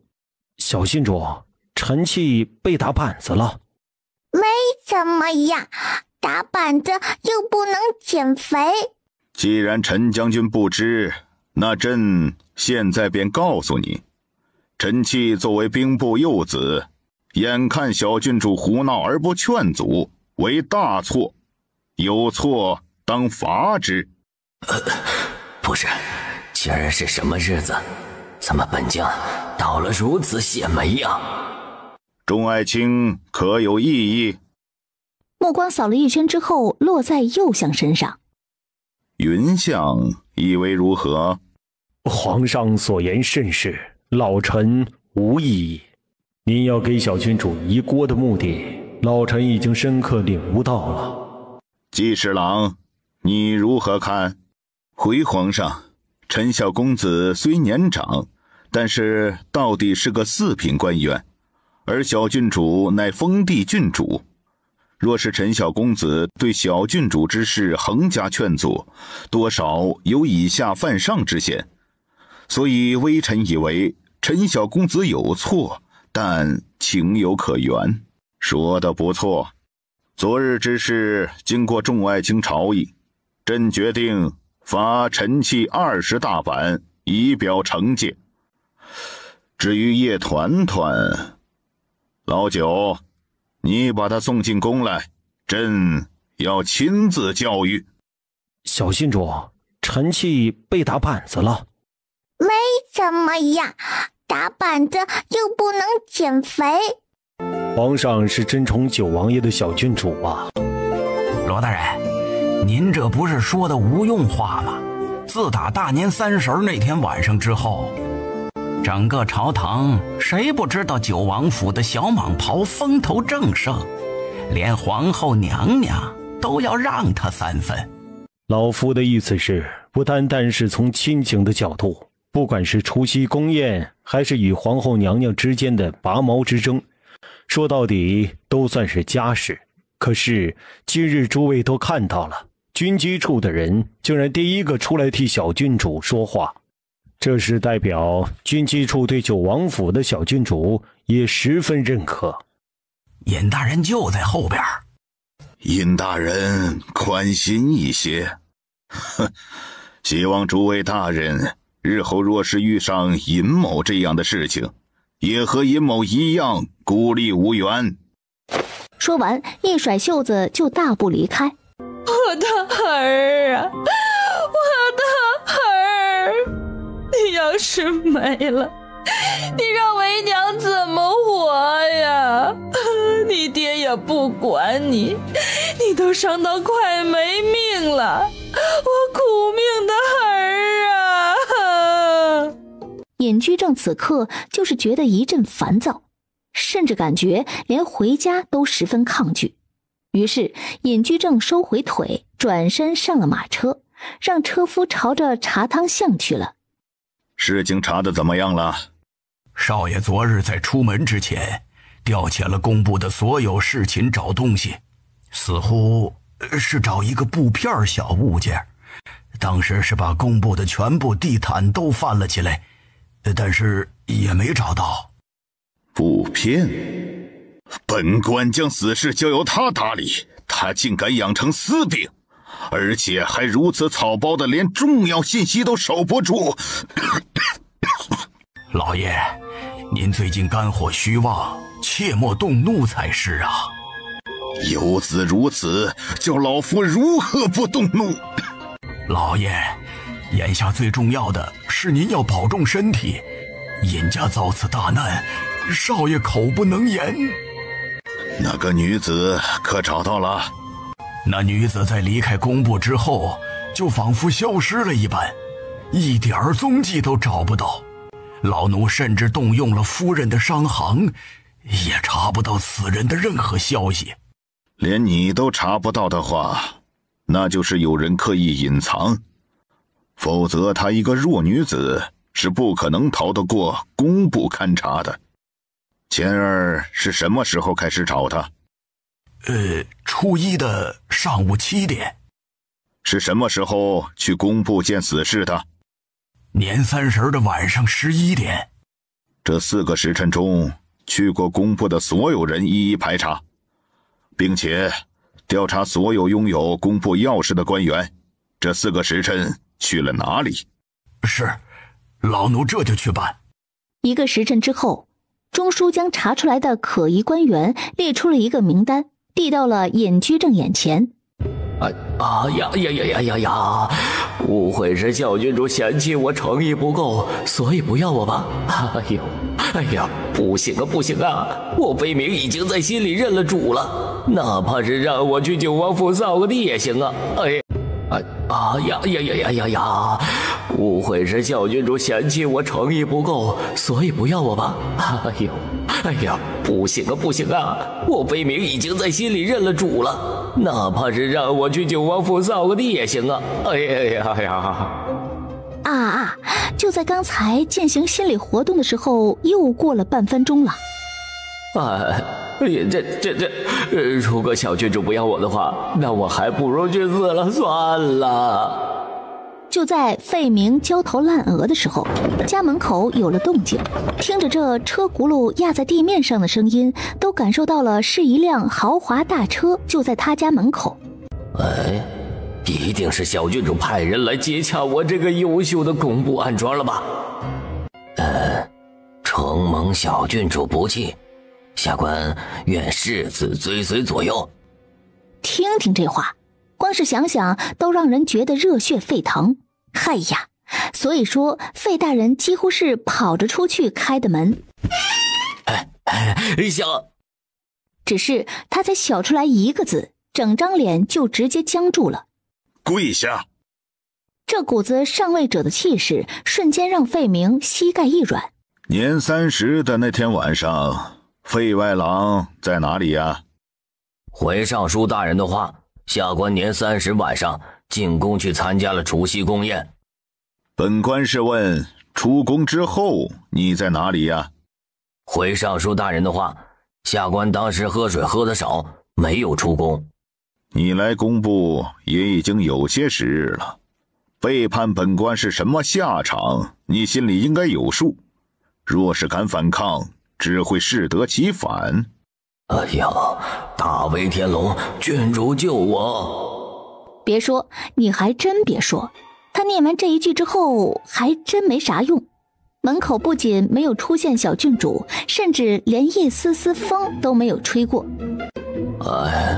绝望了，谁能懂啊？费外郎，你如果实话实说，将东西交出来，本官保证今日之事本官就当没发生过，如若不然。后面的话尹居正没说出来，但是看他的表情都知道，他要表达的是如若不然活不到明天。我一个从青州城来的土官，哪能扛得住一品大员的亲自审问呢？我要找那也不可能，绝对不可能。人可以死，但是不能丢失了信仰。小郡主啊，下官只有来生。就在费大人在心里交代遗言和遗憾的时候，突然大门再次被人推开，费明和尹居正同时朝着门口看去，只见一个打扮得花枝招展的中年老妇正满脸笑意地打算进来。说，你来费大人家里做什么？民妇知错，民妇知错，大人饶命啊！大人饶命！民妇再也不敢收大人们的银子了。民妇是被银子晃花了眼，被猪油蒙了心，才敢在大年初2就来收银子。大人能来满春园，是满春园的福气，民妇怎能不知道好歹？什么收银子？你是何人？来此地做什么？民妇是满春园的老鸨，今天来问费大人要补银的。前日费大人在满春园点了3个跨年姑娘，但只给了1个姑娘的银子。本想着昨日便来要银子，但是大年初1问人要银子视为不吉，所以才挪到了初2。这银子民妇应当是记错了，费大人应该是给了的。费大人走得匆忙，连腰牌都忘在了满春园，民妇这给送来了。至于银子，是民妇记错了，求2位大人开恩，放民妇走吧。大年30，你去了春满园那样的地方，难怪不敢告诉本官。回尚书大人的话，下官是从地方上调来的外郎，在京城无亲无故，孤身一人难免孤乏，所以才取了烟花柳巷。还请大人责罚。最终，隐居正罚了费明3个月的俸禄，然后就离开了。等到隐居正一走，那原本跪在地上唯唯诺诺、紧张发抖的老鸨一下子就站直了身体。费大人，我家主子要见你。叶团团听到说陈气挨了板子，本来还想去看热闹，本来还想去看看陈气，可是大哥哥说要带他出门嘛。我们走吧。叶晨帮他头上的小卷毛理了理，然后牵着妹妹出门了。他们去了一家酒楼。好吃呢。一旁的小二一听，赶紧回去后厨交代，一会儿多做2份，给小郡主带走。是不是小郡主喜欢吃啊？小郡主说的是好吃呢。那小二哥帮我问问小郡主，九王府还需要甜品厨师不？你是不是问的有点明目张胆呢？我估摸着你不行。我听闻九王府现在的甜品师傅是宫里的江南御厨，江南的甜品那可是整个大楚之最，而能从万千江南厨子中进入宫廷的，更是厨中王中王。我做的是小吃，不是甜品，咱不正面刚。小吃吗？我听我师傅说，九王府里哪怕是个做面的厨子，都能把豆腐切到薄如蝉翼的地步，鸡丝更是能穿针而不断。这跟选御厨有什么区别呀？比选御厨还要复杂一点，因为去九王府还要考虑小郡主喜好。好了，知道了，我多做2份给小公主带回去吃。大公子，小郡主，费大人到了，快请费大人进来。是。下官工部外郎费明，见过大公子，见过小郡主。下官多谢小郡主救命之恩。这就认定是小郡主救的你了？难怪父王说要用小团团的名义去接触这位费大人。父王果然英明，因为这位费大人看起来和家里的兵一样，多少有点团团脑残粉的潜质。你是谁呀？不是，小郡主怎么就不记得咱了呢？小郡主啊，可还记得您去过一个地方叫做青州城？记得呀。您可记得青州城的官员？是那个管爹爹叫叔叔的官吗？那是青州刺史广林山广大人。那你是谁呀？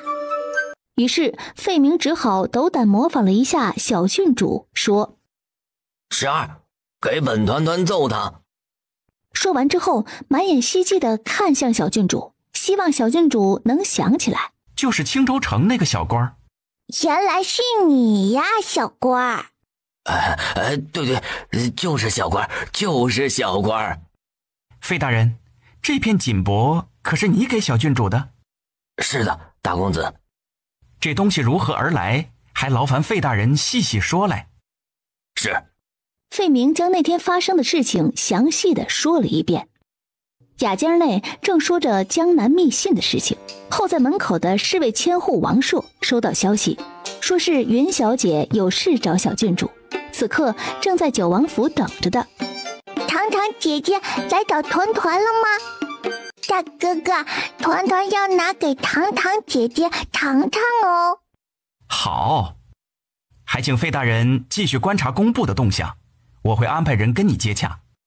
云小姐，小郡主和大公子出去了，应该一会儿才回来，你要不要先吃点东西啊？好，师傅让我跟你说一声谢谢，谢谢你照拂小郡主。若不是云霓裳提议让带上陈气的话，殴打引足签的事情还真没那么容易接过去。说到这个，云霓裳略微有些惭愧。那天他原本只是想拉陈气下水，想着小郡主若是被追究的话，兵部还能因为陈气的参与而帮小郡主说话。可谁料这把开大了，陈气直接挨了20大板。云小姐，云小姐。云霓裳回神看了看外面的天色，他该回去了。若是晚了，大夫人又该责罚他了。云小姐说陈小公子挨了板子，这个是给陈小公子的平安符，是想要问问小郡主能不能以小郡主的名义给陈小公子送去。是要把这个再给陈气是吧？是，小郡主说的对。于是刚回来的小团团又再次出门了。他不是刚回来吗？又上哪儿去流窜？别家的男娃都没有他流窜的勤。应该是去陈家看陈小公子去了。的确应该去看看，毕竟陈家的小儿子是替他挨的打。若是不去的话，容易暴露他没良心的本质。咱小郡主怎么能是没良心呢？人那是天真懵懂，不谙世事，可爱单纯，总之非常乖，和没良心完全没关系啊。也就是咱小郡主出门去了，不然我不信咱王爷敢说这话。就是。暗卫正在房顶上小声逼逼，突然一道谋刃朝着他们这边扫来。那个属下现在去熟悉一下最近需要接洽的人。给小郡主喂着的萝卜炖牛腩好像熟了，属下去看看。属下去个茅房。属下最近口舌生疮，这就去吃一颗闭嘴丸。只听嗖嗖嗖嗖的几道破空声，暗卫跑得比狗都快。明日给嫂嫂下人放一天假，暗卫司负责王府清扫，尤其是茅房。小郡主救命！小少爷，九王府的小郡主来看您来了。快，扶本公子去房间里休息，本公子疼得下不得床。小少爷，小郡主才刚到门口，还没进来，您演戏是不是有点早啊？早说呀！于是一个侧翻身从软椅上下来，然后将手里的鸟往旁边一扔，疾步回了房间。疼胖气呀！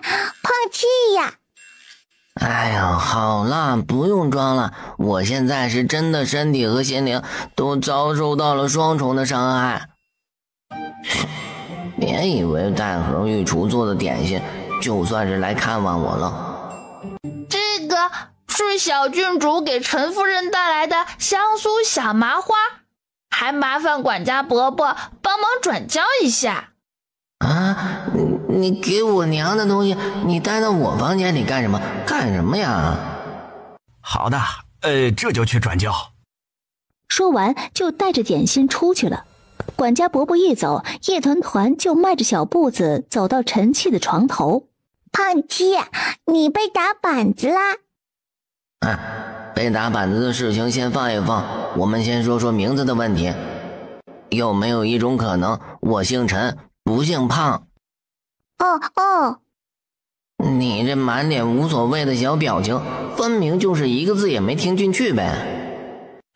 我还不是因为你挨的打。不是，这板子就白挨了。那不能啊，现在整个朝堂还有谁不知道本公子替你挨了打的？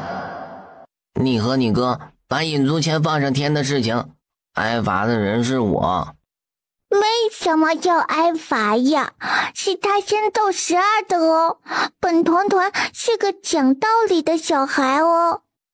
我要是被打了，你会给我报仇不？不会哦。小爷这顿板子果然是白挨的。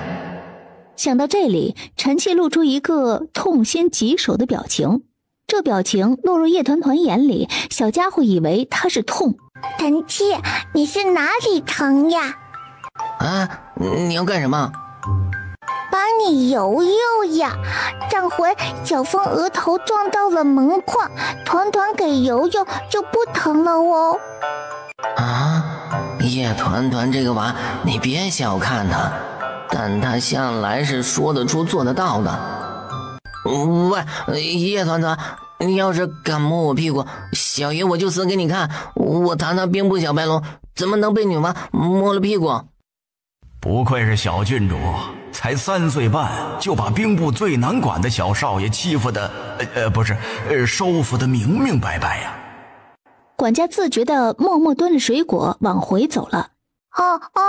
成绩不帅的事情只有团团可以做，别人不可以做哦。原来打板子就是打屁屁呀！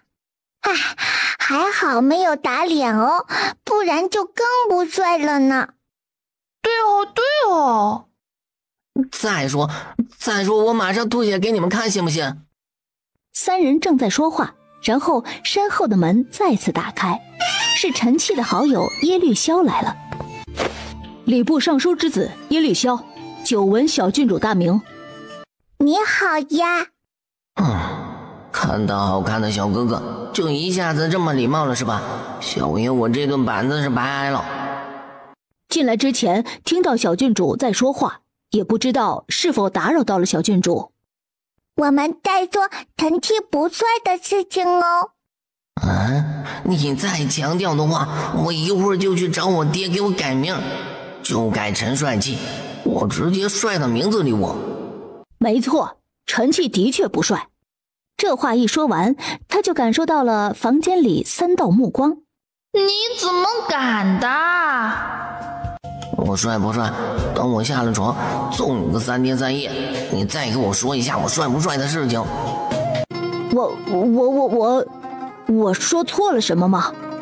成绩不帅的事情只有团团可以做，别人不可以做哦。团团不允许任何人说成绩不帅哦。没错哦。我错了，传言说他霸道喜怒无常，现在我信了。多切点酸酸甜甜水果足的果子，小姑娘吃了好。是夫人。小郡主还在陈气屋里？对，耶律家的公子也来了，孩子们这会儿在聊天。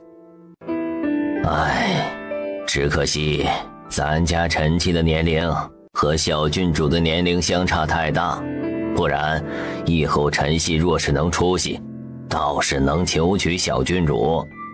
九王爷朝着窗外看了看，看到暗卫司的人正在卸货，于是问：他出去打劫水果铺子了？你这是没法拥有小团团这种女儿，所以希望人家给你当半个女儿是吧？夫人懂我。你就别做梦了，我觉得小团团这个小女娃日后定不是寻常女子。那夫人觉得小郡主日后会变成什么样子？我也不知道，但我就是觉得小郡主和所有的女子都不一样，甚至比我见过最有能耐的江南女子都还要有胆识些。说到江南，景素清突然记起父亲从平江送了信来。景素清的父亲为平江刺史，是平江城的官场一把手。陈鼎义吩咐了管家去取信。岳父大人的寿辰也快到了，我搜罗了一些药材和文房四宝做礼物，到时候我跟皇上告个假，陪你回娘家。管家取来的信，景素清打开来，读完之后，景素清微微拧眉。父亲说今岁的寿辰先不办了。怎么就不办了？父亲说平江以南的金阳城已经连续下了半个月的雨，河堤崩裂，父亲和总督大人正在调派资源。夫人啊，此信是何时送来的？昨日晚上便到了。怎么了？那么也就是说江南的情况明日便会送上朝廷。金阳城前年也发大水，今年应该也能和前年一样平安度过吧。九王爷朝着窗外看了看，看到暗卫司的人正在卸货，于是问：他出去打劫水果铺子了？是兵部的尚书夫人送的，小郡主还非常乖巧懂事地推辞了一下，最终拗不过陈夫人，这才拿了一点水果回来。是吗？院子里的暗卫都已经在用木板车往厨房推水果了，这叫一点儿，还推辞了一下。爹爹，你就不能少吃一顿吗？嘿嘿，这下终于可以坐在爹爹身上吃果果了。喵喵喵喵。马上就要吃晚膳了，你把这一点水果吃完，你还吃得下？团团已经吃过晚饭了哦，现在吃的是餐后水果哟。陈夫人留了小郡主吃晚饭。陈家今晚上的菜色比较多，其中虎皮大肘子最得小郡主的喜爱，所以小郡主和陈将军两人一起分吃了一份大肘子。怎么个吃法？陈将军一半，小郡主一半，很公平。九王爷伸手摸摸他好大儿子肚子，实心的。这都已经实心了，都还在吃水果。想到这里，九王爷干脆捏过他的小手手，带着往上一举，水果就顺利地进入了他的嘴里。叶团团就这么看着自己的小勺勺一上一下，果果就没了。好神奇呀！于是小家伙又插了一块果果，小手手一举，等他拿回来的时候，勺柄上果然没了果果。小家伙快速将勺柄举起来，又快速将勺柄收回来，这嗖嗖的就把他爹的头给拉了下来。爹爹，你是不是骗团团的果果吃呀？今晚上广新湖那边会有舞狮，很多人都会去看。爹爹，什么是舞狮呀？是舞狮。是舞狮。舞狮。舞狮。狮。狮。狮子的狮。狮子的狮。好，舞狮。爹爹，那我们什么时候去看呀？一会儿去。为什么不现在去呀？因为本王还没用膳呢。没关系哦，团团可以等爹爹哦。九王爷见他这么乖，心里在想，刚才教他说狮子的时候，本王是不是太没耐心了？娃都可以耐心的等他吃饭，那他为什么不能多教几遍？九王爷默默反思自己。拜拜，舞狮什么时候开始呀？现在就应该已经开始了。爹爹，你就不能少吃一顿吗？本王为刚才的反思而感到后悔。这是湖，不是家里的鱼池。团团想看看湖里的鱼长什么样子呢？和家里鱼池里的鱼一样，会摆来摆去吗？九王爷被他扭得烦了，手里金光一闪，随即一条成人小臂长度的大鱼就在水面上翻出了鱼肚白。哇，好大一条！快捞起来给烤上呢！你这个快要流水的模样，是真的只想看看吗？好耶！哇！大狮子！哇呀！又开始鬼喊鬼叫了是吧？咚咚锵，咚咚咚锵，咚咚咚咚咚锵。锣声达到最高点的时候，左侧的狮子突然将嘴里的绣球甩向高处。哇呀！哇，好耶！好。拜拜，他们的球球忘记拿走了呢。这个绣球代表着去灾祈福，武士队是把绣球献给小郡主了。哇，被送礼物的团团很开心哦。赏。是。九王爷有赏。本宫还在这里，他发什么施令？殿下所言极是，九王府的人就是没规矩。上回在除夕宫月宴上，九王府的那个小女娃还将羽毛插到我鼻子里。殿下，你可要给我做主啊！好，本宫给你做主。太子嘴上虽然这么说，但是目光却是放在左边的一艘载人小舟上。左边那艘大船是九王府的船只吗？大公子来了吗？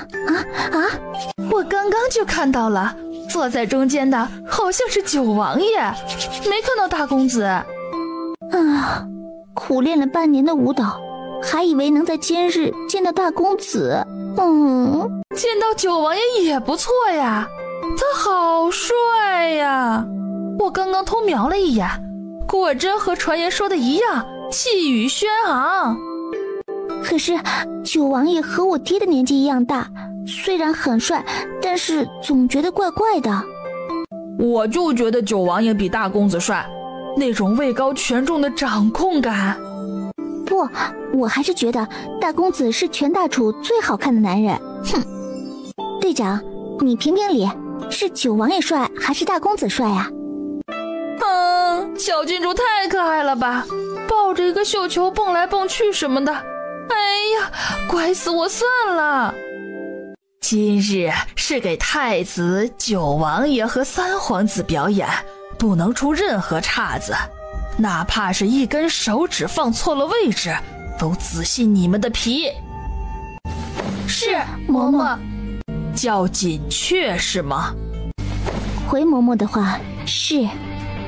动作可记熟了？回嬷嬷的话，锦雀记熟了，绝不会有半点出错。玉教嬷嬷赞赏的点点头。快跟上！出去之后走到中间划线的位置，跪下给3位皇室问安。原本叶团团是要趴在栏杆上看小姐姐们把身子弯来弯去的，可是还没趴好，就闻到一股清香的花生味道。不是俺不想交出来，主要是王爷说小郡主吃了半个肘子，晚膳已经严重超量，最好是啥也别吃了。所以俺是真的憋了很久，才憋住了要剥一把花生偷偷塞给小郡主的冲动。可是眼下已经被发现了，这种小投喂又不能投喂的痛，到底谁能懂啊？简直让人难受到掉秤。白哥，这个家不能没有你呀！白姬学着小风无耻的样子，将一盘花生端到王爷面前。王爷，姐姐，这个好吃的哦，捏可可，吃米米，吃到嘴里糯叽叽。叶团团拿出来一颗，乖巧懂事的就放到了自己嘴里。你就是这么推销的？叶团团吃着吃着，也不知道是察觉到了身后的一大坨怨气，还是觉得一个人吃着不香。总之，他将打开的花生房子里剩下的那一颗花生米举起来，塞到了他爹嘴里。爹爹，好吃吗？王爷怕是连什么味道都不知道吧？没吃出好吃不好吃来。爹爹是不是在说绕口令？我知道了，是吃的少了，对吧？于是小家伙发力，又拿了一个花生过来，剥开之后全部都放到他爹嘴里。这一回九王爷嚼了，不嚼不知道，一嚼味道竟然还不错。太少了，吃不出味道，本王觉得好像不太好吃。怎么会吃不出味道呢？爹爹的嘴这么笨的嘛？既然爹爹说不够，那就给爹爹的嘴里塞一把吧。于是小家伙认真努力地给他爹剥花生。九王府的这条船的注意力都在小郡主和小郡主的煮花生上，还真没人看歌舞。不过他们不看，不代表太子和三皇子不看。怎么会出岔子？这个锦雀真是该死。果真如尹足谦所说，太子喜欢这种软硬碰撞。怎么摔跤了？快送过来给本宫看看。上台前还专门问过有没有把动作记熟，结果现在竟然犯了这种低级错误，真是个贱皮子。若是怪罪下来，我就算是身受重罚，也要把他那身贱皮子给撕下来。嬷嬷，太子殿下命人将那位摔跤的官妓带上了船。他就算是被带去，等等，你说太子殿下把他带到船上？是。倒是我小瞧了他。我怎么觉得在哪儿见过？想女人想疯了。滚！会不会说话？那是太子看上的女人，我怎么可能看得上？你是不是在侮辱你胖哥？就在小峰嘴逼逼的时候，突然脑子里出现了一个画面，画面是上次小郡主带着他们去咱尹家开的乐坊的时候。是他？白哥，这女子不是宫里的，是尹足谦养的石女子，也是那天去给尹足谦通风报信的女子。尹足谦现在已经是个废人了，没想到他敢只身去东宫，算是有几分胆识。只可惜，选错了主啊！投靠太子的确是投错了主，可是若是投靠九王爷的话，那不更错得厉害？咱王爷又不喜欢这种花花蝴蝶，要不把这女人杀了吧，省了那么多事儿。听听，这就是死直男的发言。小峰怕是一辈子讨不到媳妇儿吧？白市长，之前公布的费大人在面见小郡主的时候说了他拿到锦帛的事情。那天晚上尹足谦身边还有个女人，那女人叫锦雀，不知是不是就是船上这位？金小金，作画。是。尹足谦若是连件死事都不避着这个女人，那就说明他知道不少东西，不能杀。哎呀，真是好乖呀！谁不想身上多个小挂件啊？王爷果然是全世界第一幸运的男人。于是九王爷就收获了一大堆羡慕的眼神。小郡主小胳膊小腿要是给撕坏了，那整个安维斯都得去自杀了。当然属下也去，以后要是有任务，那就劳烦王爷少只吩咐我们了。哼，不四仰八叉就不能睡是吧？某直男王爷十分不信邪，重新把小脚脚给塞进去，夜团团本儿，王爷塞，夜团团本儿，王爷塞，夜团团继续本儿，如此这般循环了足足3分钟。如果我现在去多拿一床被子，会不会被王爷揍啊？因为我感觉王爷和睡着的小公主杠起来了。兄弟们，呼吸都放轻一点，王爷现在一点就着。叶团团，不是，王爷，小郡主睡着了，听不在白姬震惊的眼神中，就看到那只白白嫩嫩的小脚脚竟然自己缩回了被窝里。所以说我们小郡主即便是睡着了，被喊全名也会头皮一紧的吗？千言万语一个字，王爷牛逼。那是4个字。江南那边的事情安排的如何了？已经全部落实下去了。从江南回来的飞马最快明日天不亮便能抵达王府。去请户部季大人过府，就说本王有要事相商。大人，您就进去等吧，风大雨大的，您小心着身子呀。大人，小的知道您心系百姓，可若是您病倒了……话没说完，一名护城信号兵急奔到门口。金阳城如何了？大人，晋阳城的百姓九死一生，离津南堤最近的6个村庄全数淹没，村庄以北的县城遭受了泄洪的第一波冲击，2600口人无一逃出。此时水势还在蔓延，总督大人调兵。急报！禀大人，3刻钟前总督大人没了。大人，大批难民已经朝着平江城而来，城门令询问该如何做。传本官令，禁闭城门，违令者斩。若是发现难民试图进城，格杀勿论。来人呐，传本官令，开仓放粮。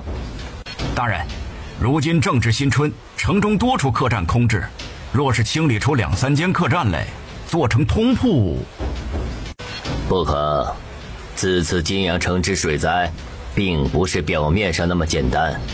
百姓有怨，若是贸贸然放进城，逼民为道是小；若是烧杀抢掠了平江城的百姓，那金阳城便没了最后一道保护。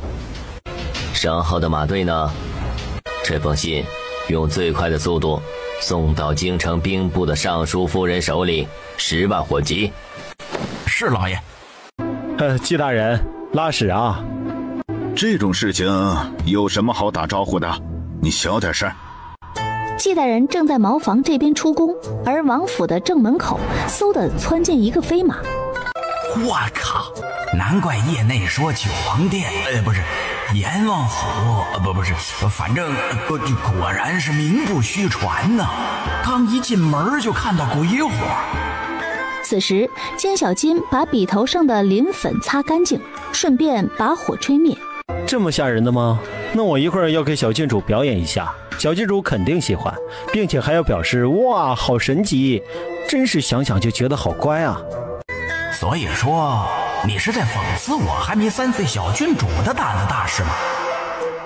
我靠，这不是江湖上失传已久的狂风千杀诀吗？不是，你们阎王府就连扫地的都这么变态的吗？江湖绝学用来扫地，哎呦，好吓人，好吓人！娘，我要回家。这位大哥，可是他才说了4个字，就被这位大哥单手提了起来，拎进了书房。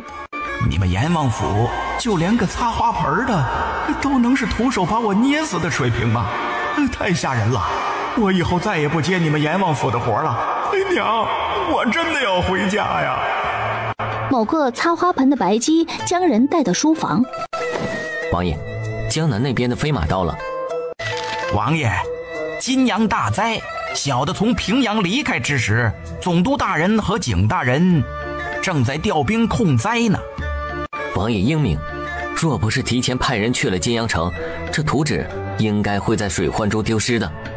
去，放到糖糕盒子里，一会儿天亮了就把叶团的这小东西送进宫去，顺便让他给他皇爷爷带一盒糖糕。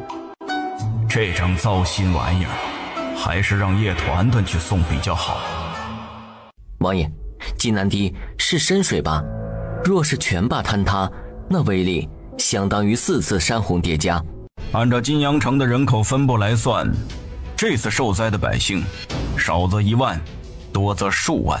属下安排去平江城救援的人手恐怕不够，可要现在通知总督大人协调。不必，直接告知平江城的景大人就行。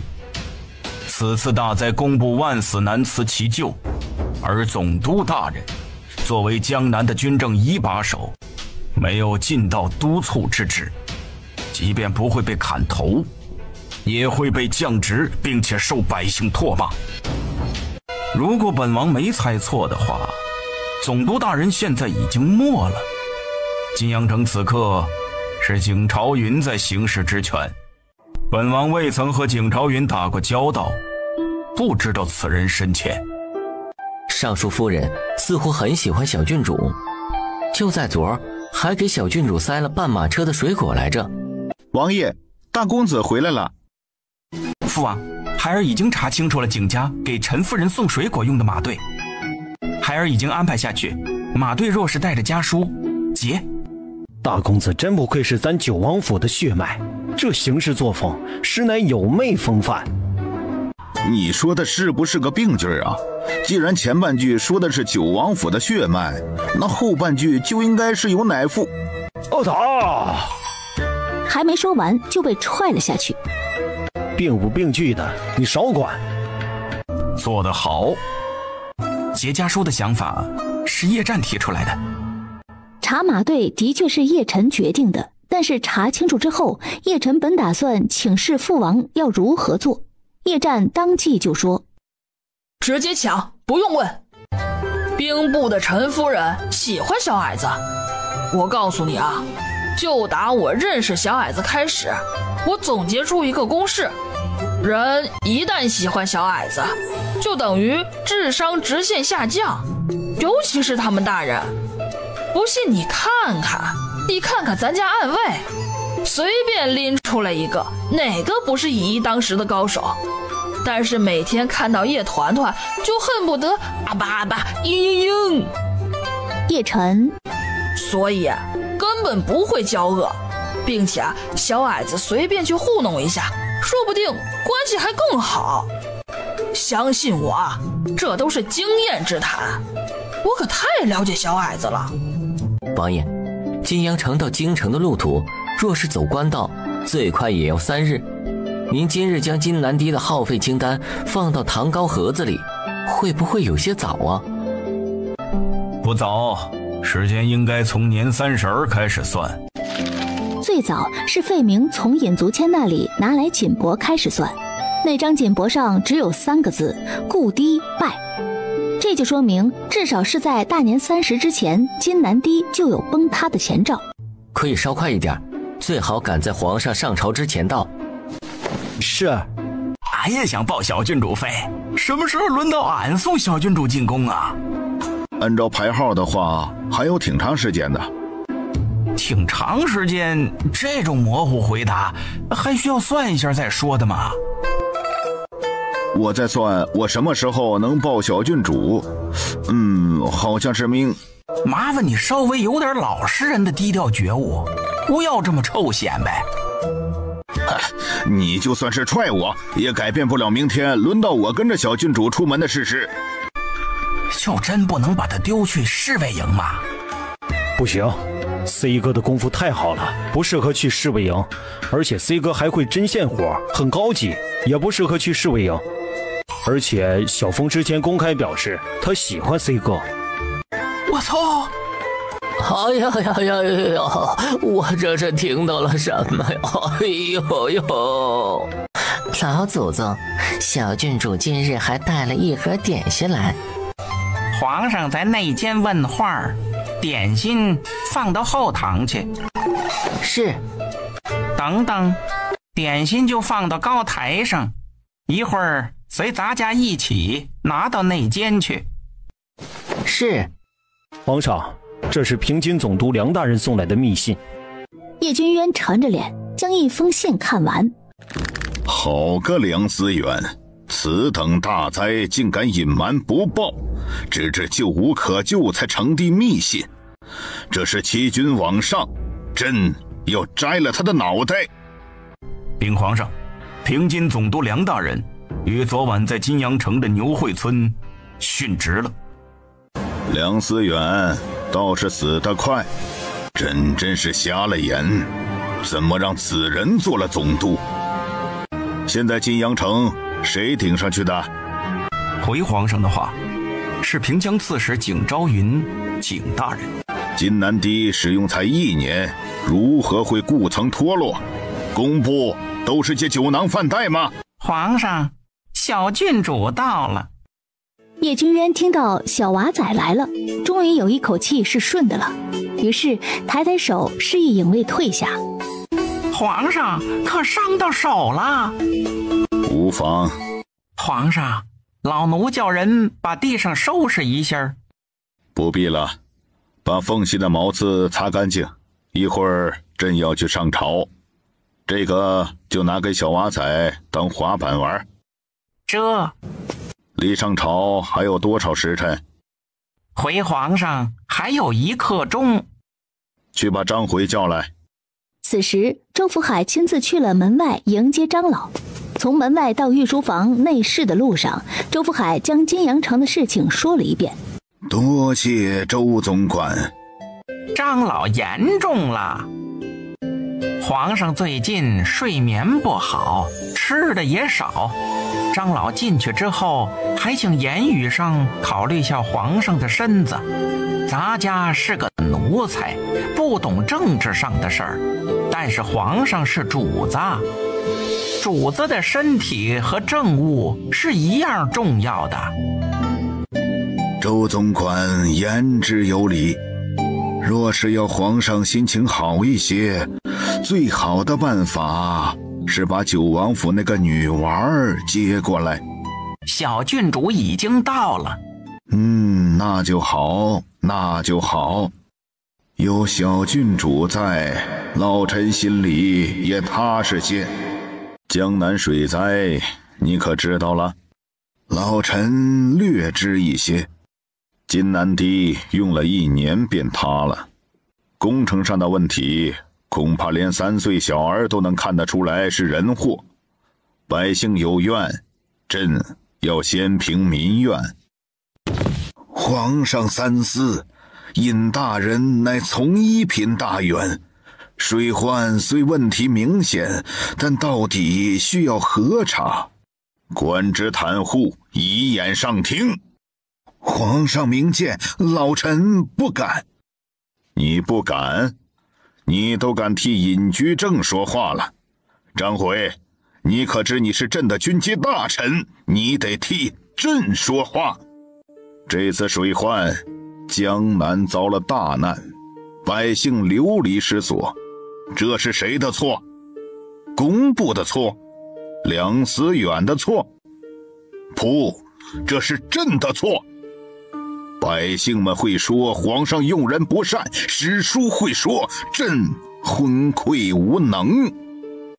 皇上息怒，是老臣思虑不周，可是老臣听说前几日小郡主把尹大人的儿子放上了天，现在想来真是十分有远见。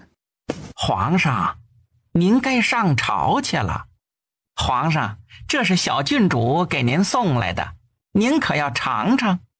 周福海将盒子打开，正要拿糕点，可是一伸手就卡住了，因为他看到里面整整齐齐的小白糕旁边放着一张纸，看纸张的样式似乎是工部出来的东西。老臣告退。老九是要造反吗？消息比朕还快，简直岂有此理！朕还在想要怎么走工部的流程，这老九倒好，直接把金南堤的耗费图送来了。看看，这是耗费图吗？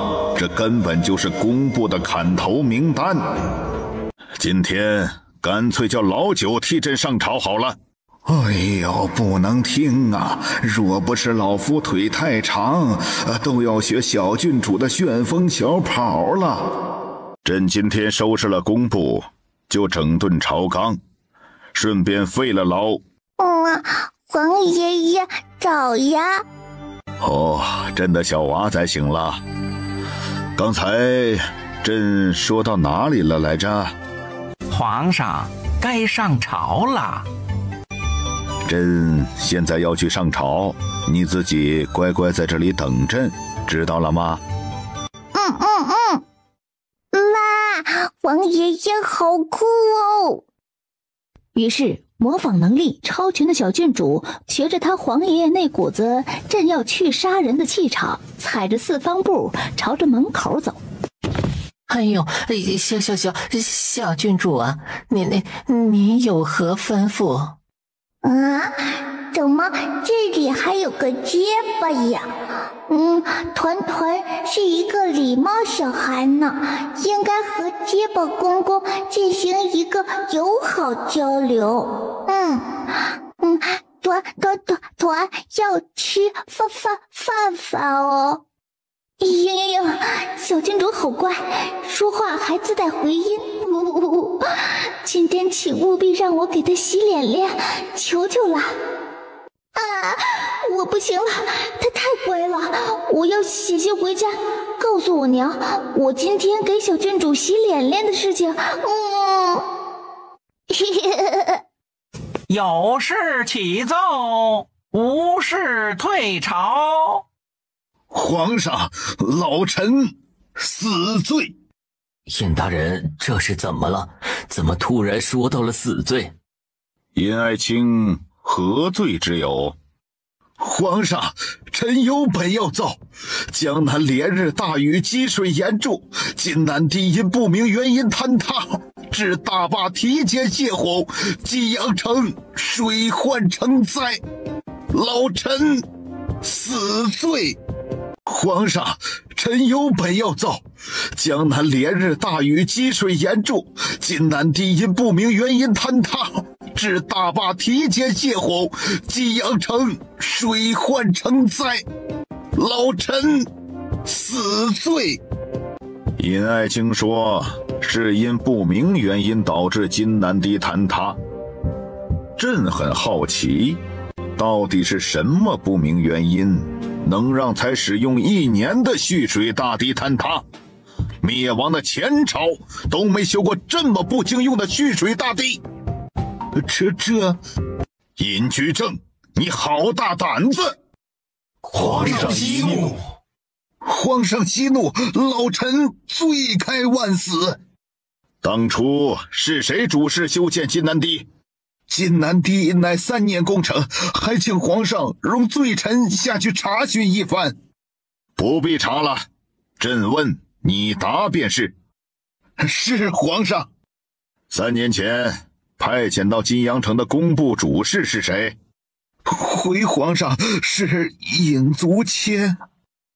斩！叶君渊继续问了几个职务，尹居正每回答一次，后面跟着的都是斩。尹尚书可有异议啊？诸位可有异议？回皇上，罪臣领旨，谢恩。皇上英明。对于救灾，众爱卿可有建议？父皇，儿臣愿往。名单都是你给朕的，还要装出这一副毫不知情的模样。若不是朕顾及小娃仔，朕定要废了你这个装模作样的逆子。皇上，老臣认为太子殿下作为储君，赶往江南救灾，合情合理。臣附议。团团起宝宝了！哇，小刺真棒，已经会滑滑板喽！仔仔，咱们有新的主线任务了。哎，这是谁的声音呀？不是吧，不是吧，我就是去做了个资料，我家小宿主直接不认识我了。哎呀，我是不是全世界最没存在感的失败筒子啊？都怪主系统，没事让交什么资料嘛？我一个女地图，又不是公务图。哼，呸！鸡鸡呀，你这段时间去哪里了？团团还以为你洗掉了呢。谢谢哦。言归正传，仔仔，咱们有新任务了哦。是什么呀？任务就3个字，去江南，任务完成有50积分。鸡鸡呀，为什么这次去江南会有这么多积分呀？还能是因为什么呀？当然是主系统智商下降，填错了积分。没关系的，仔仔，咱们就当白捡啦。嘿嘿，原来鸡鸡的主系统是个笨蛋哦。对，不仅是个笨蛋，还多事儿，非要让我们填什么药物销售总汇表，还说要做什么销售红黑榜，真是没事找事儿。不过这个不重要，重要的是现在有了新的主线任务了。仔仔，这个任务还有补充条件哦，是要求3日之内抵达江南。王爷爷，你回来了呀！团团在等你哦。就在前日，朕还在朝堂上说要老九把小娃仔送到宫里来，朕要亲自教育。今日这些个臣子又开始私下议论，说什么若不是小蟒袍提前要了尹足谦的大半条命，尹尚书今日在朝堂之上怕是会有灭顶之灾之类的。哼，真是善变呐！王爷爷，你回来了呀！团团在等你哦。就在前日，朕还在朝堂上说要老九把小娃仔送到宫里来，朕要亲自教育。今日这些个臣子又开始私下议论，说什么若不是小蟒袍提前要了尹足谦的大半条命，尹尚书今日在朝堂之上，怕是会有灭顶之灾之类的。哼，真是善变呐！这帮臣子算计功名利禄的时候，个个都削尖脑袋往里钻，可到了为百姓做实事的时候，就欺上瞒下，畏首畏尾。黄爷爷说的好深奥，团团听不懂呢。黄爷爷，莫生气，莫生气，气出病来无人替。别人生气，黄爷爷不气。黄爷爷天下最英俊，最英俊。哈哈哈，真乖。想要什么奖励，朕来安排。团团想去江南玩，黄爷爷会给安排的吧？团团最喜欢黄爷爷了。再等几个月，等到金阳城重建好了，朕亲自带你去江南。仔仔，怎么办呀？回家送我的要涨到10万了。七七啊，是从5变成10吗？不是变成10，是变成10万，是一个比10大很多很多很多很多的数字。为什么要涨那么多呀？从5变成10，真的不是在打劫团团吗？还想让我涨到10万？我家的小做主，你给他涨到10，估计都不行。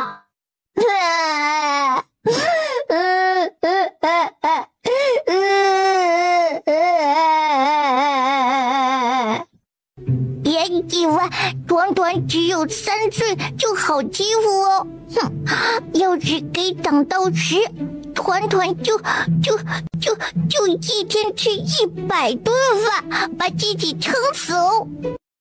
别以为团团只有3岁就好欺负哦！哼，要是给涨到10，团团就一天吃100顿饭，把自己撑死哦！哼，我超狠的。不是我要涨价，是主系统这个笨蛋暗示我要涨价。哎呀，不对，现在是明示了，还把我的按钮给我换了。哎呦，主系统，主系统是谁呀？就是我们这里最大最厉害的头。黄爷爷，你是不是最大最厉害的人呀？好个小娃仔，为了能去江南玩，已经开始给朕戴高帽了吗？不过朕的确是啊，没错。明白了，那就用对付黄爷爷的方法对付主系统就可以了，是不是？七七啊，你会哇哇哇哇哭吗？会的话，我们可以把价格打下来哦。什么是哇哇哇哇哭？七七啊，从现在开始，团团说一句，你就学一句哦。好。好难过。主系统心里根本没有机器。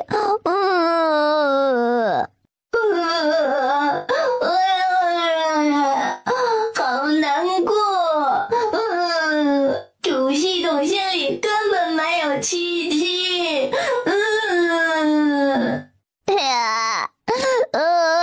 七七就是个捡来的筒子吧。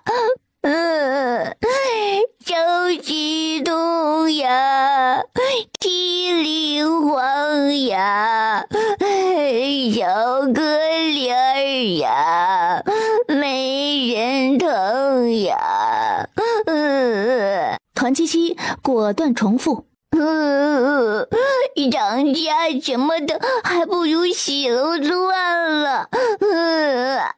主系统把七七丢了吧。团七七重复，并且重复2遍。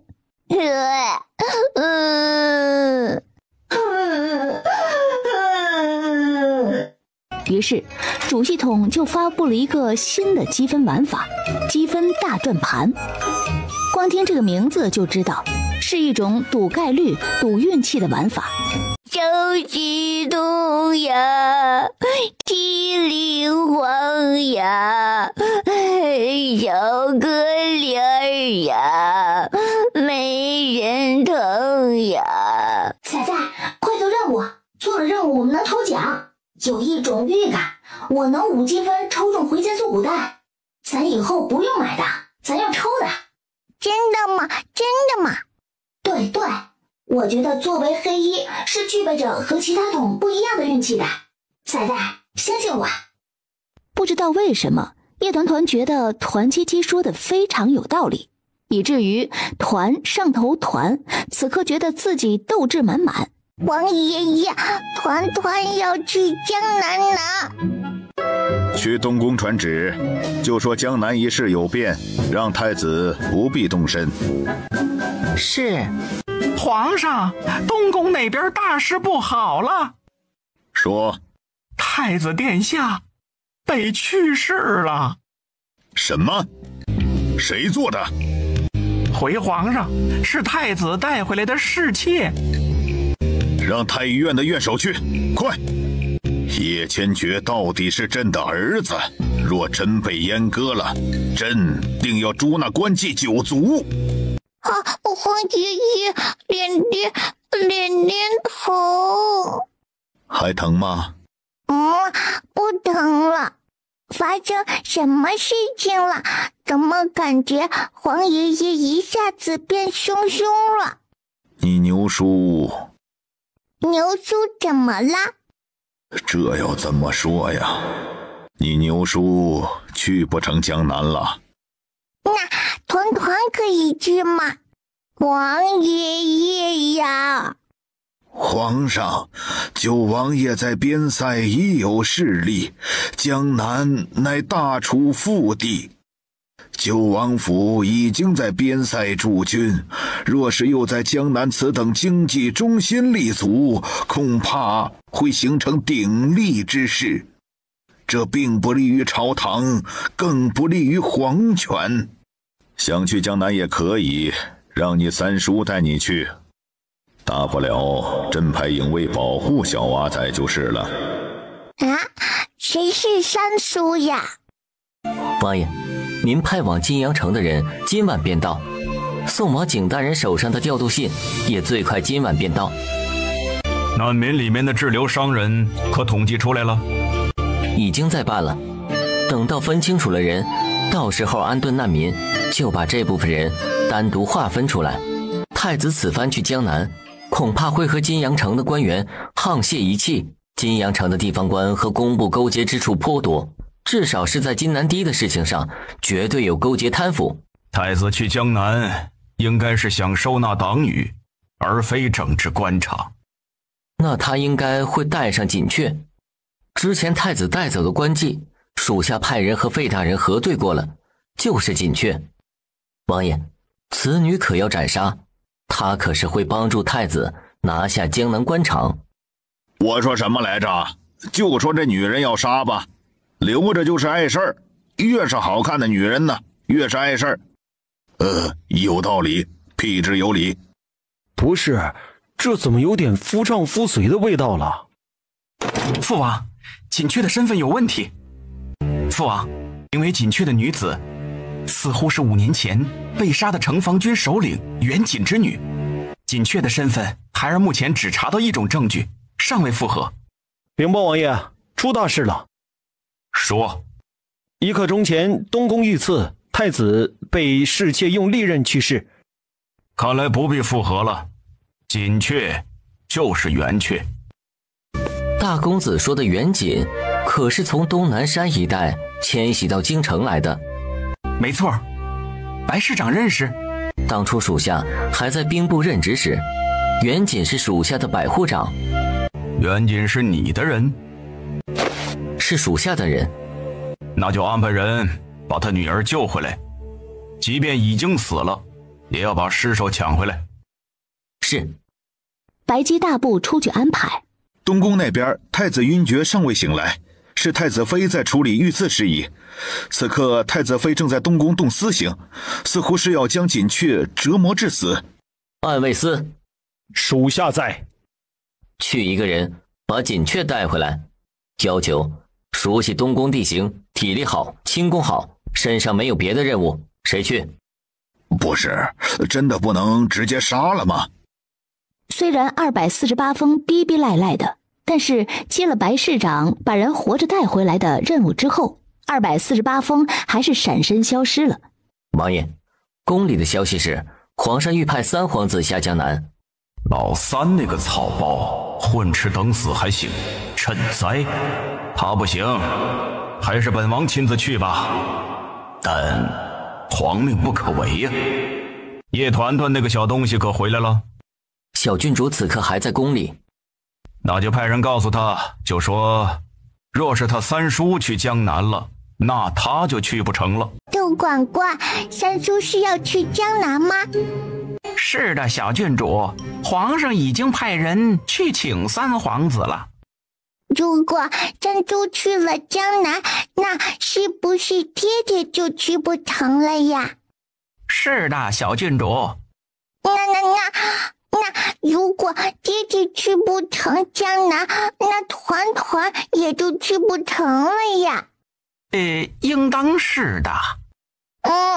为什么不能让爹爹去呢？因为皇命难违呀。小郡主，皇上一旦做了决定，就不容易更改。皇爷爷不容易改，那能改三叔吗？小郡主，这是何意呀？团团，可不可以把三叔的腿打断呢？这样三叔就去不成江南了哦。爹爹就可以带团团去江南了哦。何人在此？老奴给三皇子问安了。周总管多礼。三叔，你好呀。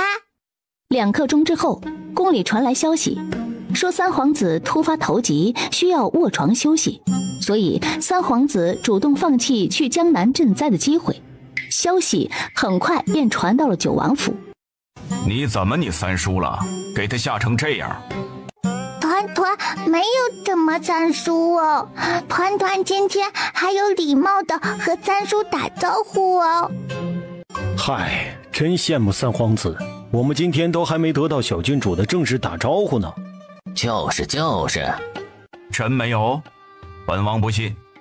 团团今天和皇爷爷在御书房，然后1刻钟过去了，他都还在说皇上头上的鸡毛丑不拉几的问题。说你见到你三叔的时候，你怎么你三叔了？给他吓成这样。团团才刚问完能不能把三叔的腿打断，然后就看到了三叔哦。你就说咱们郡主牛不牛吧？原来是威胁。不是威胁哦，团团是认真的哦。小郡主真诚实，真不愧是全世界最可爱的小乖乖啊。九王爷正惊异于小女儿的土匪行为，然后宣旨的公公就来了。儿臣接旨。白姬拿了一包碎银子，打算送宣旨公公出去，可是公公并不走。公公可还有什么事情？皇上还有口谕给小郡主。是什么呀？初7是上书房开学的日子，你父王此去江南，几天定回不来，所以朕决定你就不要跟着去了，留在京城念书。那怎么行？我们家仔仔是要去江南做任务的。那公公见小郡主答应了，于是躬身告退。可是刚走到门口，就被多塞了一包银子。白市长，您刚才已经给过赏钱了。无妨，还请公公多担待。谁把裤衩子放进来了？是不是想干架呀？真以为老实人没脾气是不是？而且这裤衩子都已经破了5个洞了，能不能直接扔了？还补什么补啊？你们能不能讲点卫生？这都是洗过的，不是脏的，可能就是收衣服的时候给混到了破衣服里，而且这尺寸一看就是小峰的。哎呀，小峰最近不是嚷嚷着要减肥吗？他为了增加运动量，还一个人接2个人任务，所以说他这个月的月钱也是拿双倍啊。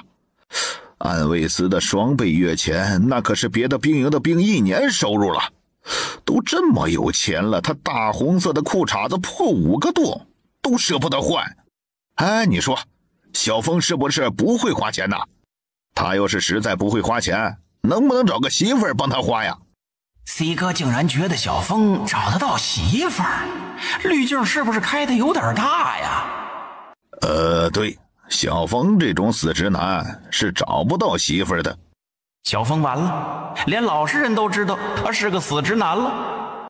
阿爹，女儿替你报仇了，纵使是死，纵使是受尽万般折磨，女儿也甘之如饴。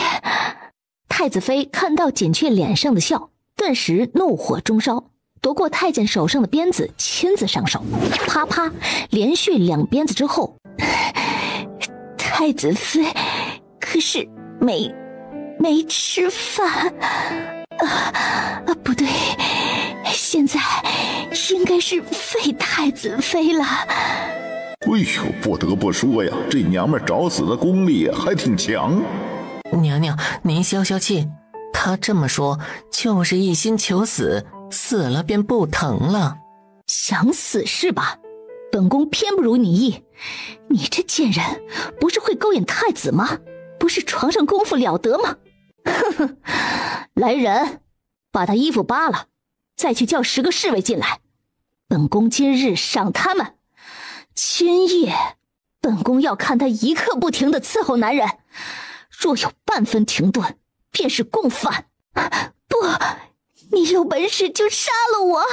小峰动作很快，并且丝毫不恋战，砍断简雀身上的锁链之后，学着二爷扛小郡主的动作，将简雀当成一条抹布，朝着肩膀上一甩。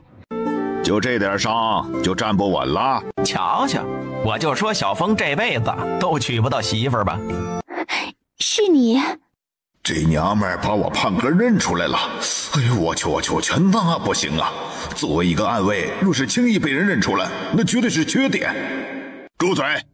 哎，他是真的没药医了。没药医的小峰将简雀扛回了九王府的后院。简雀多谢王爷大救之恩，对于引足签和江南官场的联系，简雀定知无不言，言无不尽。哼，好个聪慧的女子，知道自己的价值在哪儿。不过王爷救人从来不是为了利益。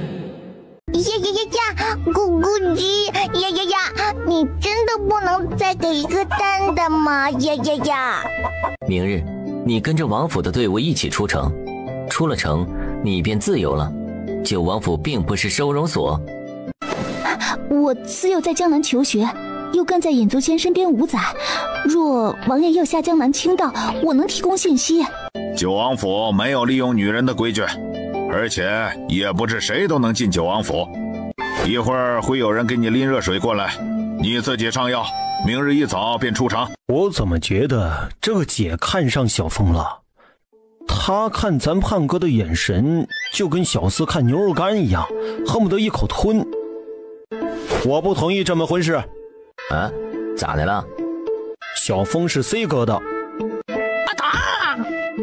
金小金就被踹了下去，堪称老实人翻身的历史性一脚。呀，咕咕鸡，呀，你真的不能再给一个蛋的吗？呀！我靠，小四爷速度又变快了，还好我刚才没眨眼，不然看都看不清四爷是怎么闪过去的。他天天吃素菜也能进步，那胖哥我是不是要调整下饮食结构啊？得了吧，小四进步快，又不是因为吃素，那是因为什么？是因为小四爷是咱小郡主的亲弟弟，血脉优势，懂了吗？那我也是小郡主的亲暗卫。暗卫倒是暗卫，至于轻不轻的，你200多斤，你轻个屁呀！房顶上正在踹人，后院里咱家乖乖小郡主正蹲在被堵住的咕咕鸡面前。咕咕鸡，团团明天早上想吃牛肉面卧蛋，可是家里没有蛋的了，你能不能再下一个蛋蛋？就一个，团团保证只要一个，大不了明天早上团团和张可可一人吃半个。团团保证只要一个，大不了明天早上团团和张可可一人吃半个。咕咕鸡，你在说什么呀？团团听不懂呀。呀，张可可怎么突然长这么高了？啊，不对，是个新女孩子哦。你是谁呀？怎么在团团家里？为什么还穿着小风的衣服呀？我操，小郡主竟然认识小风的衣服，怎么小郡主就单单认识小风的？哎呀，不行，我们算了。袖子那边有一个大洞洞，那是小四咬的哦。民女叫锦雀，今日是在王府借宿一宿。民女的衣服被撕坏了，所以暂时穿着小风的衣袍。原来她叫小风。我们女孩子要穿花花裙子才好看哦，你要穿吗？团团给你一条。十二呀，12，一团团的花花裙子可以给她穿吗？小郡主的裙子太小了，她穿不上。那张可可的呢？张可可比小郡主瘦，更加穿不上。12是不是捡蛋把脑壳捡出问题来了？怎么能这么说话呀？哎，你那张嘴要是实在不会用，能不能直接捐了？原来都穿不上呀，那怎么办呀？那团团的窗帘可以给她做裙子穿吗？窗帘可以吗？民女会针线活，若是窗帘的话，民女自己能改成裙子穿。那太好了，那就把团团的窗帘给她吧。锦雀跪在地上，一个头深深磕到底。次日清晨，天不亮，京城就出现了2支队伍，一队是押送瘫痪的尹足谦去法场砍头的，还有一队便是九王府前往江南赈灾的。当九王府的大号马车离开九王府之后，宫里派来接小郡主进宫的阮教也到了。仇大人，这咱家要如何交差呀？哎呦，所以说这天下就没有白拿2倍的赏银。赤大如车盖的小魔头，果然就不可能是个听话的小孩。来人，把信给兵部送去，就说是小郡主帮忙取到了信。是。爹爹，你刚刚是不是把团团的小夹子给拿走了？你皇爷爷不是叫你留在京城念书吗？那爹爹要早去早回哦，团团还要回来念书呢。你这倒打一耙的功力是不是又精进了？马车已经换大了2号了，怎么还能卡住？穿得厚，穿得厚。这不就说明马车是虚大，看起来大，实际空间小，反正和我们小郡主圆不圆的没关系。这回是真的，小郡主今天早上只吃了半个鸡蛋，根本没吃多少。爹爹，你知道什么是外交理论吗？出息了，头知道问这么有深度的问题了。这个饼饼就做的外交理论哦。要不你还是留在京城念书吧。当叶团团把小脑袋靠近窗户，想看看是什么东西这么臭臭的时候，九王爷一把将人薅住。爹爹，你不是咕咕鸡，团团也不是咕咕蛋，你不能老想着孵团团啊。你才在孵蛋，外面没什么好看的。那臭臭的味道是什么呀？是水灾的味道。为什么水会变成臭臭的味道呀？因为水里多了性命。什么性命呀？他们为什么会在水里呢？就是把性命丢在了水里。那捡起来不就好了吗？哈，这种久违了的脑壳疼的感觉。您说丢了性命什么的，小郡主根本就不可能听得懂啊！王爷，你要说死翘翘，您说死翘翘，小郡主就……九王爷一个眼风丢过去，虽然什么都没说，但是整个眼神都表达了对碟子的抗拒。属下去给小郡主泡点玫瑰茶，去去味儿，去去味儿。拥有一个笨蛋爹爹，真的好让团烦恼哦。为什么他们会死翘翘呀？你问问题就问问题，不要拿本王的袖子堵鼻孔啊！这次下江南就是为了查这件事儿。团团也是来查事情的哦。哼，本王一个字都不信。查什么事情啊？爹爹呀！乖乖，爹爹爹爹！九王爷脑瓜子被吵得嗡嗡响，没办法，只能帮他把纸张拿正。谁给你画的？是大哥哥画的哦。叶晨作为九王府唯一一个能和妹妹通过纸笔交流的人，这幅江南美食地图可以说画得十分通俗易懂。这里是卖卷饼的，这里是卖炒栗子的，这里是卖水果冰冰的。就一堆乱七八糟的波浪线，上面加几个半圆不圆的块块，他是怎么看出来那是水果冰的？这里是卖胖子的，这里是江南第一楼。那为什么画个胖子？是说去这里就会吃胖吗？拥有一个笨蛋爹爹，真的好让团烦恼哦。说话。这个胖胖的人是家里的江南御厨哦。哼，竟然还真的讲得通。到了再看。刚刚的图图是大哥哥给的，现在的钱钱是二哥哥给的哦。你二哥就只给了银票，没说别的？说了哦，二哥哥说不可以花别的小哥哥的钱，要花只能花二哥哥的。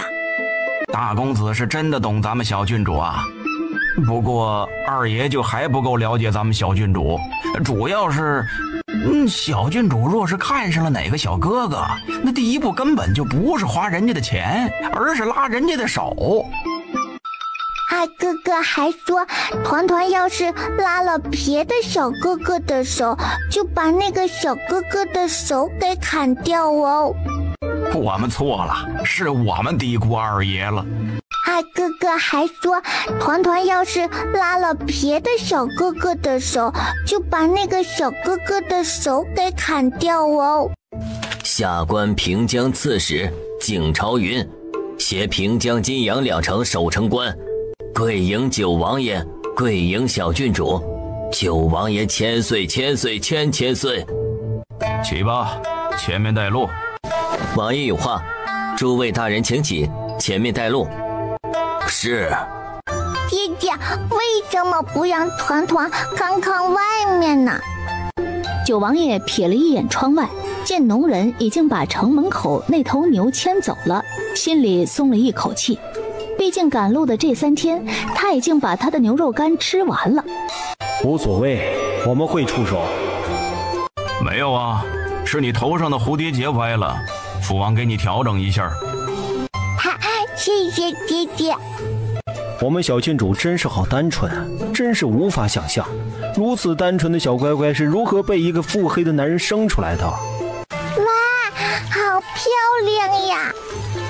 哎呀，这不是九王府的小郡主吗？小郡主开恩，救救我们！九王爷开恩，救救我们！大胆，王爷面前岂容喧哗，还不跪下！无妨。你是何人？草民王兵，金阳山关县人。晋阳发大水，家中房屋垮塌，田地被淹。草民前日带着小儿逃难到平江城，本以为来了平江城便能有一条活路，可谁知……王爷，今日是灾情的第9日，城内的官粮在第3日时就已经用尽了，不是不肯煮粥，实在是没有了。唉，哥哥，你快过来看呀！小郡主，属下在。咕咕蛋呀，这些是街上的大叔大婶给的，让我带去破庙给其他小孩一起吃。破庙？为什么要带去破庙呀？这些是街上的大叔大婶给的，让我带去破庙给其他小孩一起吃。破庙？为什么要带去破庙呀？小团团不懂。他们的家被大水给冲没了，然后就出来逃难，没地方住，也吃不饱饭饭，就被安顿在破庙了。吃不饱饭饭嘛，团团在认识爹爹之前也吃不饱饭饭的。那给你。小男孩一看是一串又大又圆的糖葫芦，看到糖葫芦，王小兵就记起来。大年30的白天，那时候还没发大水，他娘带着他去舅舅家串门，路过集市的时候，他嚷嚷着要吃糖葫芦。娘担心他吃了糖葫芦就吃不下饭了，于是跟他说等到晚上从舅舅家回来就带他去买。晚上天色已经黑了，娘找了一辆牛车拉王小兵去集市买糖葫芦。可就在这个时候，突然一阵轰隆作响，快往上爬，快爬，别回头，爬到最高的地方去，快！等到爬到最后一棵粗枝丫的地方，王小兵想问问娘，他爬得快不快？可是，一回头就再也没看到过娘。王小兵今年8岁，虽然很多事情都不懂，但是他知道，娘被大水冲走了，再也回不来了。他就这么挂在树上哭了1天1夜。后来爹从镇上做工回来，拉了村子里的几个男丁组成搜救队，这才把他从树上救下来。如果我不吃糖葫芦，不走这条路来买，娘是不是就不会死？傻孩子，整个金阳城几乎都被淹了，还好你和你娘出来买糖葫芦，路过了这棵大树，否则爹就真的没了妻也没了儿。所以当王小兵看到小姑娘给他的糖葫芦的时候，小男子汉突然就是一阵爆哭。小男孩真是一种奇怪的生物，为什么动不动就要呜哇的无能狂哭啊？小儿冒失冲撞了郡主，小人该死，小人该死。起来吧，出去施粥。多谢王爷，多谢大人。你不要哭了，拿去吧。小郡主哪里是你能看的？爹，我想娘了。王兵叹一口气，没再说什么了。到了城外，王兵把粥放下，就带着儿子去破庙。有鸡蛋了！王小兵带鸡蛋回来了。为什么只有半个呀？半个根本吃不饱，明明昨天都还能分到1个呀。昨天我们还能有一个鸡蛋，今天就变成了半个，而且粥也变成了水。那明日呢？明日是不是就没有吃的了？怎么可能没吃的？你们看，这是什么？这是小郡主给我的。谁是小郡主啊？小郡主是一个仙女。你骗人！世上哪有仙女啊？是真的，我亲眼看见她在袖子里掏啊掏，就唰的一下变出来一根糖葫芦。哇！那小郡主可以变鸡蛋吗？容我想想，要怎么变？有粮食来了，是不是小郡主变出来的？小郡主肯定是个福泽四海的人，不然为什么一提她就真的有用？有救了，有救了，我们有救了！太好了，有粮食了！那旗帜是九王府的，是我们的战神九王爷来救我们了，我们有救了！苍天有眼，苍天有眼呐！九王爷千岁，千岁，千岁！明夫妇是明夫妇呀！明叔叔呀！九王爷咳嗽两声，示意两人适可而止。达达，你喉咙卡鸡毛了？这世界上真有人敢这么跟九王爷说话的吗？明寨主，你能不能注意点？哎呦呦！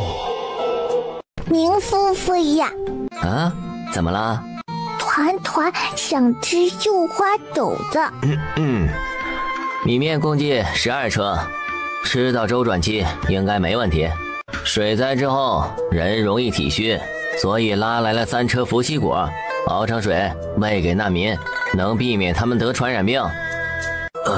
这伏羲果那不是南蛮国特有的东西吗？而且因为产量极少，所以他们并不对外出口。的确是南蛮送来的。这下官记得去年的时候南蛮还差点打进来，怎么今年还会主动送国宝果子来了？实在是费解。刀架脖子上也就送了。感情是打过去抢的。九阎王果然是九阎王啊！王爷，眼下平江城的难民共有16057人，按照今日送来的粮食计算，大约能吃够4日。4日之后，其他城池送来的救济粮应该也到了。王爷所言极是，但金阳城如今大半农田都被水淹没了，这时间一长，哎呀，终于又抱到我们家小乖乖了。太娃工具人罢了。明寨主到底要抱多久？他是不是越界了？送小郡主回客栈什么的，明明是我们的任务。明夫妇呀！怎么了？团团想吃绣花斗子，就是12以前讲的绣花大娘和牡丹库塔故事里面的绣花斗子。晚上就去吃。团团想吃绣花斗子，就是12以前讲的绣花大娘和牡丹库塔故事里面的绣花斗子。晚上就去吃。不对呀，我们小乖乖还在青鸾城的时候就说过想吃绣花肘子来着，怎么这都快过完年了还没吃到？你爹怎么这么没用？你想吃个绣花肘子都要等到现在。他一个再字还没说完，就听到一道轻微但刁钻的破空声起。这过完年才买的新衣服，不是，叶九，你这人怎么就回了趟老家，性格变得越来越烂了？以前至少还能说2句才动手，怎么今日才说了1句，你就直接动手了？切，果然是年纪越大，性格越烂。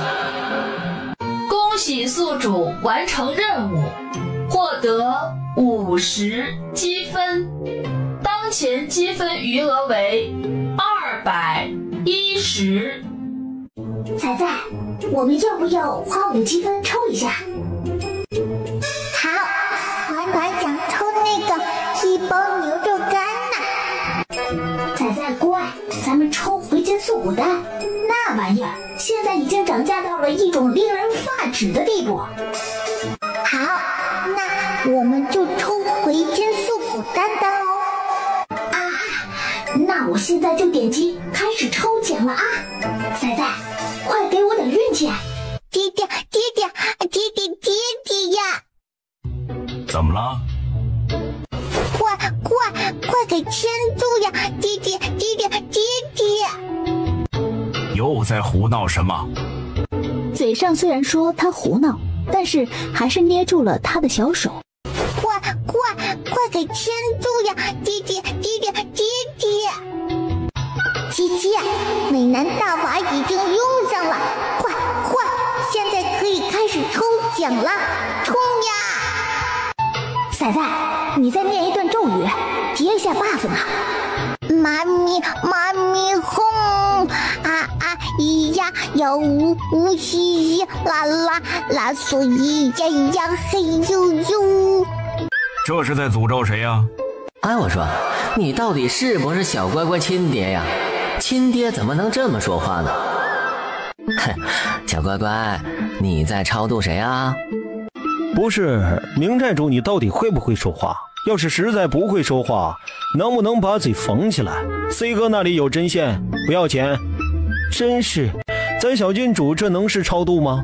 能是诅咒吗？这明明是仙女的可爱小仙咒，小仙咒。这就是吃奶的劲儿吗？哇，中了！我真不愧是黑榜第1，我可真黑！哇，七最黑！啊！我要跳草裙舞！呀！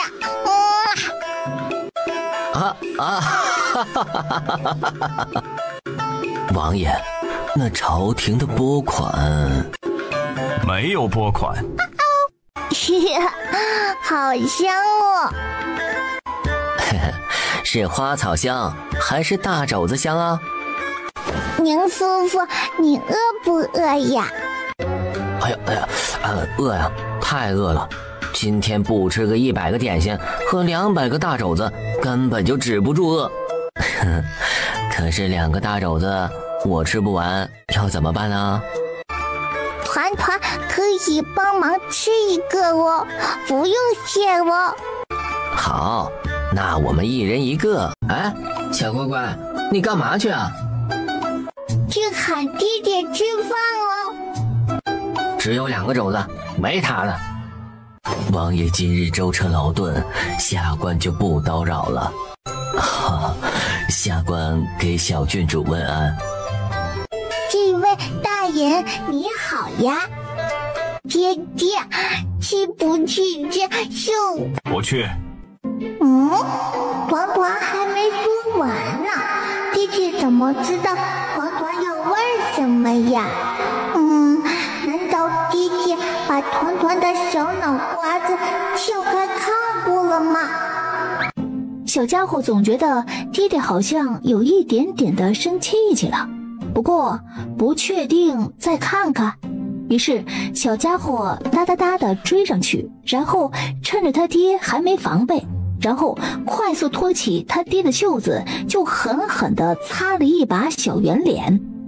擦完之后，还非常自觉地把2只小手手抬起来，就准备着一会儿咻的一声，然后他睁开眼睛之后看到的就应该是白白了。爹爹是真的生气了，都不和团玩丢丢小游戏了。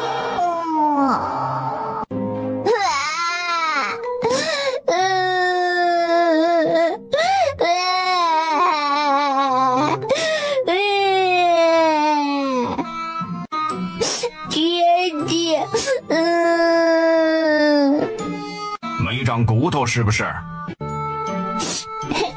就没长。哼，呀，飞起来了呢！弟弟，短短还想玩。呀，飞起来了呢！弟弟，短短还想玩。啊！本王今天必须亲手了结了明秋这个狗贼。不是，刚刚那个就是个误会。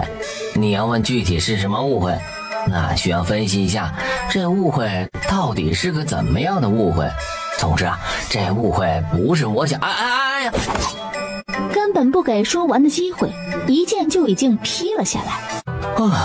好险，还好我没换衣服，不然今天就损失了2件衣服了。王爷，京城来了急报。得劲儿。你好啊，小米袋。团团是一个会说话的小米袋哦。小乖乖，绣花肘子比较远，咱们要不要先在这儿吃点点心，等到晚上大家都休息了，明叔叔带你飞去肘子店里加餐。1颗、2颗、3颗、4颗、5颗。哇，这里是5颗星推荐耶，5颗星星就代表很好吃哦。那我们进去吧。啊，你怎么还有专门看美食的地图啊？这地图上还能看评分？哎呀，这谁教的数数啊？怎么数得这么好啊？是黄爷爷教的哦。不愧是当皇帝的人，竟然能教会小乖乖数数，了不起，牛逼！啊，1楼怎么连灯都不开呢？好黑。2位客官可是来饮茶的？啊，你一个点心铺子，你问我是不是来饮茶的？2位是从外地来的吧？实不相瞒，咱这平江城外边啊都是难民，我们店里的食材大多都捐出去了，没法做点心。店铺开着也只是免费供应点解渴的茶水。哎呀，对，怎么把这事儿给忘了？那绣花大肘子呢？客官是问卖绣花肘子的那肘时代吧？那肘时代呀，位于金阳城和平江城交界处，又正好在洼地。小的听咱业内人士说啊，大水冲垮了楼，掌柜的不知去向，也不知道这以后有没有绣花大肘子喽。咋了？被孩子他娘抛弃了？老王，你媳妇今天也不在家？那可不是嘛，外面那么多灾民，城里也不安全，我就让我媳妇儿带着孩子回娘家住几天，等到灾情过去了再把他们接回来。我家那娘们儿自己报名去给灾民煮粥去了，根本不管家里边有没有人做饭，也不管我死活。你们不是平江本地人吗？咱平江的老爷们儿谁不会做饭呢？都会。怎么媳妇儿不在家就只能出来觅食了？你会你跟着我们去吃面做什么？那是你吃够了自己做的菜，想换个口味吗？而且我听说那家面馆的娘子个顶个的漂亮。你们本地人不是高雅的很吗？怎么还冲着人家小娘子漂亮就要去吃面了？不觉得有辱斯文吗？我那是欣赏美，又没啥别的心思。再者说了，我隔壁邻居说了，那家店的大肉面好吃到出门看到狗屎都觉得是香的。咦，什么大肉面这么好吃啊？咦，什么大肉面这么好吃啊？嗨，平江城这地方简直就是厨子的决赛圈啊！那什么大肉面呢，本地人都说好吃，那8成错不了。于是一大一小默默跟了上去。好香哦！牛肉面。啊，所以说你黄爷爷只教你数数了是吧？哎，那是午门面。还挑呢，没把面念成团已经是很大的进步了，好吧？知足吧，明寨主。小乖乖，那是午门面，意思是吃完了这家店的面，哪怕是去午门斩首也觉得值了。牛肉面。哎，是午门面。牛肉面。哎呦，我是教不会你了，是不是因为我不是皇帝啊？哎，行，牛肉面就牛肉面吧。二位客官，吃点什么？牛肉面。我的个乖团团，在大处杀牛是犯法的，就没人会点牛肉面。打算和点单娘子说一下，孩子太小乱点的。可是他还没说，那点单娘子竟然真的在纸上写了牛肉面，甚至还贴心的备注了客人年纪小，面煮软一点。哎，这他喵的是什么违法乱纪的黑店呢？这位客官，您吃点儿。跟他一样，再给我加一份卤牛肉和小青菜。好的，二位客官稍等。团团不吃青菜哦。那不是青菜，那是包肉用的皮。明夫妇，你是不是把团团当成小笨蛋骗骗？哎呀，我的小乖乖，怎么回趟京城还变聪明了？不行。二位客官，由于菜色原因，劳烦二位楼上请。给你实习时间，说清楚你是谁，接近他是何目的。若说不明白，死。六娘说，这碗面是煮给小郡主的，就是把尹足谦放上天那个小郡主。我也不知道，不过能正大光明点牛肉的，应该就是那位小郡主吧，不然一会儿问问掌柜的。掌柜的，姐妹们，我们等的人来了。面太细了，重新煮。要煮那种快刀削出来的宽面，郡主应该爱吃有嚼劲的东西。兄弟们，这家店不对劲儿啊，里面全是女人，切肉的和烧火的还会功夫。江南这地方，女人做生意的多，也有不少武行，甚至还有全是女子的江湖门派，没啥大不了的。我看了一眼跑堂的娘子和后厨的娘子，其中几个我总觉得眼熟。你啥时候敢看女人了？我认真的，而且其中一个很像是锦雀，就小峰救回来的那个女人。我就算是看错了女人，我还能看错咱小郡主的窗帘吗？这家店是今日才开张的，名声也是今日早晨打出去的，而且取名叫午门面，有问题。掌柜的的确是锦雀，而且店里还专门准备了牛肉和卤蛋，似乎是瞅准了小郡主的喜好。来两个兄弟回去汇报王爷。铜雀这娘们儿，咱把她救回来放走，她还敢故意接近小郡主，要不一刀砍了吧，省事儿。给你实习时间，说清楚你是谁，接近她是何目的。若说不明白，死。明寨主牛掰，直接杀了事儿。所以你现在知道明寨主为什么26高龄还单身了吧？我怎么觉得你在点我呀？民女锦雀望投入小郡主帐下。这家午门面的厨工、跑堂、掌柜、后杂其实都是识女子，有些是从京城跟着锦雀逃来江南的，有些是原本就被安插在江南的，都是受尹足谦迫害的女子。团团听懂了，是有坏人欺负你们，对不对？求小郡主替民女做主。说着就卷起袖子来。明秋原本碍于男女有别，还打算不看的，可是听到小团团的抽泣声，明秋赶紧转过头来。这一看，他一个大男人都觉得触目惊心。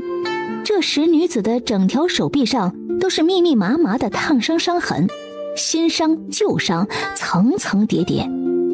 民女是平津总督的内侍婢女，也是工部安插在津南的识女子。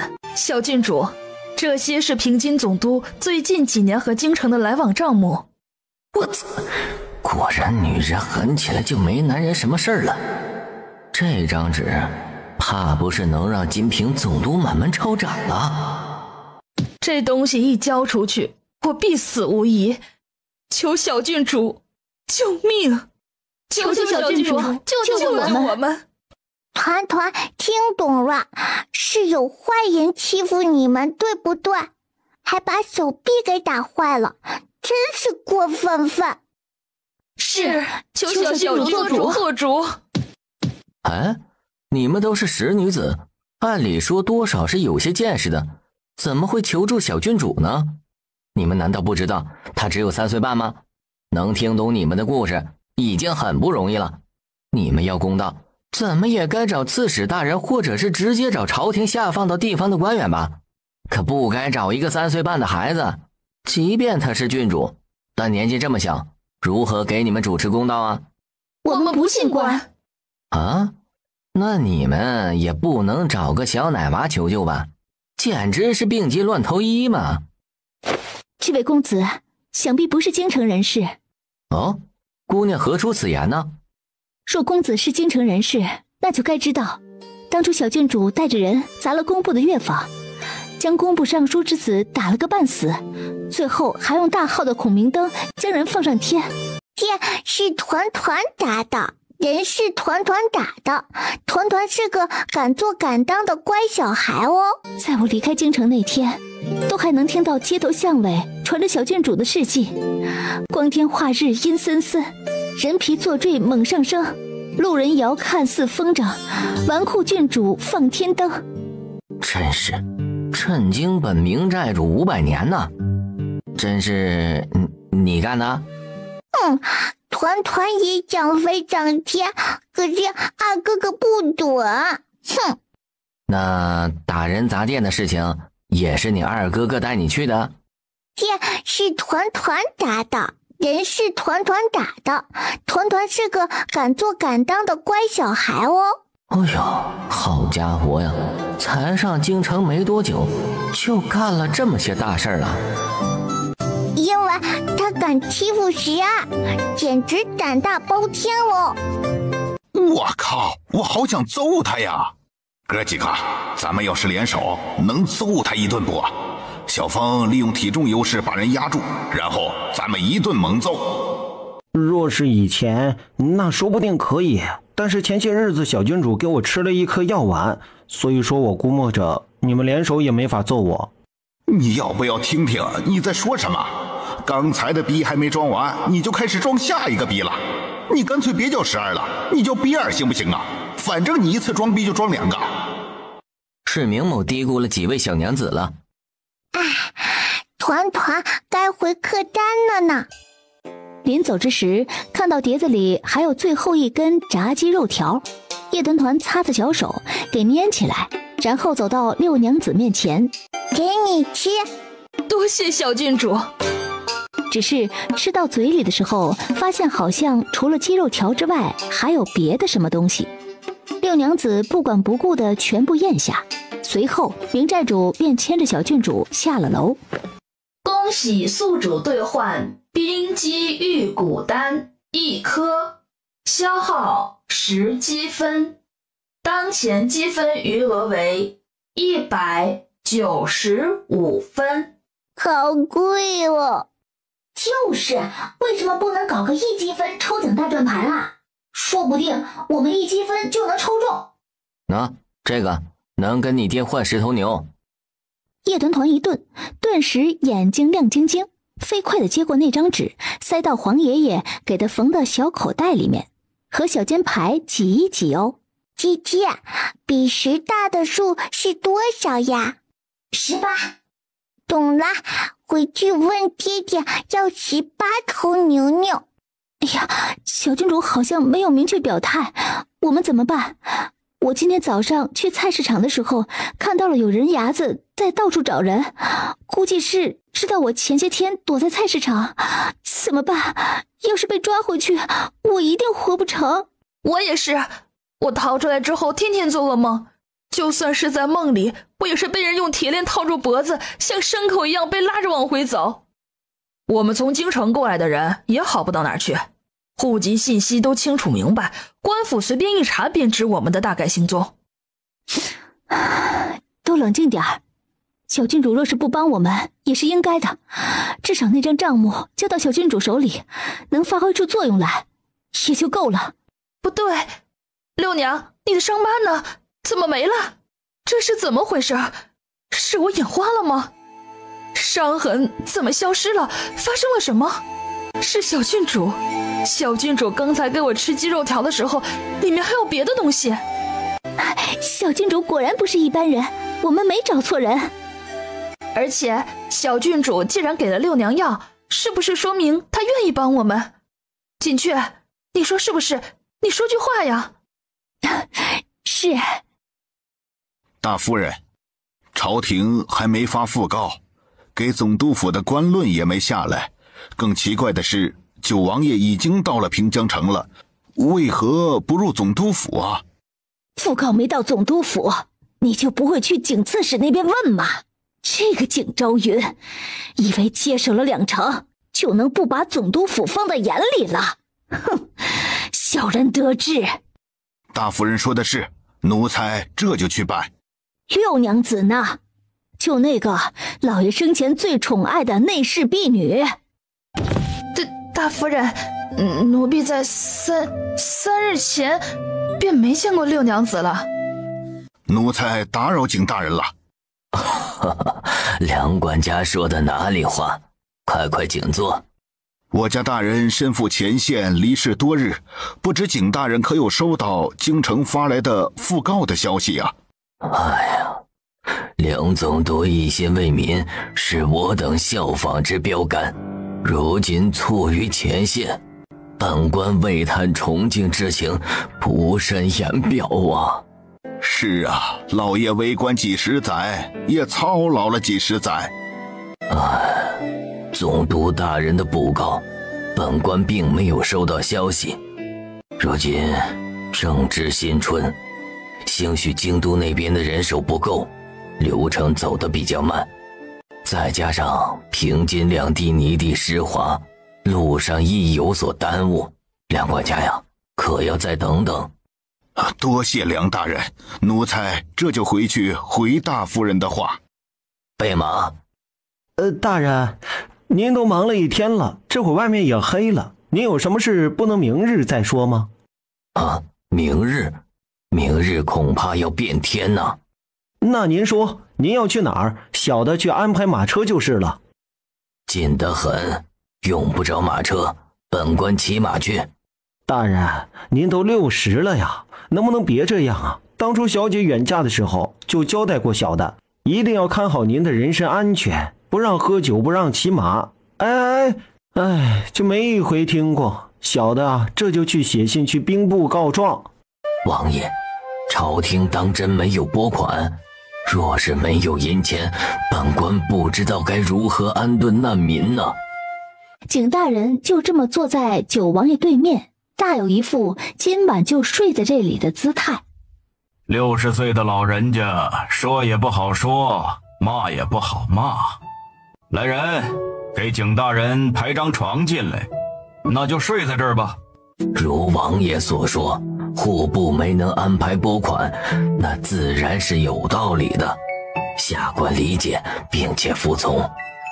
然平津两地需要拨款事宜，下官依然上报。既然没有直接批款，那势必该有其他办法才是。只见一道小飓风从楼下哒哒哒的倒腾上来，二话不说，直接冲到他爹面前，垫着小脚脚，把手一举，咚哒，就给他爹桌上放了一包卤牛肉。哎呦，没看到，不知道，对不起。小郡主，可吃饱饱了？那小郡主要不要去洗脸睡觉觉？王爷还有正事没说完。团团也有正事要和爹爹说啊。什么正事啊？这个换80头牛牛，不讲价哦。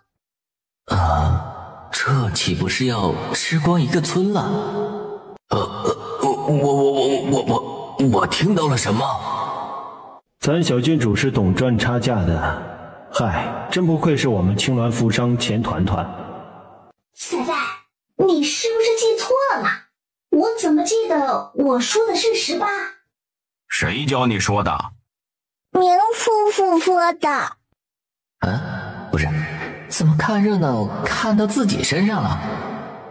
这天不怕地不怕的奶娃子还会后退？这天不怕地不怕的奶娃子还会后退？这里面是什么？这里面是好多好多数字，团团看了会头晕晕哦，所以要退一点点哦。听听小东西这文盲发言还头晕，你怎么不说你数字过敏啊？不过数字。九王爷长指滑动，快速将纸张打开，扫了一眼之后，神色没有任何变化，但是手已经控制不住的去抽屉里拿本子。你要问什么本子？那必然是从户部带过来的3年前的金南堤工程批款簿。将本子上的数据和手上的数据一对比，别说，你还真别说，叶团团这小玩意儿出门一趟还真能解决拨款问题。过来，干得不错。爹爹，如果不给80牛牛的话，就要把这个还给团团哦。你不是说你看数字头晕吗？你把它要回去做什么呀？团团可以闭着眼睛搜起来哦。这自欺欺人的行为到底是跟谁学的呀？跟大公子学的呗。大公子明言，本公子心善，见不得人挨打。你们把他拉到屋里去揍。咱小郡主不是本来就这样？怎么又打人呢？下官年纪大了，这么晚喝茶，恐睡不着。无妨，景大人今晚不喝茶也应该睡不着，毕竟水灾拨款有着落了，并且是要多少有多少。您之前不是说朝廷没有批款吗？怎么突然又有了？都在这里。景昭云沉眉想了想，小郡主刚才说里面是数字，王爷又拿了户部的册子出来核对，再加上已故总督大人的讣告迟迟不下，景昭云觉得他好像懂了。小本生意，概不还价哦。你这个纸对父王没什么用，父王是来救济灾的，管不了1-2年后的灾后重建，所以你这笔交易应该和景大人做，知道了吗？明白了，就是不讹爹爹，讹旁边这个有点帅的老年人，是不是？我可聪明了呢。小郡主，80是不是有点多了？能商量吗？小本生意，概不还价哦。80是很多的，小郡主一个人也吃不完，要不然少点儿。咋的？我们不是人？喂，还有我今天受惊了好几次，怎么也要给我分一头补补。80条牛牛很多吗？小郡主牛的量词是头，不是条，应该是一头牛，而不是一条牛。不对，不是一条牛，是80条牛牛哦。牛的量词是头，牛这个字前面应该是头而不是条，所以应该是80头。80头条条。小郡主跟下官一起说一头牛。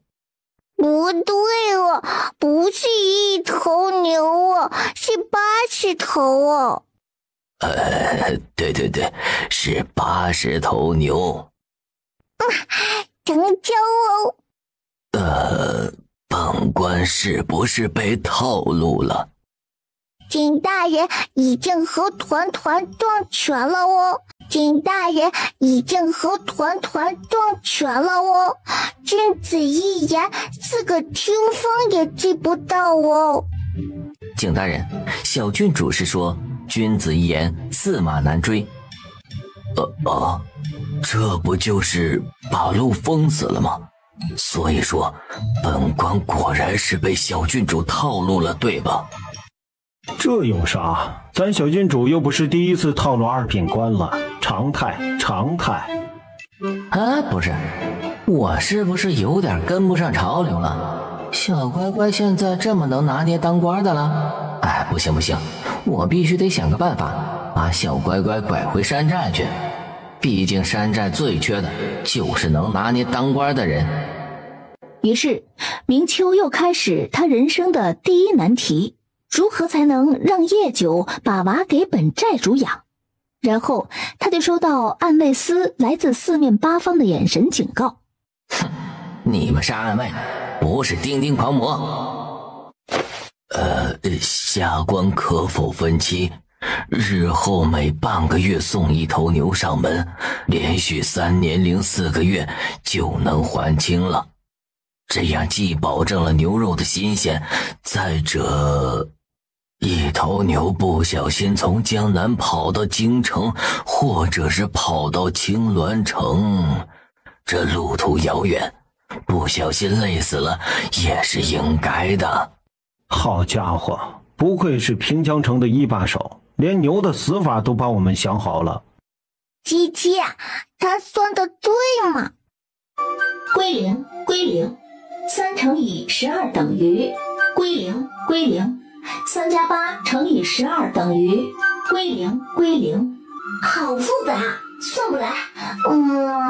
不仅算不来，还突然很想吃龟苓膏。龟苓是什么呀？那下官给小郡主送4年的牛，每年24头，成交吗？鸡鸡，这个我会。归零，4乘以24等于96。仔，成交。那好吧。小郡主除了会讹人之外，笑起来真是好乖呀。送走了景大人，白姬、明秋和九王爷仔细研究起了叶团团带回来的那张纸。而叶团团呢？小四，鱼，好多条鱼。是好多头鱼。哇，小四，好多头鱼呀。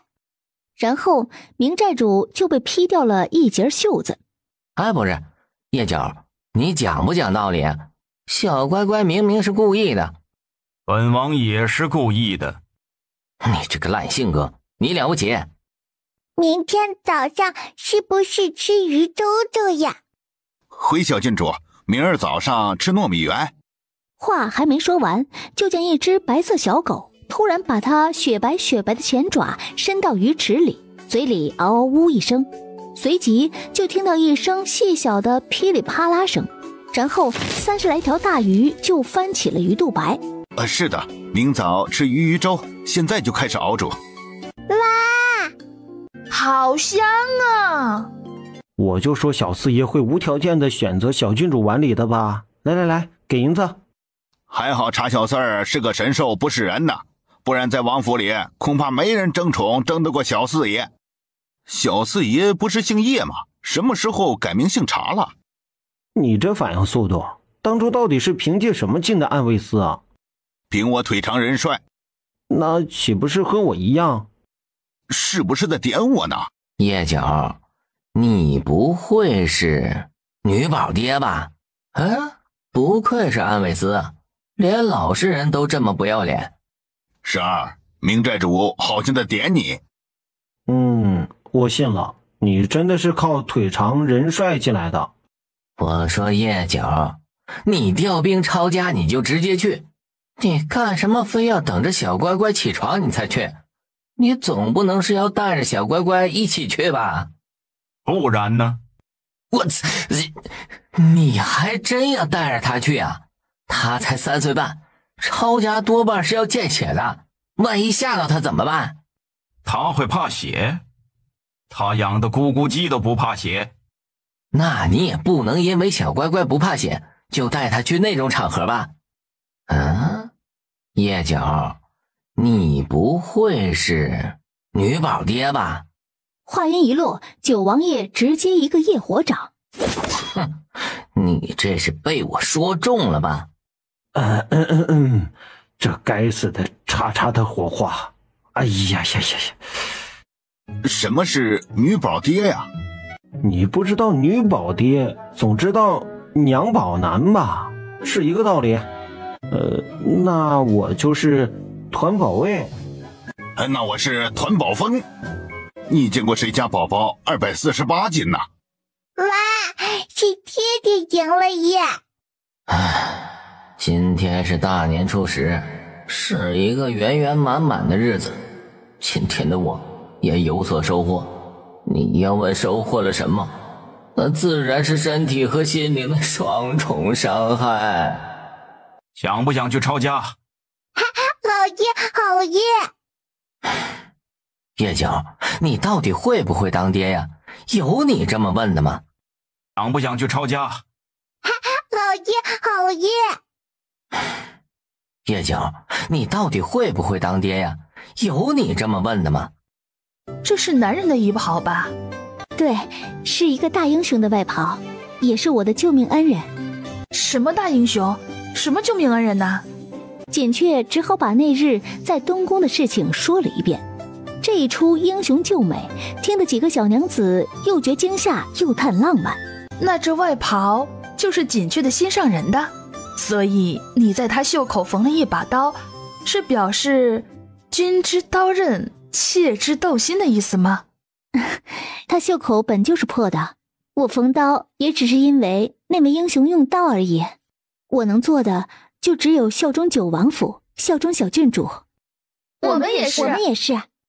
掌柜的，出来！发生什么事情了？不好了，是大夫人来了，她肯定知道我在这里。怎么办？锦雀，我要是被抓回去，肯定会被活活打死的。怎么办？别害怕，你就在楼上别下来，我安排人去后面墙搭梯子，等半刻钟，你就从后墙的窗户爬下去，然后朝着小郡主下榻的客栈跑，知道了吗？好，我知道了。光天化日的，你们怎敢抢劫？救命啊！放肆！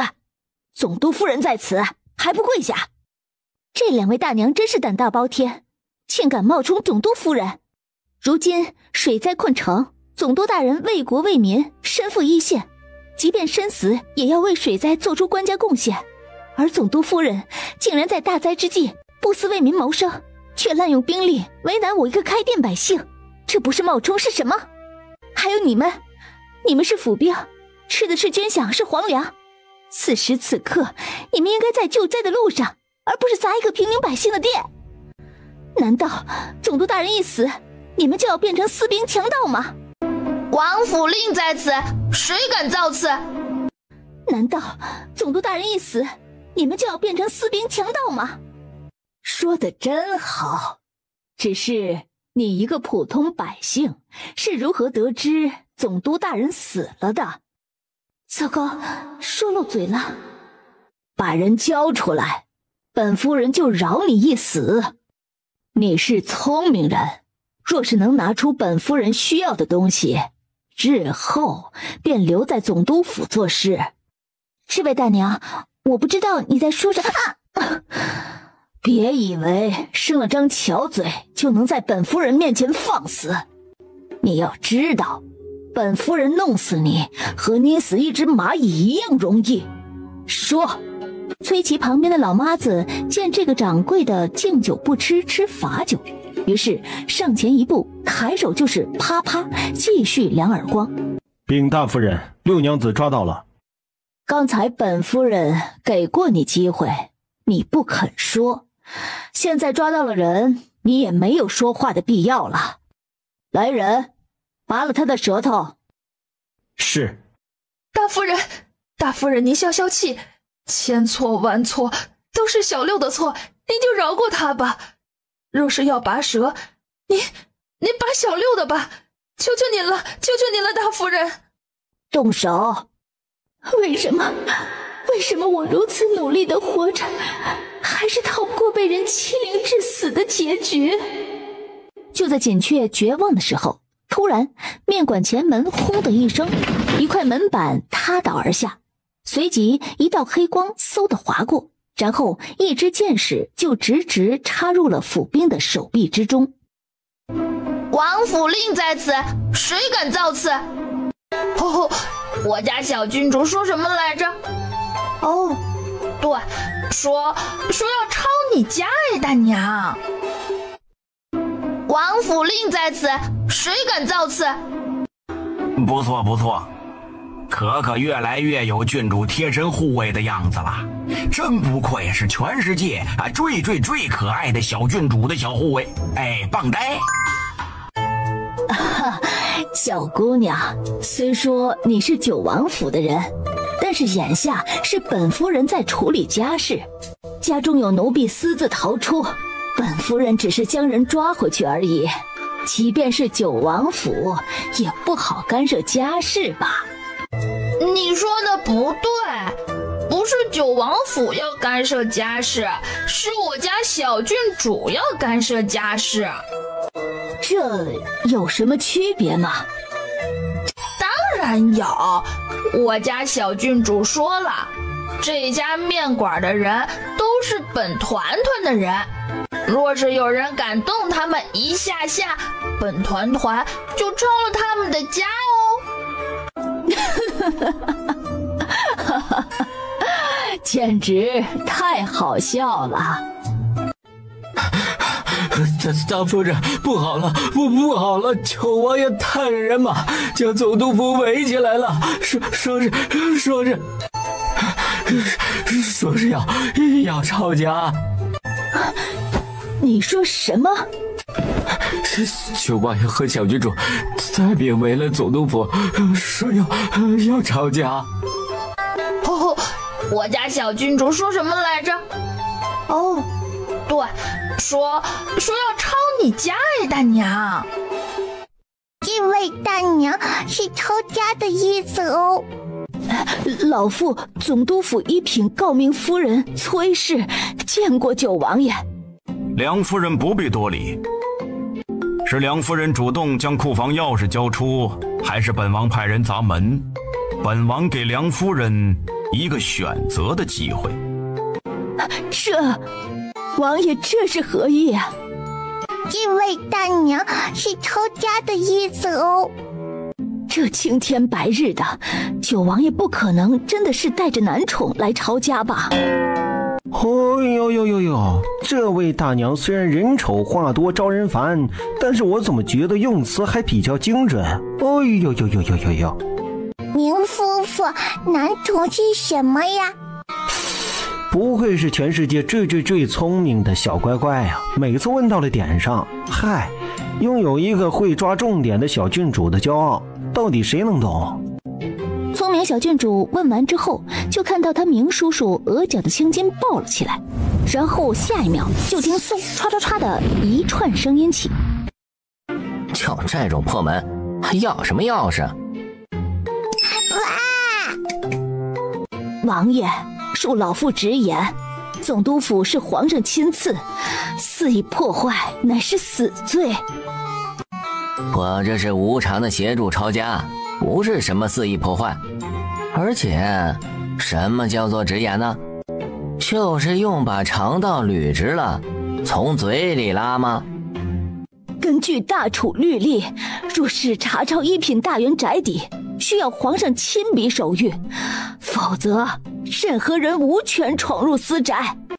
九王爷今日就算是带兵前来，也只能侮辱老妇罢了。说是想抄家，你应当还没有这个资格。拉货用的马车可到了。回王爷的话，前后门都安排了3辆大马车。爹爹，什么时候抄家呀？拉货用的马车可到了。回王爷的话，前后门都安排了3辆大马车，还有1辆小型入院马车也刚到。好，那便可以开始了。梁夫人，可要看看皇上的手谕？团团，把你的宫刑令拿出来。啊？什么呀？哎，我怎么就忘了叶团团这个笨蛋小孩听不懂这么官方的名称。把你的金牌拿出来。啊？金牌不是在张可可身上吗？哎呀，王爷怎么就说不明白呢？小郡主的东西都是有特殊名字的，就比如他的玩偶小兔子叫小兔兔，他养的鸡叫咕咕鸡，大公子给他那一对小夹子叫小梅梅，皇上给他的夹子叫小捉捉，以此类推，皇上给的金牌就叫小金金。小金金，王爷，小金金呐！男子汉大丈夫，拒绝碟子。爹爹，什么时候抄家呀？把你的小金金拿出来。哎呀，都奔3的人了，还要这样说话，真是好变态。哦，原来爹爹是要看小金金呀！见此牌，如朕清明。吾皇万岁万岁万万岁！撞门，抄家。是。明夫妇，团团想去库房哦。明秋抱着娃掂了掂，正想说总督府很大，不容易一下子就找到库房。可就在这时，总督府内放出了一道暗卫司的信号。昨晚就开始踩点的暗卫，精确地给了库房的位置信息。好家伙呀，叶九的兵，抄家的能力快赶上打仗的能力了，非常的具有奸佞邪王的爪牙的气质啊！啊，脏！说完，正要找帕子给他擦擦小手，然后下一秒，叶团团捧起他明叔叔的袍子，一脚擦吧擦吧。也行吧，反正我也没你爹那种变态的洁癖。哇，小风好厉害！空心的。小郡主，能用一下你的小发夹吗？好家伙呀，好好的库房珠宝，愣是给他俩淌出了一种陪葬品的味道。哎，对，就是这个味道。小乖乖，快起来！好开心哦！啊，你倒是开心了，给我下一激灵。明夫妇，好不好看？好不好看呀？很好看。我们的小乖乖简直就是一个小搭配师。没错。我是不是跟不上时代的审美步伐了？为什么我觉得奇丑无比的配色，他们这么多人都一脸认真，觉得好看呢？难道我这个去年的共识，今年就要被时代所淘汰了吗？就在记录官进行一个深度自我怀疑的时候，九王府的人已经将箱子和墙面整理了七七八八了。算了，活儿来了，我先暂停一下自我反省的事情。兄弟，你这写的啥啊？啥祖母绿？我们怎么没看见啊？那不就是祖母绿宝石吗？这位英雄，你拔刀做甚呢？兄弟莫怕，事情是这样，你看看你这本子上写的什么蓝宝石、红宝石的，我们都没看见，就你看见了，所以说你是不是眼花了？兄弟莫怕，事情是这样，你看看你这本子上写的什么蓝宝石、红宝石的，我们都没看见，就你看见了，所以说你是不是眼花了？我眼花了。对呀，你就是眼花了。你不信，你看看我这刀，我这刀啊是开过光的，前几天还砍了20几个人。这种见过血的刀啊，专治眼花。娘啊，我只是一介文官，能不能不看刀啊？尤其是不看这种杀人狂魔的刀，救命啊！所以说你是不是眼花了？对，是我眼花。一边点头，一边识时务地将纸上写的内容划掉。这位大人，您可以点数了。好的。是不是只要我不数小郡主身上的珠宝就没事了？我懂了。懂是懂了，但是又似乎没完全懂，因为当他数到珍珠项链的时候，正要记录是61条，然后那2位英雄又来了。哪有61条？分明就是60条。12说着就拿了一串珍珠塞到记录官的手里。我虽然只是去年他当上官的贡士，但我也是个熟读大楚历法的刚正不阿的。我的大刀早已饥渴难耐了。多谢。当大夫人进来，看到连门帘都被扯走了的时候，瞬间眼前一黑。去请大少爷回总督府，快去！小乖乖，你戴这个项链有点长啊，如果给我戴的话，可能会比较合适。叶团团想了想，觉得他明叔叔说的非常有道理，于是大方地将自己的项链下端拉起来，然后高高举起小手手给他明叔叔戴上。可是他忘记了把自己的小脑袋钻出来。明寨主是不是拿咱小郡主当吊坠用啊？还真是那么回事。太过分了。我觉得最好不要这样抱着个小吊坠走路，也最好不要用过分可爱的小郡主当吊坠。为什么呀？因为我没有。你们写书的果然憋不出什么好屁。哎呀，还是听书的可爱呀。张可人蹦到小郡主旁边，拿出来在路边买的3根糖葫芦，1根给小郡主，1根给小四，1根给自己。2个娃一只手，一边吃一边说之前面馆发生的事情。等张可人说完之后，叶团团又开始说今天抄家的事情。小张从面馆过来，不单单带来了情报，还带来了一件外套，哟，而且这件外袍还指明要给小峰。248封接过一看，这不就是胖哥前几天弄丢那一件吗？昨天还说穿来着，结果打死都找不到放到哪里去了。所以说你根本就忘了，你把衣服给人家紧缺了是吧？不是，这衣服怎么在你那儿啊？你看看你这袍子有啥变化没？你是不是又拿我衣服当床单用了？那都是几个月前的事情了，至不至于还要强调又啊。你没发现袖口有什么变化吗？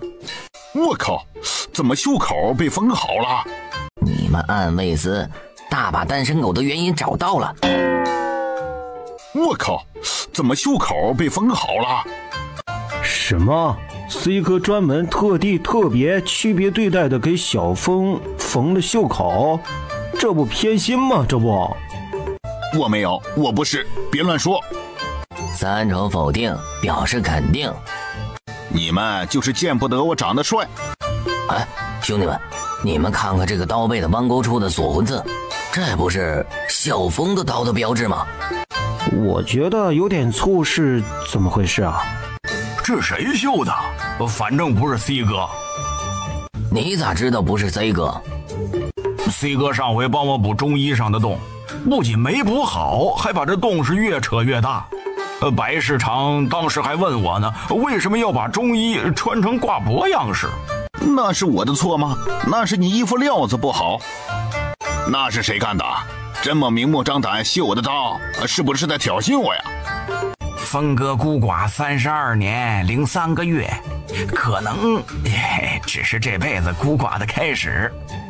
你上回穿这个衣服，不就是你去东莞救紧缺那天吗？多事，都把我衣服缝得值钱了。就说248风注定孤生吧，你听听，听他这不知好歹的话，真是让人宫寒。我又没说错，他这么一秀，我衣服直接就升值了就。那还不好吗？你能不能不那么直男呢？算我们求你了。我穿这么好，我还怎么好意思找白市长涨月俸银子？还怎么让小郡主拿我袖子破布给我系个蝴蝶结啊？真是气人。对哦，没法涨月俸银子都算了，不能拿给小郡主绑蝴蝶结什么的，简直太惨了。嗨，所以说呀，女人就是麻烦。哼，你们暗卫司大把单身狗的原因找到了。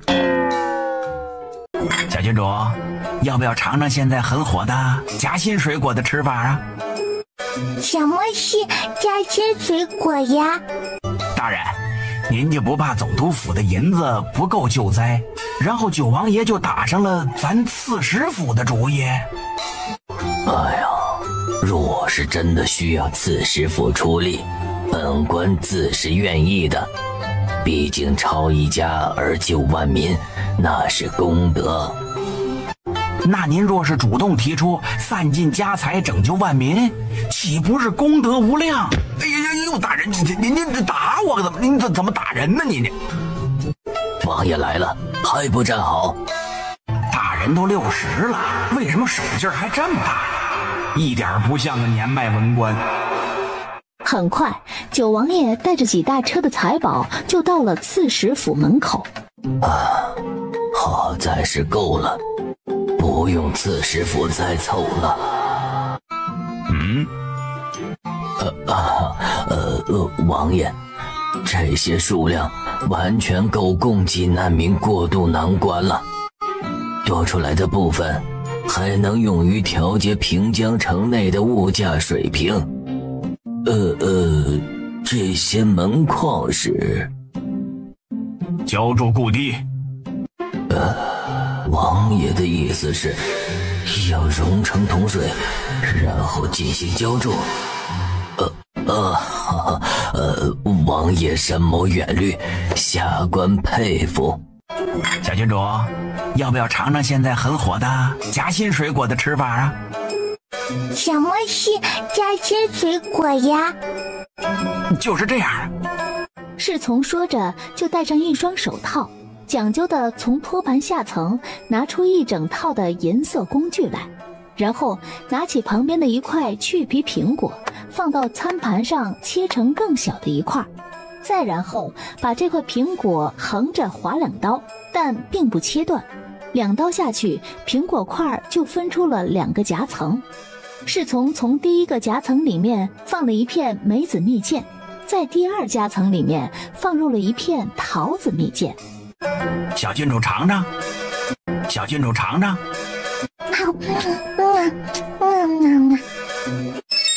好吃耶！侍从听到小郡主的这句夸奖，瞬间觉得之前被大人揍的那一逼兜都不疼了，赶忙卖力的继续切水果加蜜饯。3个小孩就这么排排坐，乖巧的等着分果果。这个梅子蜜饯加到菠萝里边会更好吃，哎，你们可要尝尝。好吃呢，好吃。这是吃了什么了？高兴成这样，还都把手举起来了。他们是打算起飞吗？哎呀，难怪素婷的家书里说小郡主可爱无匹，今日一见，果真是可爱呀，还回去收收。哎，又是羡慕皇上有孙女的一天呐。去金阳城的事情到底什么时候说完呢？我要去抱我女儿了。小郡主真可爱，顺便小子也把前爪举那么高，她真的不会栽个4脚朝天吗？侍从笑盈盈的继续切，3个小孩乖巧坐着等。孩子不吵闹了，九王爷这边继续说事情。今日已是水灾的第11日了，但是整个金阳城依旧大半都泡在水里，损毁的人身财产目前都还没办法统计。城池的地下排水问题比较大，金阳城的地势起伏很大，要彻底排水并不困难。今天召集平津两地所有工部专事人员，要做个临时的排水引导。九王爷正在说话，突然膝盖上就多了一只小手手。本王还在说话。可是人家小团团才不管这些，给爹爹进行了一轮投喂之后，就抱着小碗眼巴巴地看着他爹，等着被夸好吃呢。小乖乖呀，小水果什么的，难道没有你帅气的明叔叔的份儿吗？完蛋了，把明叔叔给忘记了。小四把嘴一松，咚哒，一块凤梨夹心就这么精准地落在了明寨主的手里。小四嗷嗷呜，拿去吧。小四，你的心意明叔叔领到了。哦，意思就是不吃嘛。怂就一个字，我只说一次。哎，小四快看，那上面是什么？单纯小神兽果然扬起小脑袋，然后明寨主就飞快地将手里的凤梨放到了小神兽的嘴里。哼，瞧瞧，这不就糊弄过去了吗？就在明寨主得意洋洋的时候，小神兽发现他明叔叔手里的凤梨没有了。小四也没多想，就直接掉头，并且目光坚定地看着对面那个桌上的凤梨夹心。他不是又要去拿一块给我？不是叼一块？不，是吐一块给我吧？想到这里，明寨主连忙伸手一把扯住小神兽的后腿子，把狗子扯回来，扯到腿上坐好，顺手捏住他命运的后脖颈。刚刚说到哪儿来着？他不是又要去拿一块给我？不是叼一块？不，是吐一块给我吧？我就说小四和明寨主一脸母子相吧，你们看看，这多和谐！哎，就是啊！暗卫币应和之后，还要喊金小金一起过来吃瓜子儿。金小金正在奋笔疾书，别打扰我。暗卫 C 凑到金小金面前，悄摸摸地看一眼他本子上写的东西，这一看直接就惊了。什么？爱上霸道寨主之后才知道他竟有一个全身长毛的私生子。这是什么脏东西啊？什么？哎，快给我们看看。王爷早。早。父王今日要去金阳城，那边水患严重，环境不好，你就留在客栈，睡醒了可以出去玩。去哪里玩呀？去只有白馒头的地方玩。九王爷又瞥了一眼他的好大儿，确定他还在睡，就干脆朝外面走了。反正叶团团这个小东西也不是那种找不到父王就要哭唧唧的娃，